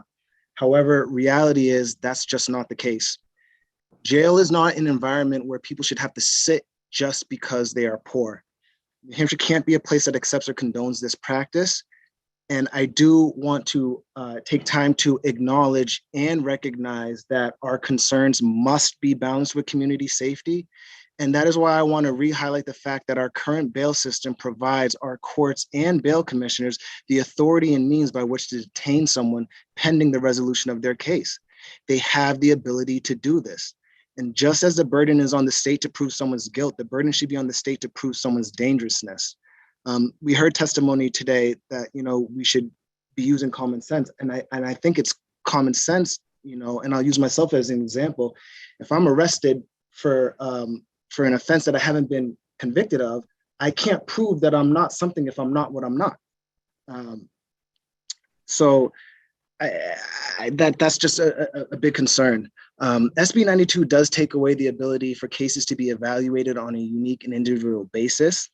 And we hear about these horrible, egregious cases because negativity has been something that is sensationalized by the media. However, we don't talk about the positive cases when people do use the bail system properly. In closing, I just want to say this. No one gets a death sentence to be served in county jail. However, from 2000 to 2016, New Hampshire had 35 deaths in our county jails, 7 in 2016 alone. Our affiliate represented one of those lives, a pretrial detainee, someone who was sitting in jail only because he couldn't come up with $100 and ended up paying the ultimate price with his life. Victims do occur on both sides of the walls. I personally believe a human life is worth more than $100. So I'm asking, how many lives is this legislator comfortable with allowing to pass away while waiting to exercise their constitutional given right, but have to sit in a cell because of their socioeconomic status? If the answer is none, then I ask that this committee vote ITL on SB 92 and redirect our attention to utilizing the bail system in the way that it was designed to be used. I'm happy to take any and all questions you may have. Joseph, first of all, thank you again for your testimony. The chair recognizes Representative Pantelakis for a question.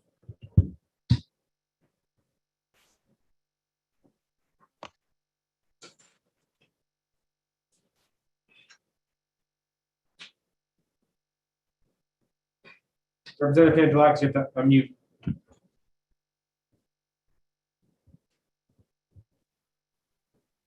I'll never get used to these.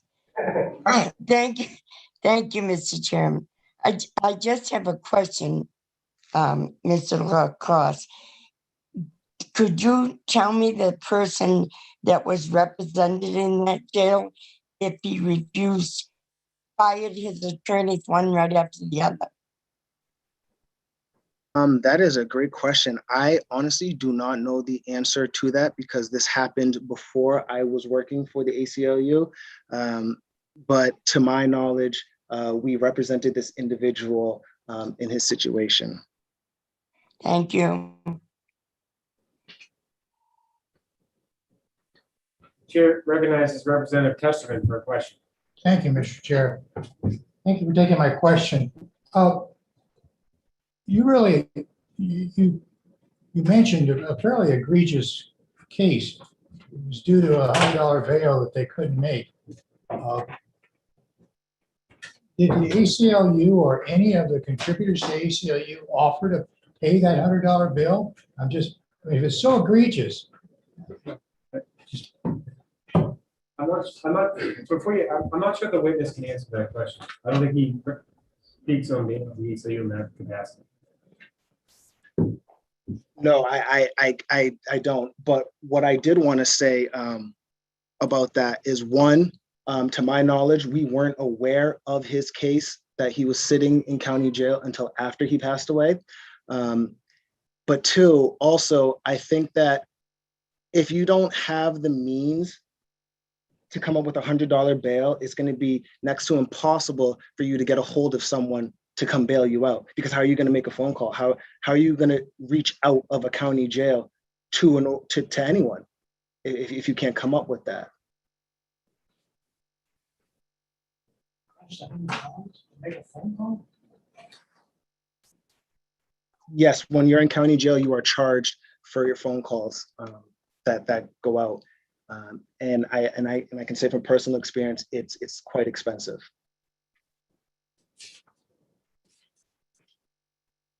The chair recognizes Representative Conley for a question. Thank you, Mr. Chairman. Thank you, sir, for taking the question. This bill contemplates a 72-hour holding period. Is there any significance to that, or can you speak to what that amount of time in jail could do for somebody who's presumed innocent? Thank you, Representative, for the question. Yes, I can. A 72-hour time period in a county jail is that's a long time. I guess the only way that I can try to accurately give an analogy is like is for anyone to think about the worst situation that they have been in their life, and then just imagine it lasting for 72 hours straight. That's how it is. And in 72 hours, if you are a person who's waiting pretrial, you haven't been convicted of a crime, during that 72 hours, you can lose your job, you can lose your housing, you have dependents, people who have dependents on them, people who are their life is depending on that individual. That 72 hours can have significant impact on people's and that I think is a concern that can't be ignored, because that creates more problems in New Hampshire as a whole. 70, and even more, and this part is on my personal experience, but county jails have been used as a means to get individuals to either plea out quicker, and that 72-hour period really does put down people. People don't want to be there. They are trying to get out of the facility, and that I don't think that is right to have people feel pressured into making decisions just because they want to have a better quality of life in the living environment they're in. Representative Muse, you are recognized for a question. Thank you, Mr. Chair, and thank you for taking my question. You are at least the second person today who's a member of the Bail Commission who's come to testify in front of us against this bill. What I'm wondering about is what the status of the Bail Commission actually is at this time. So are there additional meetings taking place? Are you reviewing legislation? It sounds like there was not an opportunity to review this legislation, and I'm just wondering where we stand right now in terms of the Bail Commission, which I understand is legislatively required. Yes, thank you. That's a great question. So the ACLU was represented on the Bail Commission. I myself was not the representative or the member. What the status of the Bail Commission currently is, I do not know the exact status for you, Representative Muse. I think I'm hoping that someone else on the line will be able to give you a more in-depth answer as to what its status currently is, but I don't know if it is still together reviewing legislation or not. Thank you.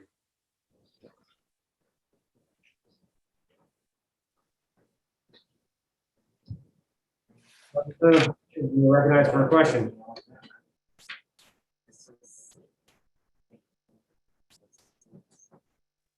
Thank you.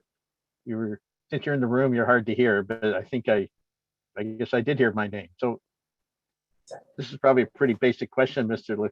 Skaz, but the rationale for this is that some of these offenders, suspects are in fact actually are dangerous, which obviously. So if somebody eventually goes to trial, is found to be dangerous and is sentenced, doesn't the time that they spent awaiting to be bailed out, doesn't that count toward their sentence when and if they're finally convicted of a crime? So Representative, I'm just gonna repeat this back just to make sure I understand the question that I'm being asked. Are you asking me if a person who has been charged with an offense, if their pretrial time counts towards their sentence if they get convicted? Yes. Yes, so that pretrial time does count towards a sentence if they get convicted, but that's the point. It's if they get convicted, and you don't know that until they have their day in court. Of course, thank you. Just thought I'd ask, even though it's a very basic, very basic question. Thank you. Absolutely. Seeing no further hands raised, Joseph, thank you again for your testimony. Thank you. If there's any members of the public who wish to testify that are in attendance that have not testified already, please raise your hand.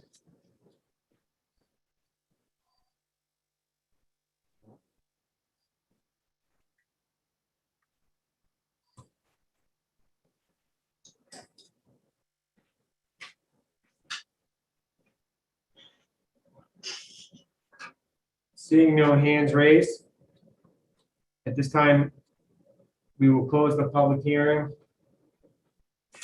on Senate Bill 92. And Mr. Chair, on SB 92, there were 47 people who signed in support of the bill and 81 people who signed in opposition.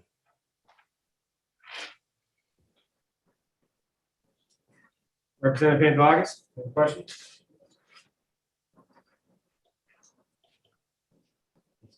You're on mute.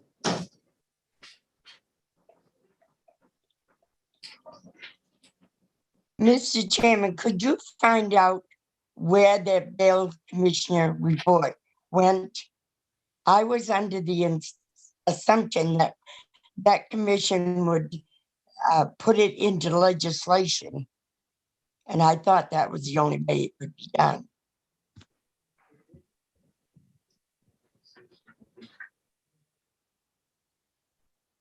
The good news is that the vice chair is a member of that commission, from what I understand. We'll refer to him on. Could he tell us where it went? So far as I know, I haven't been reappointed to it. The commission still exists. And due to COVID, they haven't been meeting. So it's got to be started up again. Further question to the vice chair. Yes. Was this put in, any of this put into legislation? As near as I can determine, what's in this bill was not subject to the commission's discussion. Vice Chair was correct in his, when he told you that they had some proposals, none of which are in this bill. Would it be in another bill? I mean, Mr. Chair said it wasn't right to do anything now because it's only been 7 months. But by now we should have legislation. I'm just wondering where it is. It's in here, and that's what we're trying to change. So I'm just going off of pure memory. So I asked no one to take this. I know that there was. Thank you. Bill passed last term. And it was passed. And everything went into effect, I think in December, correct? I don't recall the bill number. Off the top of my head. It was a Senate bill, that's all I remember. And it passed, I think it passed in our committee on consent. So I don't know the effective date of that. So I don't know if that Senate bill was the byproduct of the commission's work or not. But when I understand, at least with the material in Senate Bill 92 was not done with the commission's involvement. Not correct. Mr. Chairman, Representative August? no one else seemed to know about the bill you're talking. They were saying what was the past that we were doing, and that's why they wanted the bill changed in 92. And I'm just curious to see where it went.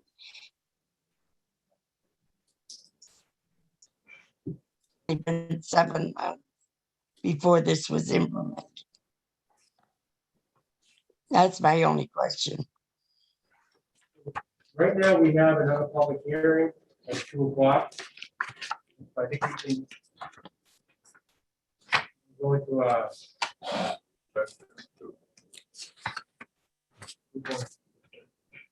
that was 90. 60.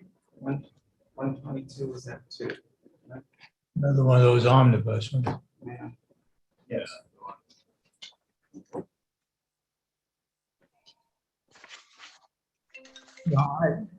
Mr. Chair.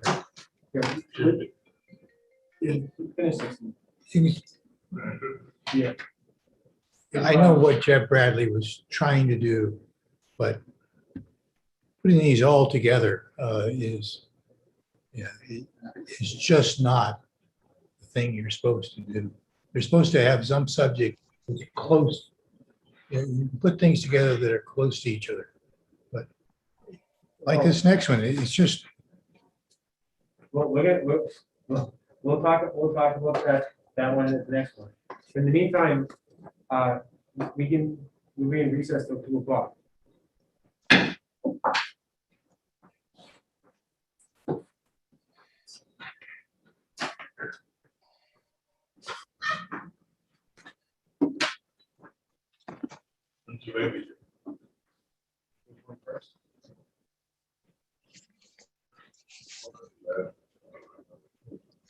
You guys want the number start with?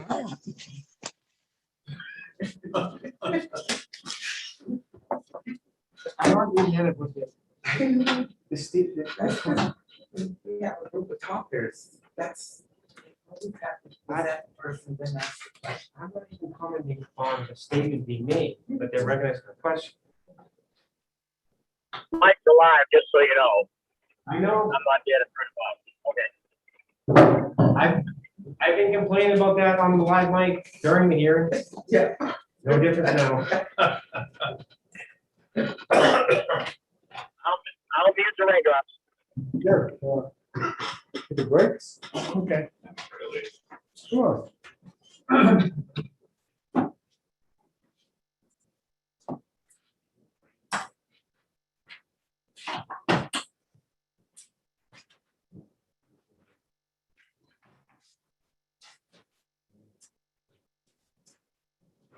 Ask my question. They are we gonna? Come on, Gary. Here, Chris has come with us. I did the same thing to him. Really get pretty aggravated at one together. The question I have for the chair, but didn't even call on me, is I don't believe anybody that testified on section 1 or the last section at all. The only one that even mentioned it was the sponsor. That means you have 2 separate bills that never got a hearing. Yeah. It's a fair question. It is not a reasonable way to do it. It's kind of the whole idea of the open forum in the New Hampshire legislature, which is what it's been like ever since I was up here. that you had a chance to testify on everything. And I don't think anybody had a chance to testify on section 1 or 2, the last section. I'll leave you guys alone. I'm a little miffed.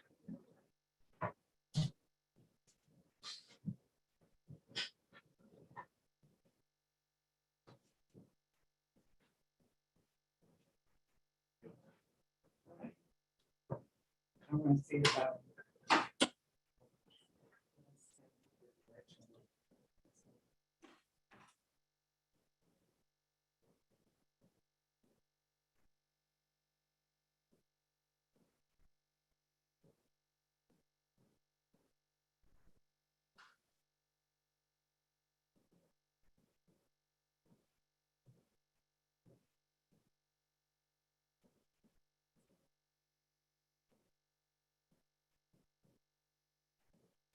Hi, is it possible you could open up a bridge for us, for Zoom?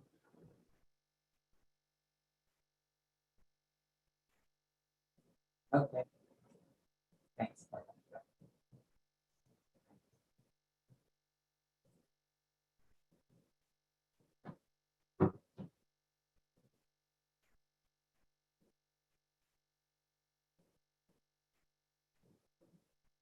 Send them to the public, send them to the Zoom.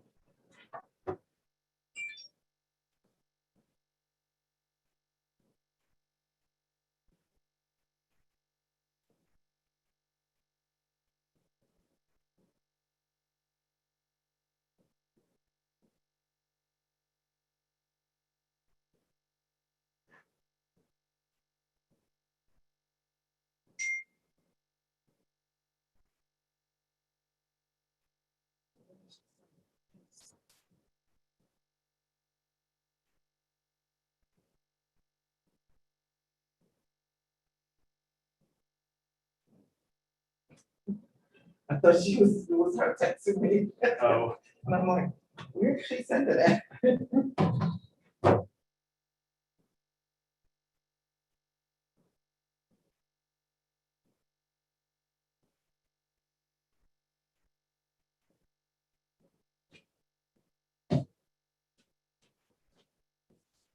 Tell me, one he tries to retain, and have him pass.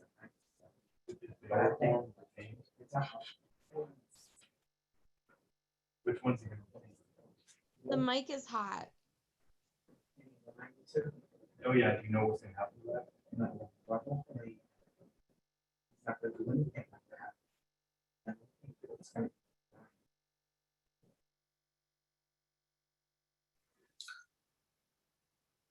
Does Representative Muse have the ability to mute the room? Oh, yes.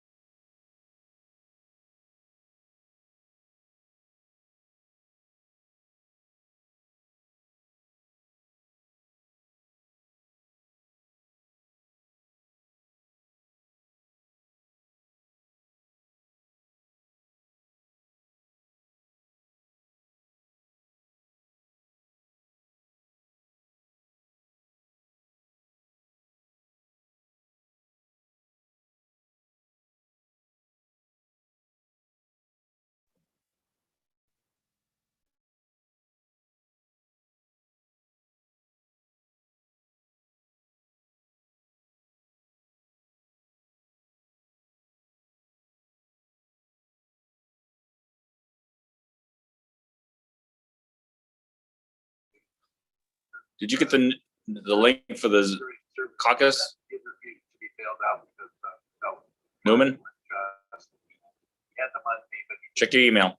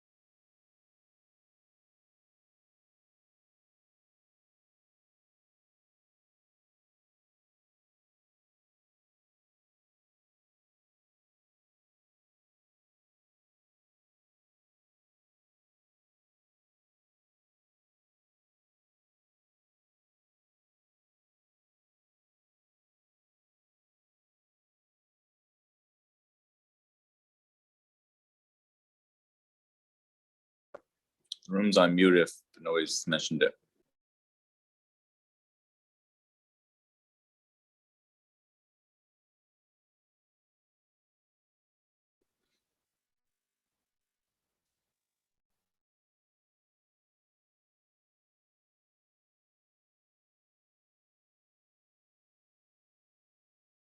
We can't hear you.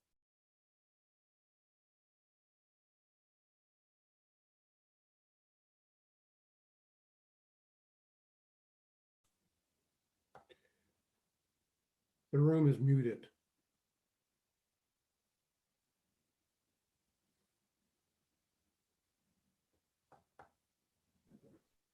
That works? Can the members at home hear us? Yes. Yes. Right. Well, good afternoon, everyone. We're now calling to order the Criminal Justice Public Safety Committee. We will now open the public hearing on Senate Bill 122. Sure, I believe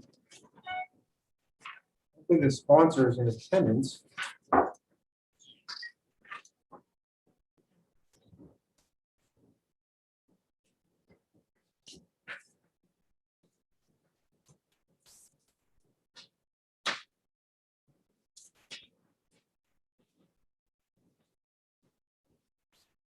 Well, I will say, at least in my experience, the best time for the Senate, when you sponsor a bill, if you are not present, they will introduce it on your behalf.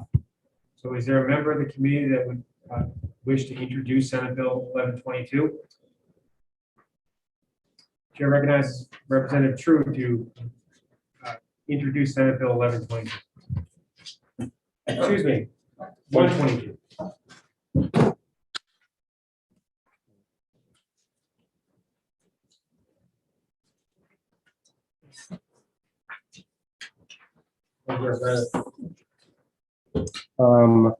Thank you, Mr. Chair and members of the committee. Thank you for this opportunity to introduce House Bill, Senate Bill 122. For the record, I am Representative Chris True, representing Rockingham District 4, Auburn, Chester, and Sandown.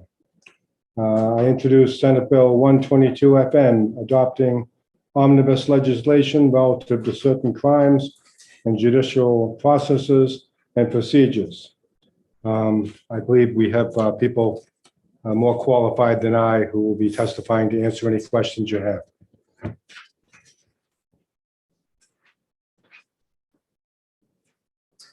Thank you, Representative True.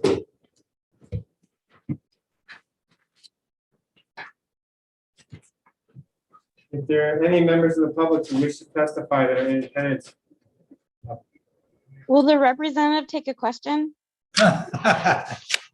Representative Klein Knight, Representative True was simply just introducing the bill for procedural purposes. And I understood that he wanted to yield any questions. He's simply just introducing because the sponsor of the bill is not in attendance. And I know I've personally been offered the same courtesy by the Senate, so I appreciate that we were able to offer the same courtesy there.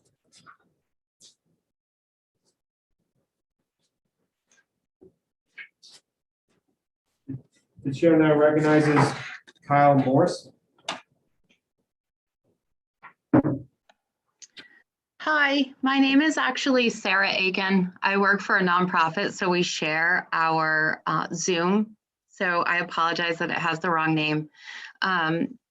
Chairman and members of the committee, thank you for hearing my testimony.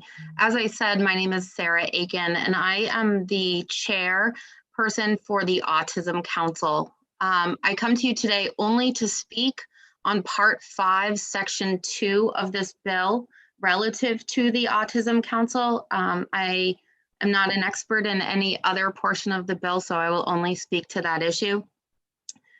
We brought this bill forward to Senator Bradley because in 2007, there was a bill, Senate Bill 138, that passed, I believe, unanimously in the Senate and overwhelmingly in the House to establish an Autism Council for the state of New Hampshire for the purposes of education, resource, information, and referral to families and providers across the state around autism services.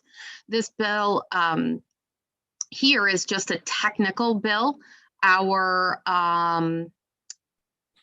There are certain members who are required to participate by this legislation in organizations that no longer exist. And for one example, the Autism Society was disbanded several years ago in the state of New Hampshire.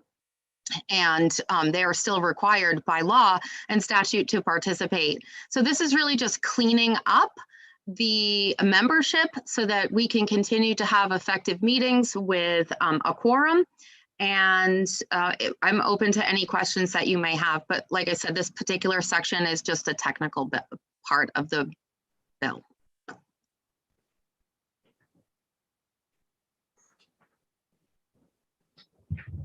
Seeing no hands raised, I want to thank, excuse me, Representative True, you're recognized. Thank you, Mr. Chair, and thank you, ma'am, for taking my question. You're talking about Part 5 of the bill. We're talking about increasing penalties. That's not a cleanup. Sir, the only part I was speaking to is Part 5, Section 2. Like I said, I have no background or information on any other section of this particular piece of legislation. I'm not here to discuss the service dog issue in any way, shape, or form. because this is an omnibus piece of legislation. As you know, there's many different things put together. I'm not sure necessarily that this this technical change is best served in this piece of legislation, but here we are. And so I can't speak to the service dog issue at all. I misread that, Mr. Chair, I'm sorry. Thank you, ma'am. Certainly, anytime. Seeing no hands raised, I want to thank the witness for her testimony. Thank you very much. Have a great day. We vote.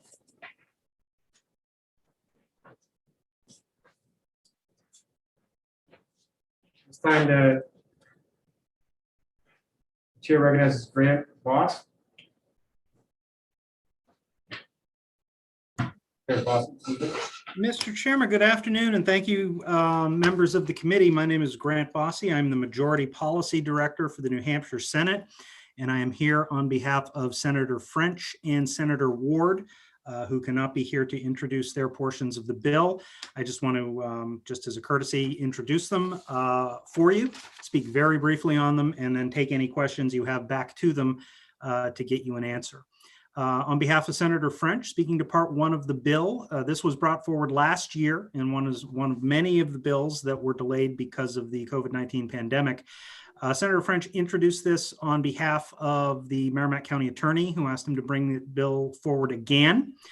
Currently, any person charged with violating any provision of RSA 265A2, 265A3, or 265A19 would be required to complete an IDCMP, a Certified Drivers Training Program, if convicted of DWI or DWI, and may register for such a program after attending or waiving arraignment in a criminal proceeding. As part of any sentence for DWI, individuals have to take classes. Often the trial can take a long time to occur. This would speed up the time to get their license back after revocation the state imposes. Again, this is allowing people to go about their lives while they are paying their penalty and getting them back into their cars so they can go back to work, take care of their kids, that sort of thing. I can go section by section if you want. I can speak to all four sections if you'd like. That's up to you, Mr. Chairman. You may testify as you wish. Okay, moving on to section 2 from Senator Ward. This would provide exemptions from prosecution for victims of human trafficking. Again, this is for minors, victims of trafficking, 18 years of age, who is a direct victim of human trafficking. They would not be subject to juvenile delinquency proceedings under RSA 160B for any otherwise chargeable offense, including indecent exposure, prostitution, trafficking of persons, or chargeable as attempt, conspiracy, criminal solicitation, being an accessory to, or aiding and abetting to any of these offenses. The bill also gives courts guidance on how to handle these cases. Senator Ward worked closely with the Coalition Against Sexual and Domestic Violence and the New Hampshire Voters Against Human Trafficking on this version of the bill. And it's to apply only to the very specific offenses that are a direct result of being trafficked. It does not apply to any violent crimes or threats of violence. Those should be handled differently. Those are serious crimes, and being a victim of domestic violence does not excuse you from prosecution under them. But we think this is a good way to make sure that these victims are not otherwise victimized by the criminal justice system, and appreciate your consideration of part 2. Moving on to part 3 from Senator French. This is a very simple bill, a consequence of Americans living longer. It takes the guardianship by grandparents currently in our laws and extends it to also deal with great and great-great-grandparents. These are obviously rare cases, but when possible, for guardianship of young children, we have a preference in our law to keep it in the family if possible. This would allow that for these families across generations. And finally, speaking for part 4 on behalf of Senator French, similar to part 2, this is immunity from arrest or prosecution for prostitution for seeking medical assistance or reporting certain crimes. Over the years, Senator French has heard over the years from women and men who were forced into prostitution. They worry about reporting crimes due to fear of prosecution for their own activity. This bill would open it up and give these women and men a safe path to call the police, to seek help, to seek medical attention, to report other more serious crimes, and to save lives without fear of prosecution themselves. So that's parts 1 through 4 of the bill on behalf of our senators. And I want to thank the House for its consideration of Senate Bill 122.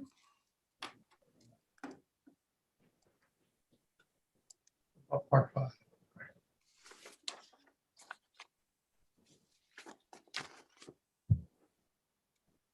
Representative Testament. Thank you, Mr. Chairman. You said you're testifying for Senator French and Senator Ward, I assume. Yes, and I am not a subject matter expert, but if you have questions, I can take the questions to them and make sure they get you an answer. I'm trying to get an answer. Are you going to testify on the last section 5? No, Senator Bradley has not asked me to do that. I was prepared to address sections 1 through 4. The chairman inquired a question, and I want to thank you in advance for taking my question.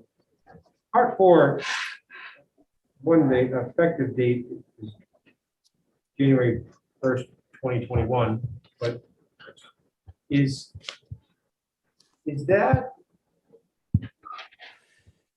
similar to House Bill 123? I'm not sure if you know. I can check on that for you. Which House bill was that again? House Bill 123. House Bill 123. Let me check on that. And obviously, as bills move along through the process, sometimes effective dates have to be moved back. So, and just to clarify, that bill passed, it's now in the Judiciary Committee. They already have a hearing on it, but the committee made a recommendation. I don't want us to get our efforts out, but if you may report back to us if that bill, House Bill 123, that passed as amended, were to pass in the Senate, we would obviously strike part 4. yeah, as I understand it, the Judiciary Committee held the hearing yesterday, has not yet acted on that. I can check with Senator Carson and see what the spirit of the Judiciary Committee is on that bill, and get back to you. Thank you very much.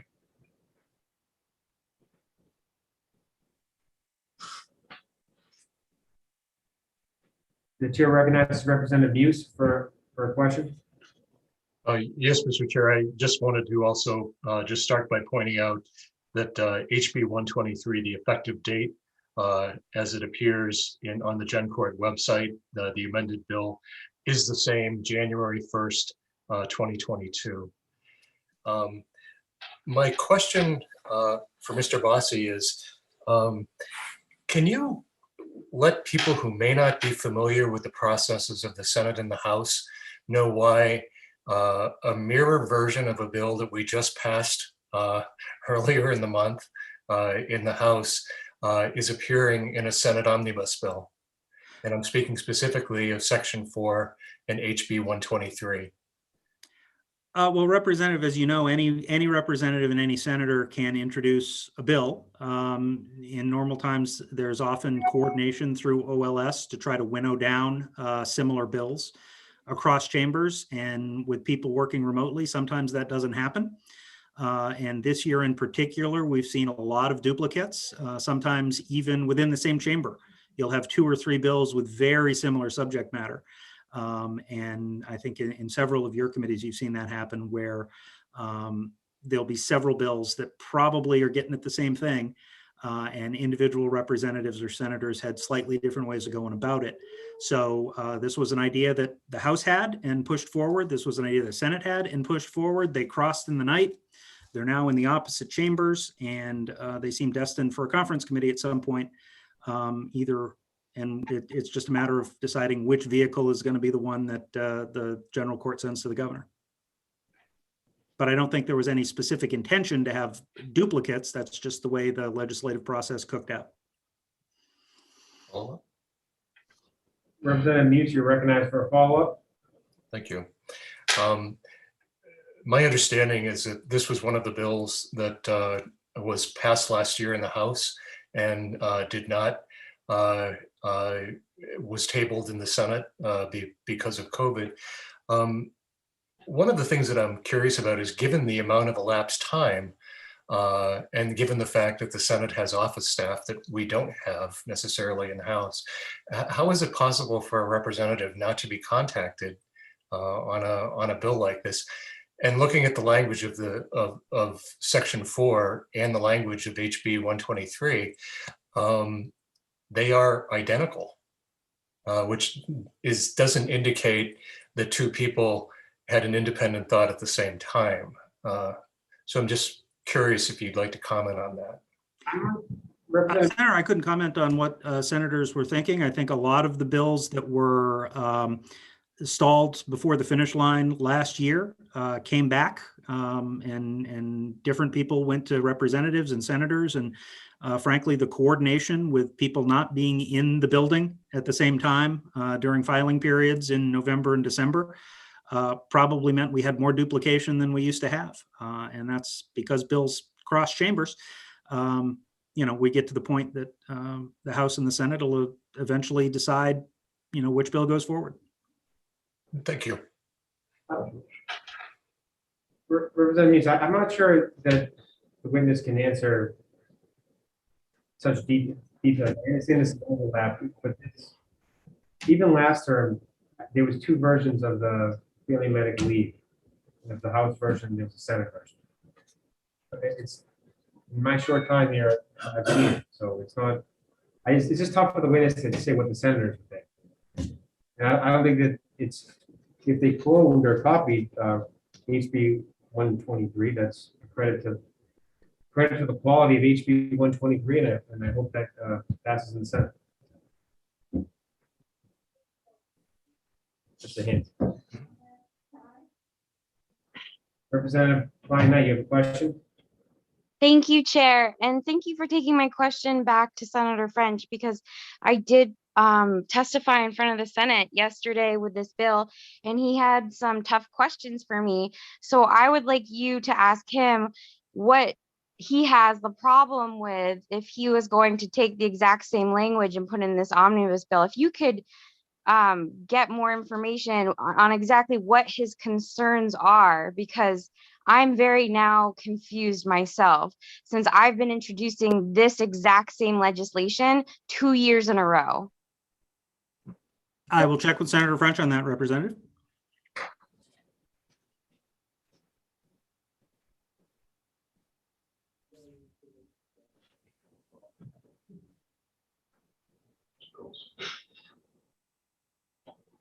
Anyone else have, any members have any questions unrelated to the Senate procedure? Representative Muse, do you have a follow-up question? I do not.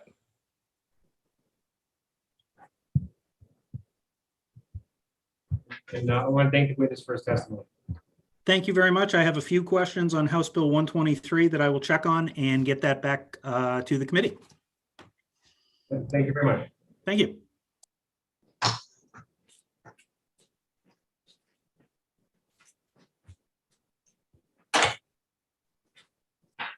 Representative Klein, I am pulling for HB 123.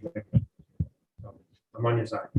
Thank you, Chairman. I really do appreciate it. As again, if I could just speak real quickly, I was very confused when testifying before the Senate yesterday, and Senator French did have concerns with the bill. So I am now very confused. I'll have to play it back and watch it. The chair will now recognize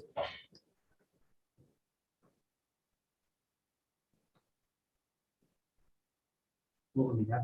Oh, straight down. Start shooting. Pamela? Hi. Oh, can you hear me? Okay. Good afternoon, Mr. Chair and members of the committee. My name is Pamela Kylik, and I am the Public Policy Specialist at the New Hampshire Coalition Against Domestic and Sexual Violence. I am here in support of SB 122. specifically parts 2 and 4, which relate to exemptions from prosecution for victims of human trafficking and granting immunity from prosecution for victims of sexual assault. The coalition did not initiate the bill, but worked with the sponsors and Senate Judiciary Committee to amend these 2 provisions, and we support the bill as amended. Thank you so much for this opportunity to testify today. Just briefly, part 2, New Hampshire's human trafficking statute has successfully worked to ensure that victims are able to vacate certain convictions for charges brought against them as a direct result of being trafficked, while also upholding important safeguards to ensure that traffickers can be prosecuted for their crimes. As amended, this bill maintains that standard and will ensure that human trafficking cases can be effectively prosecuted while also recognizing the complex and nuanced reality experienced by human trafficking victims. In terms of part 4, as you noted, the last speaker noted, section 4 is identical to HB 123, a bill that your committee previously supported and helped pass the House. We fundamentally believe that the fear of being arrested should never prohibit a victim from reporting that they have been sexually assaulted, and this protection should apply to individuals who engage in prostitution who are particularly vulnerable to sexual violence. Most importantly, through the passage of this bill, New Hampshire will be aligned with federal policy and ensure compliance with the Violence Against Women's Act, or VAWA, which prohibits states from requiring a victim of sexual assault to participate in the criminal justice system or cooperating with law enforcement in order to receive a forensic medical exam or other services that they're entitled to by the state. In conclusion, SB 122 is aligned with our state efforts to support victims of both human trafficking and sexual assault, and we urge the committee to support this bill. Thank you so much, and I'd be happy to answer any questions. Thank you. Thank you for your testimony. Seeing no hands raised, the witness is excused.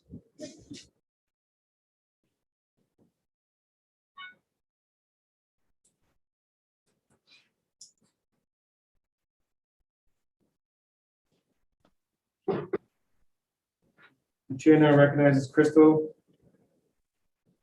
Dubois, hello, hi. Thank you to the committee for hearing my testimony. Thank you, Chairman. My name's Crystal Dubois. I'm a social worker. I've been a social worker for over 20 years for people who've been involved in the sex industry, a large proportion of those survivors of human trafficking.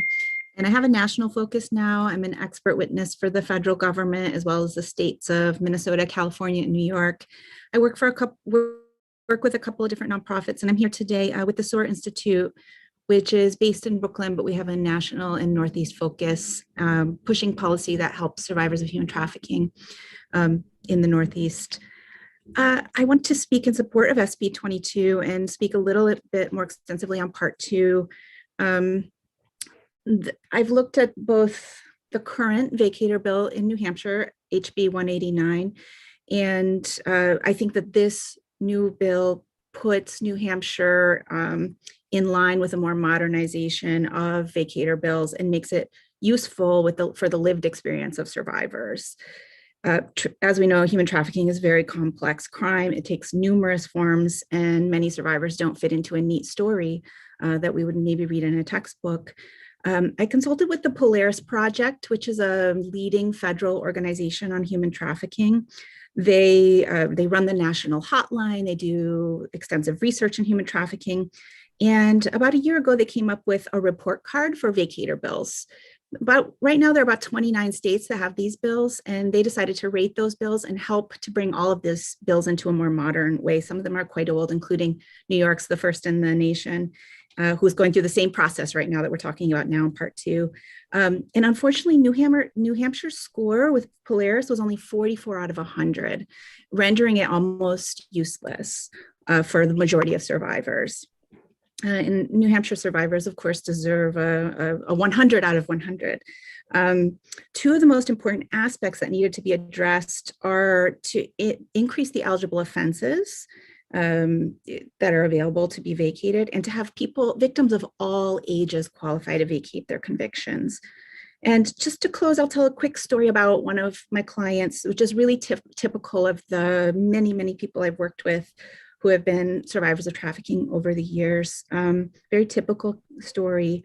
Her name was Jessica, and she was trafficked into prostitution at the age of 23 by a man who posed as her boyfriend and then maintained control over her for 5 years by using threats against her child. Eventually, she escaped, and once she did escape, she had 10 convictions for prostitution and 2 for shoplifting. Her trafficker induced her to occasionally shoplift items he used to make drugs to avoid detection of the pharmacies, etc. With the help of social workers in her religious community, Jessica escaped and secured her child's safety.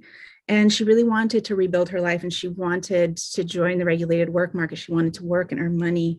Her dream was to become a home health aide or a school crossing guard. Those are the things she really wanted to help others and give back. But both these fields had job openings, but she found quickly that with her record, she could not get a job in almost any field that she was interested in, or any field that at all with this criminal record. She was able to vacate her convictions, and she was able to get a dream job in one of these fields. I tell this story to explain exactly how this law works and how it's extremely important. Without vacating this, and she was an adult when she was trafficked, a young adult. If she wasn't able to vacate these, she would have wound up in an unregulated work market, and she would never have been able to realize her dreams or heal from her ordeal. So really express support for this part 2. Finally, I want to also express my support for part 4. As we have discussed here today, this part has been discussed in other hearings, so I won't elaborate, but I strongly support, in my many years of working as a social worker with these survivors, that they are afraid to come forward. They are afraid to report some of the most horrific crimes that are taking place in our society. And it is really on us to create an environment where people who want to report these criminals who pose as the clients of sex workers to come forward and get these guys off the street. So I really support part 4, even though I understand we have all discussed it before. Thank you for hearing my testimony. Thank you. Seeing no hands raised, I want to thank the witness for her testimony.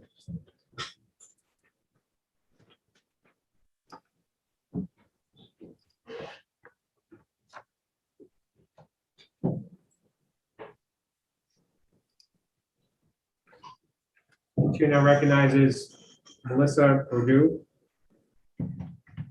Yes, hi. Thank you so much for having me testify today in support of SB 122. I will be brief, especially since my co-director, Ms. Du Bois, just testified before me. But my expertise is as an attorney and advocate, and I'm the co-director of the SOAR Institute with Ms. Du Bois. And I had the honor of filing and winning the first ever vacator motion in the country, since New York State was the first state to pass such a law. And I have advised attorneys all over the country, legislators all over the country, in terms of having the most favorable vacator law, favorable in terms of supporting survivors of human trafficking. I strongly support part 2, right, related to exemptions from prosecution for victims of human trafficking. That's the only piece of this omnibus bill that I'm here to speak about today. It really is so important for survivors of human trafficking to be able to move forward with their lives, to be able to obtain employment, have their families intact, obtain housing. And the way through that is through vacatur, or sealing. Different states, of course, call it different things, of their criminal record, which continues to saddle them with this insurmountable burden even after they leave, even after they're able to escape from their traffickers. In fact, I was just called 2 days ago by a former client of mine who I helped to vacate numerous convictions in a few different jurisdictions, and she is about to complete her paralegal certificate. And she would not have been able to do so and to work as a paralegal if she had still been saddled with a criminal record.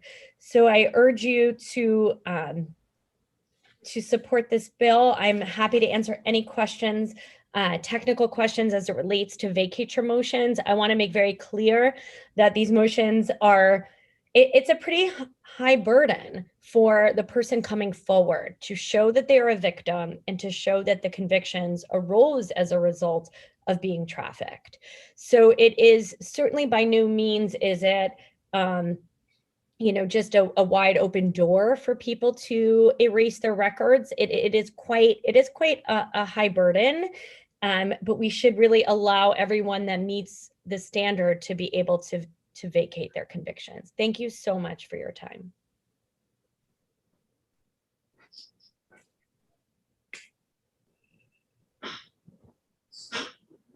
Representative Muse, you're recognized for a question.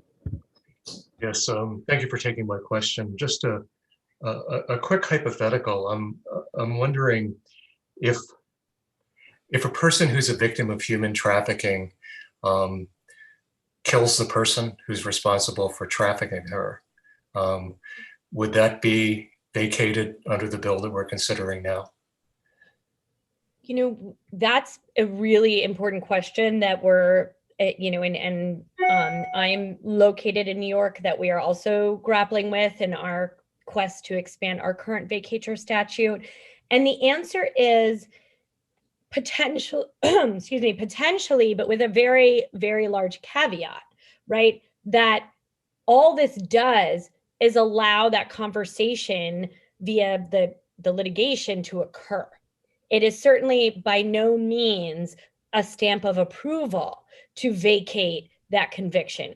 It simply allows a court, right, a prosecutor to hear the facts, a judge to hear the facts, and to make a determination based on a particular set of circumstances. So again, look at it as a way of being able to just have that conversation in a court of law. It is certainly not dictating what the outcome would be.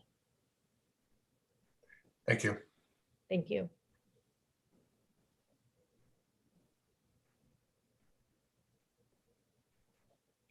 Seeing no further hands raised, I want to thank witness for a testimony. Thank you.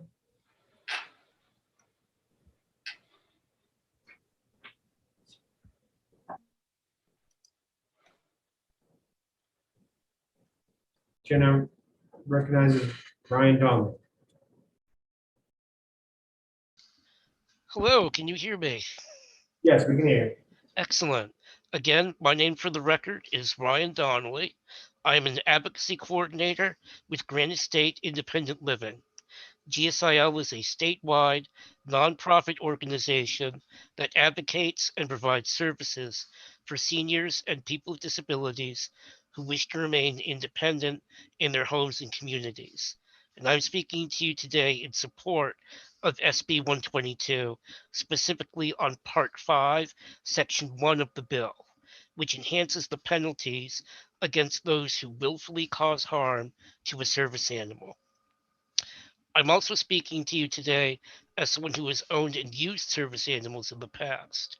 I know firsthand the importance of the work they do, as do many of GSIL's consumers and staff who have also benefited from the use of service animals in their lives.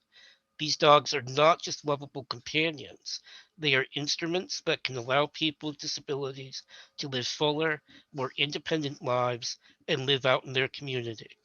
If anything were to happen to a service dog that made them unable to perform their tasks, that impacts not only the animal, but also places a tremendous hardship on their owner. In light of this, and in light of learning that service animals are offered no enhanced protections under current state law to reflect the important work that they do, we ask that this bill be brought forward. Under Part 5, Section 1 of SB 122, a person who willfully causes physical injury to a service animal or willfully allows his or her own animal to do so will be charged with a Class B felony. If the injury to the service animal is severe enough that the service animal is found by a trainer or veterinarian to be incapable of returning to work, that charge will be increased to a Class A felony. By enhancing these penalties, This bill will protect a resource for people with disabilities that is not only important for their independence, but also quite expensive, with the total cost of training averaging to around $20,000. While it's true that a service animal is not required to be certified or professionally trained, most dogs are obtained through a reputable organization that specializes in training these animals. Alternatively, folks can find a professional trainer to train a dog who has the temperament and aptitude to be a service animal. Such dogs are usually trained to the standards of the International Assistance Dogs Association. On the flip side, dogs who are poorly behaved in public and are not trained to assist their owner do not meet the definition of a service animal under the Americans with Disabilities Act, and thus are not afforded the same protections and considerations. With this in mind, I hope the members of this committee will choose to support SB 122. Thank you for the opportunity to testify before you today and for all the hard work you perform on behalf of New Hampshire citizens.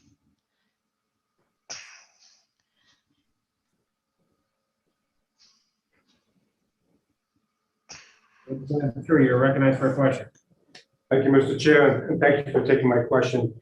Can you tell me, is there a legal definition of what a service animal is? There is a legal definition, and that definition is found in the Americans with Disabilities Act. Essentially, a service animal, again, they don't need to be professionally trained or certified in any way, but the basic requirement is that a service animal has to perform some kind of task to assist a person who has a disability. Something like, say, picking something up that a person has dropped, or helping to open a door, things of that nature. Representative True, you're recognized for a follow-up question. Thank you very much, Mr. Chair, and thank you for taking my follow-up question. In New Hampshire, this bill would have a Class A felony as a penalty. Are there examples in New Hampshire where an owner of a dog intentionally and willfully allows his dog to so cripple a surface animal that it would be a Class A felony? I can't speak to any specific cases, but I can tell you over the years, our organization has heard horror stories of incidents where their dogs have been harmed or distracted in some way, sometimes to the extent of not being able to perform their duties anymore, either through physical injury or some kind of emotional trauma that makes them unable to perform their work in public. But again, I can't speak to any specific cases. Thank you.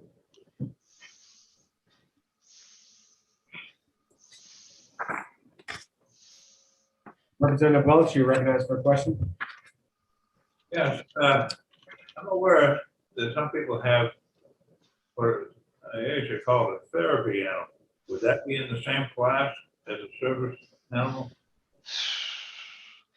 A therapy animal, like an emotional support dog of some sort. I will admit I'm not certain if that falls under the same definition as service animal. When we think of service animals, we think of an animal that accomplishes a physical task to assist somebody with a disability. Again, say I drop my keys on the ground, but I'm in a wheelchair and I'm not able to reach down and pick those up. A service animal could pick those up for me. Or if I need help getting into a building, a dog can grab onto a rope handle and open the door for me, something like that. But a support animal whose only function is to just provide comfort for an individual, I don't know that that's covered. Thank you.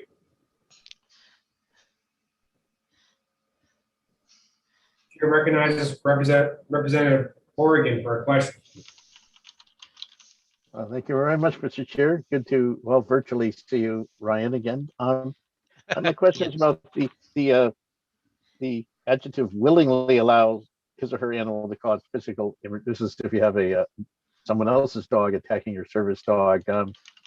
So that seems to exclude something that happens a lot where the working dog is busy working, and then you have a civilian dog who doesn't understand, and sometimes that causes conflict between the dogs, especially if the non-service dog is off leash. So is that you think that's the intent behind the bill, to not prosecute people for those for incidents like that, or should they? Absolutely, absolutely. I 100% agree with that. Okay, sure. That's why it's there. Okay, yeah. All right, thanks. Mm-hmm.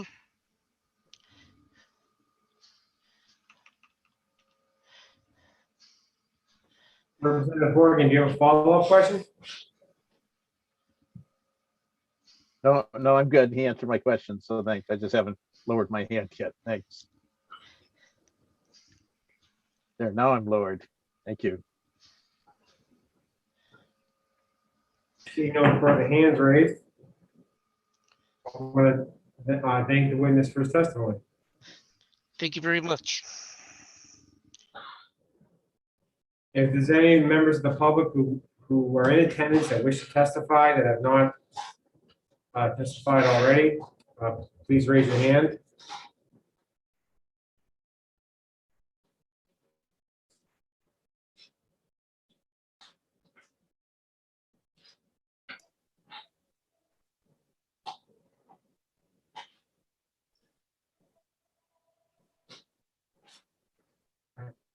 If you've already testified, you're not permitted to testify a second time.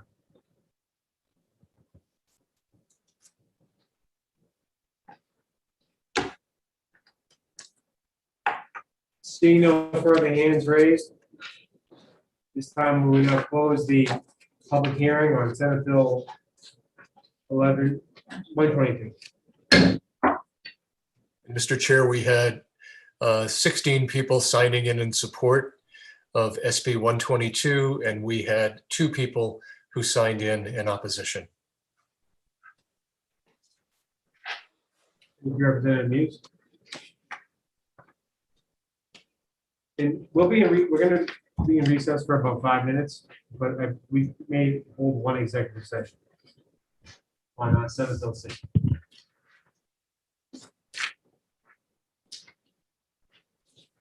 We'll be in recess. We'll just say we'll be in recess for 3 o'clock.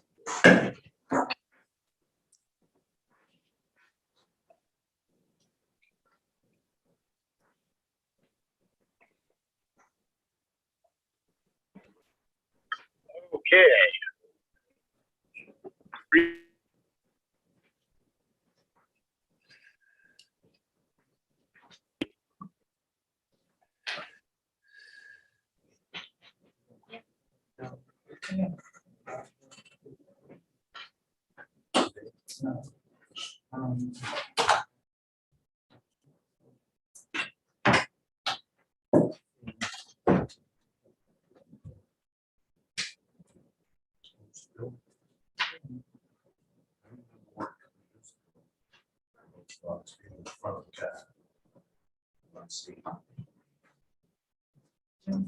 Yes. We remember that we had to go through 50 something. This year? Yeah. 338. Who knows that? I know. I'm like Raymond. Yeah. So what did we do with it? We passed it. We did. You amended it. Make it. I wanted to make it felony. Yeah. Class B. No, it was something. Oh, is that the tampering with golf balls and We had stuff? 16 different Yeah. proposed amendments, which means none of them were passed, except yours. That's my understanding, even though that passed on consent last year. Wasn't making it up this year. That's true. Everything he just said was true. There was 9 amendments. And everybody was like, it's not strong enough penalty, and then we made it stronger. And then they were like, this is mean.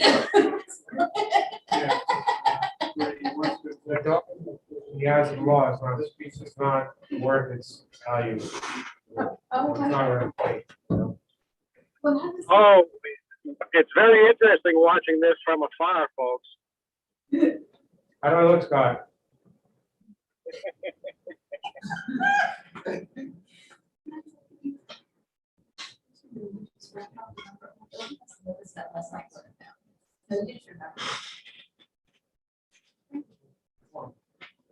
When I was looking at you about 122 about the prostitution part, thinking, didn't we just pass a bill like this? You said on there was oh, he must have just looked that up. No, you just. Well, that bill has been. But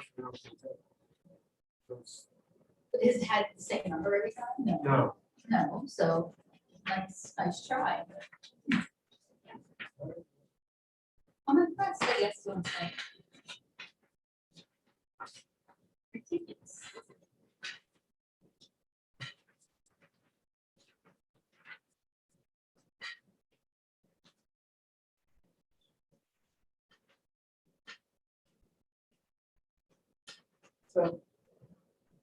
So now it's a class B felony. I don't like this. If you didn't like 338. Right. I don't expect like you to to like. No. Yeah. No. So can we take it out? That can be on the table. I'm thinking that, what's the penalty for abusing a dog? I mean, just not a service dog or emotional support dog, just abuse animal cruelty. They should all be the same. I mean, I understand it's maybe arguably inherently worse to do with a service dog, but. So it's going from a misdemeanor to a class B. No. And if the person is, even if the animal is, I guess, put out of business, it becomes a class A. This is crazy. That's crazy. Yes, it is. Take this out. This is really bad. And I know that, look, you think I'm supportive of that. I'm not, I agree. It should be the same either way. It's just, I mean, it's one thing to be a class B or a class B. I mean, have it.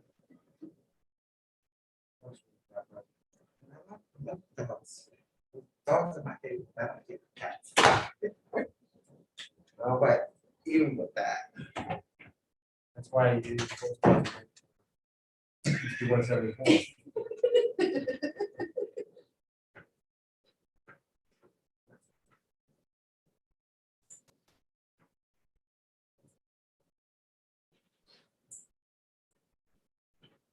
I believe it's on this.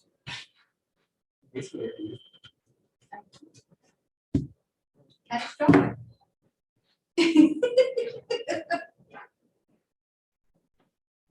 I just, Are we gonna get out early? yeah, we're gonna just exact one that it up. I knew Scott was trying to sign in. I can't see him on my screen, but there he is on the big screen. So we're signing at 3, right? But because I said we were, I said we were. How's that? 3, so Can you see that? There you go. Looks a little gray there, though. Oh, it's quite gray up here. please don't get disconnected in the middle of the vote.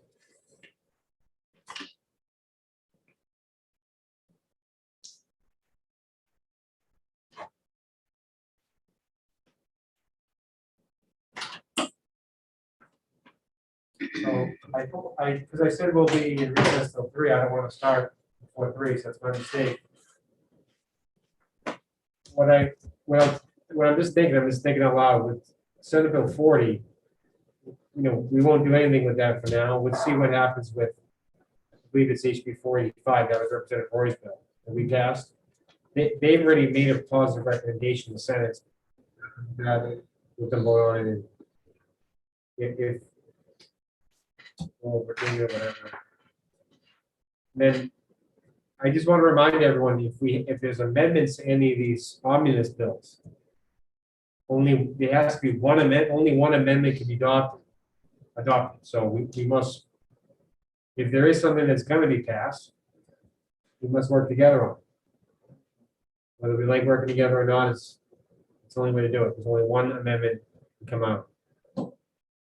So if you have an idea for a section, maybe we, maybe Representative Gaffer, you want to maybe just kind of communicate that. Myself and Representative Welch will we'll see what we're doing. We gotta find out what happened in the Senate with the 1, 2, 3. That's right. Well, House Bill 123 is ready for prime time. Right. The one in Senate Bill 122, it has to be amended because it has the wrong effect. Sure. So. Want to take that? Probably. Either. Still allow it over there. We'll just keep it and see what we. I'll use it the very first time I filed an amendment. I remember it very well. It was to amend the budget last term because the Internet Crimes Against Children Division was defunded. It was $500,000. I believe that was a very important division to remain intact. I put an amendment in. I had 4 other co-sponsors, and I left some room in case my friends across the aisle cared to join me in co-sponsoring me bipartisan amendment. My troubles, and I didn't even know how to file an amendment at the time. It took me a lot longer than I probably should have. That amendment was essentially cloned. It changed one reallocation of money, which has nothing to do with the concept of the bill. I mean, the policy was not changed. Then the order of business was changed, so that even though my amendment was filed first, the other amendment went to the front of the line ahead of mine. My amendment failed, but the other one passed. Oh, good. And despite my name not getting credit for the amendment, I still take credit for the passing because I raised the awareness. I got what I wanted. So whether HB 123 passes, I mean, we all deserve credit for it because we worked on it and I'll get it right. I think I said something stole my participation. Hey, didn't matter.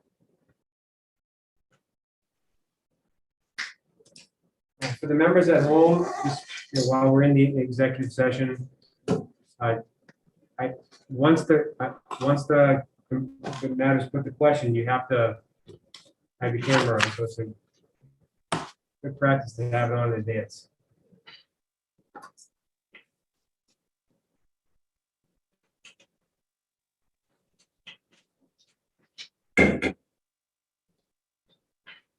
At this time, we are going to open the executive session on Senate Bill 60. Representative Conley, do you wish to be recognized to make a motion? Sure.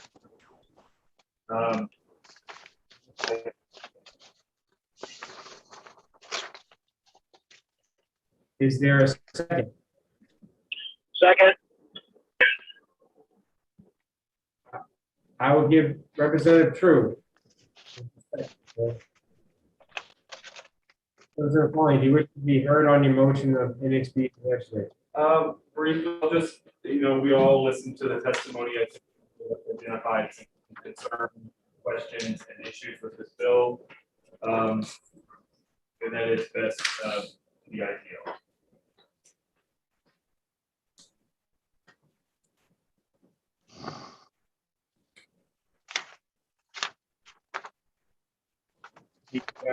Now open for discussion.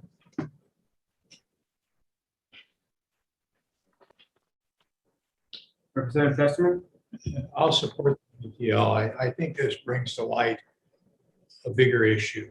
And the people in favor of marijuana are trying to duck this. Somehow find an effort to come up with a way to test very quickly persons who are under the influence of marijuana.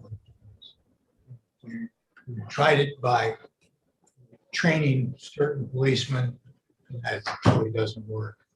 But I know it's been a dangerous, but we've got to find a way, like a breathalyzer test, to do this.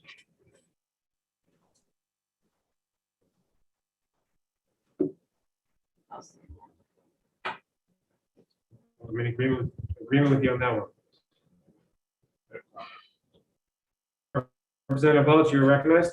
Yeah, I was asked to sponsor an amendment that would protect those people who have registered. The section shall not apply to individuals who have been issued a registry identification card. I would say 126-X or its equivalent, with respect to the therapeutic use of cannabis. The fact that this was actually asked for in the Senate and it didn't appear in the bill, I'm willing to go with the ITL. I think the concept trying to accomplish is important, and I think you all agree. Someone who's smoking and driving at the same time, marijuana, it's not. That's illegal, and it should be. But here, I couldn't get past the least accessible to the driver, especially if you don't have a trunk. Your vehicle. My wife and I both don't have a trunk vehicles we have, so. I mean, you can be driving, I can be driving and someone sitting in the passenger seat who has a prescription, but it's unsealed, would have to put that, I'm not even sure where they would put it.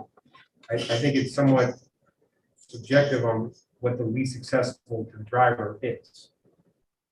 So with that being said, I know there's people who draw an analogy to alcohol, but a bottle of alcohol is usually, it's bigger. We're talking about something the size of a penny.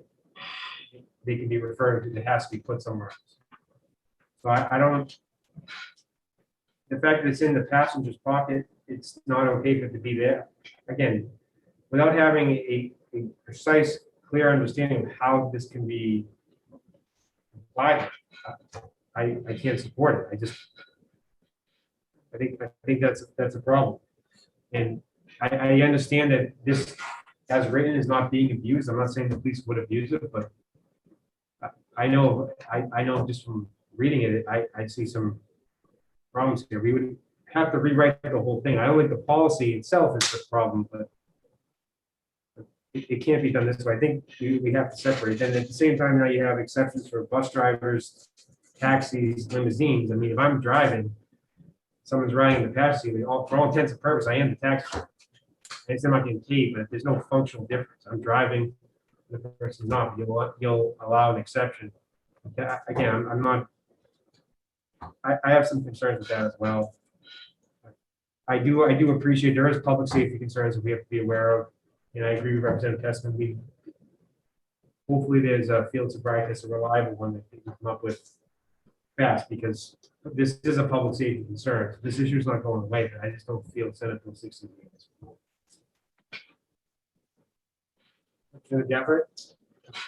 Interesting, because when I first read this bill, like right off the back, I said that bill ITL. And what really got me was, I'm like, I know that we have different laws about marijuana, how much you can have, and all those types of things, but I thought this was an invite to even drug dealers to actually carry marijuana in the trunks and things of this nature. I think that's broader than just what they were talking about today. I just thought it was opening up a can of worms, since we have a limit, I think, to what you can have. But the way this was worded and sealed and all those types of things, I felt that people could have as much as they want, as long as it's sealed.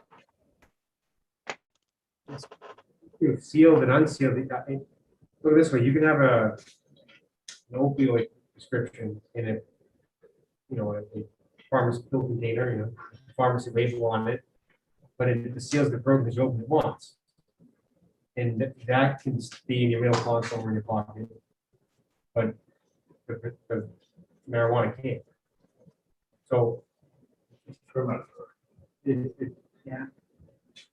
And then if you buy it for recreational purpose, it's still a crime to buy it. But once you've done that, how do you, if the Ziploc bag is closed, is that sealed or is it? I don't.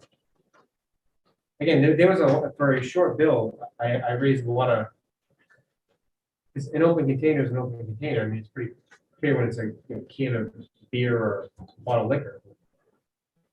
I just. We protected people who carry the medication with them.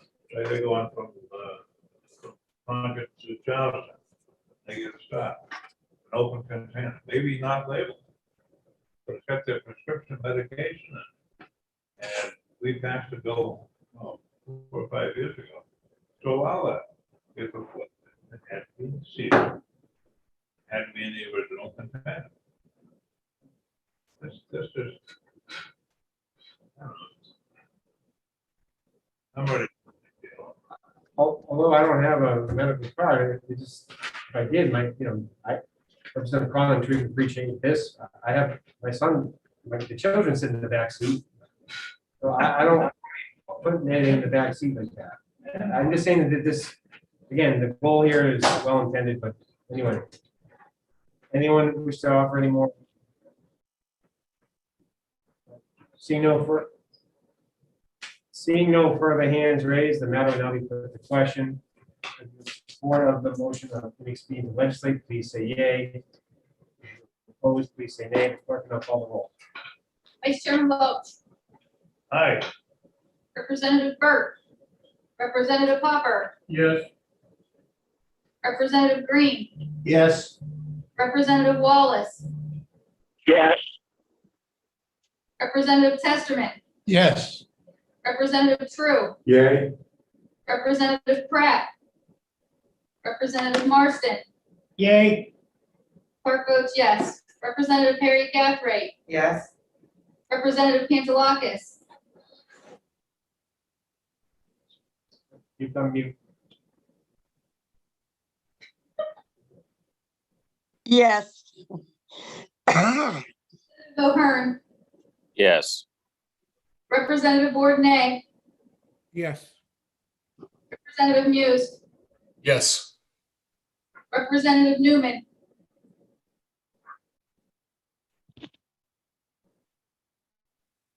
Yes. Representative Horrigan, Yes. Representative Conley, Yes. Representative Klein Knight, Yes. Representative Bradley, Chairman Abbas. Chair votes yes. Mr. Chairman, the vote is 18 yea, 0 nay. Move for consent. Yep. Mr. Chair, was that 15-0? 18. 18-0, thank you. Representative Crowley, will you be preparing a majority report?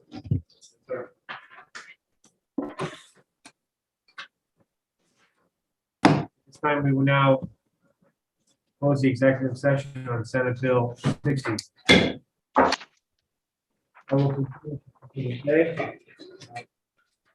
We are adjourned.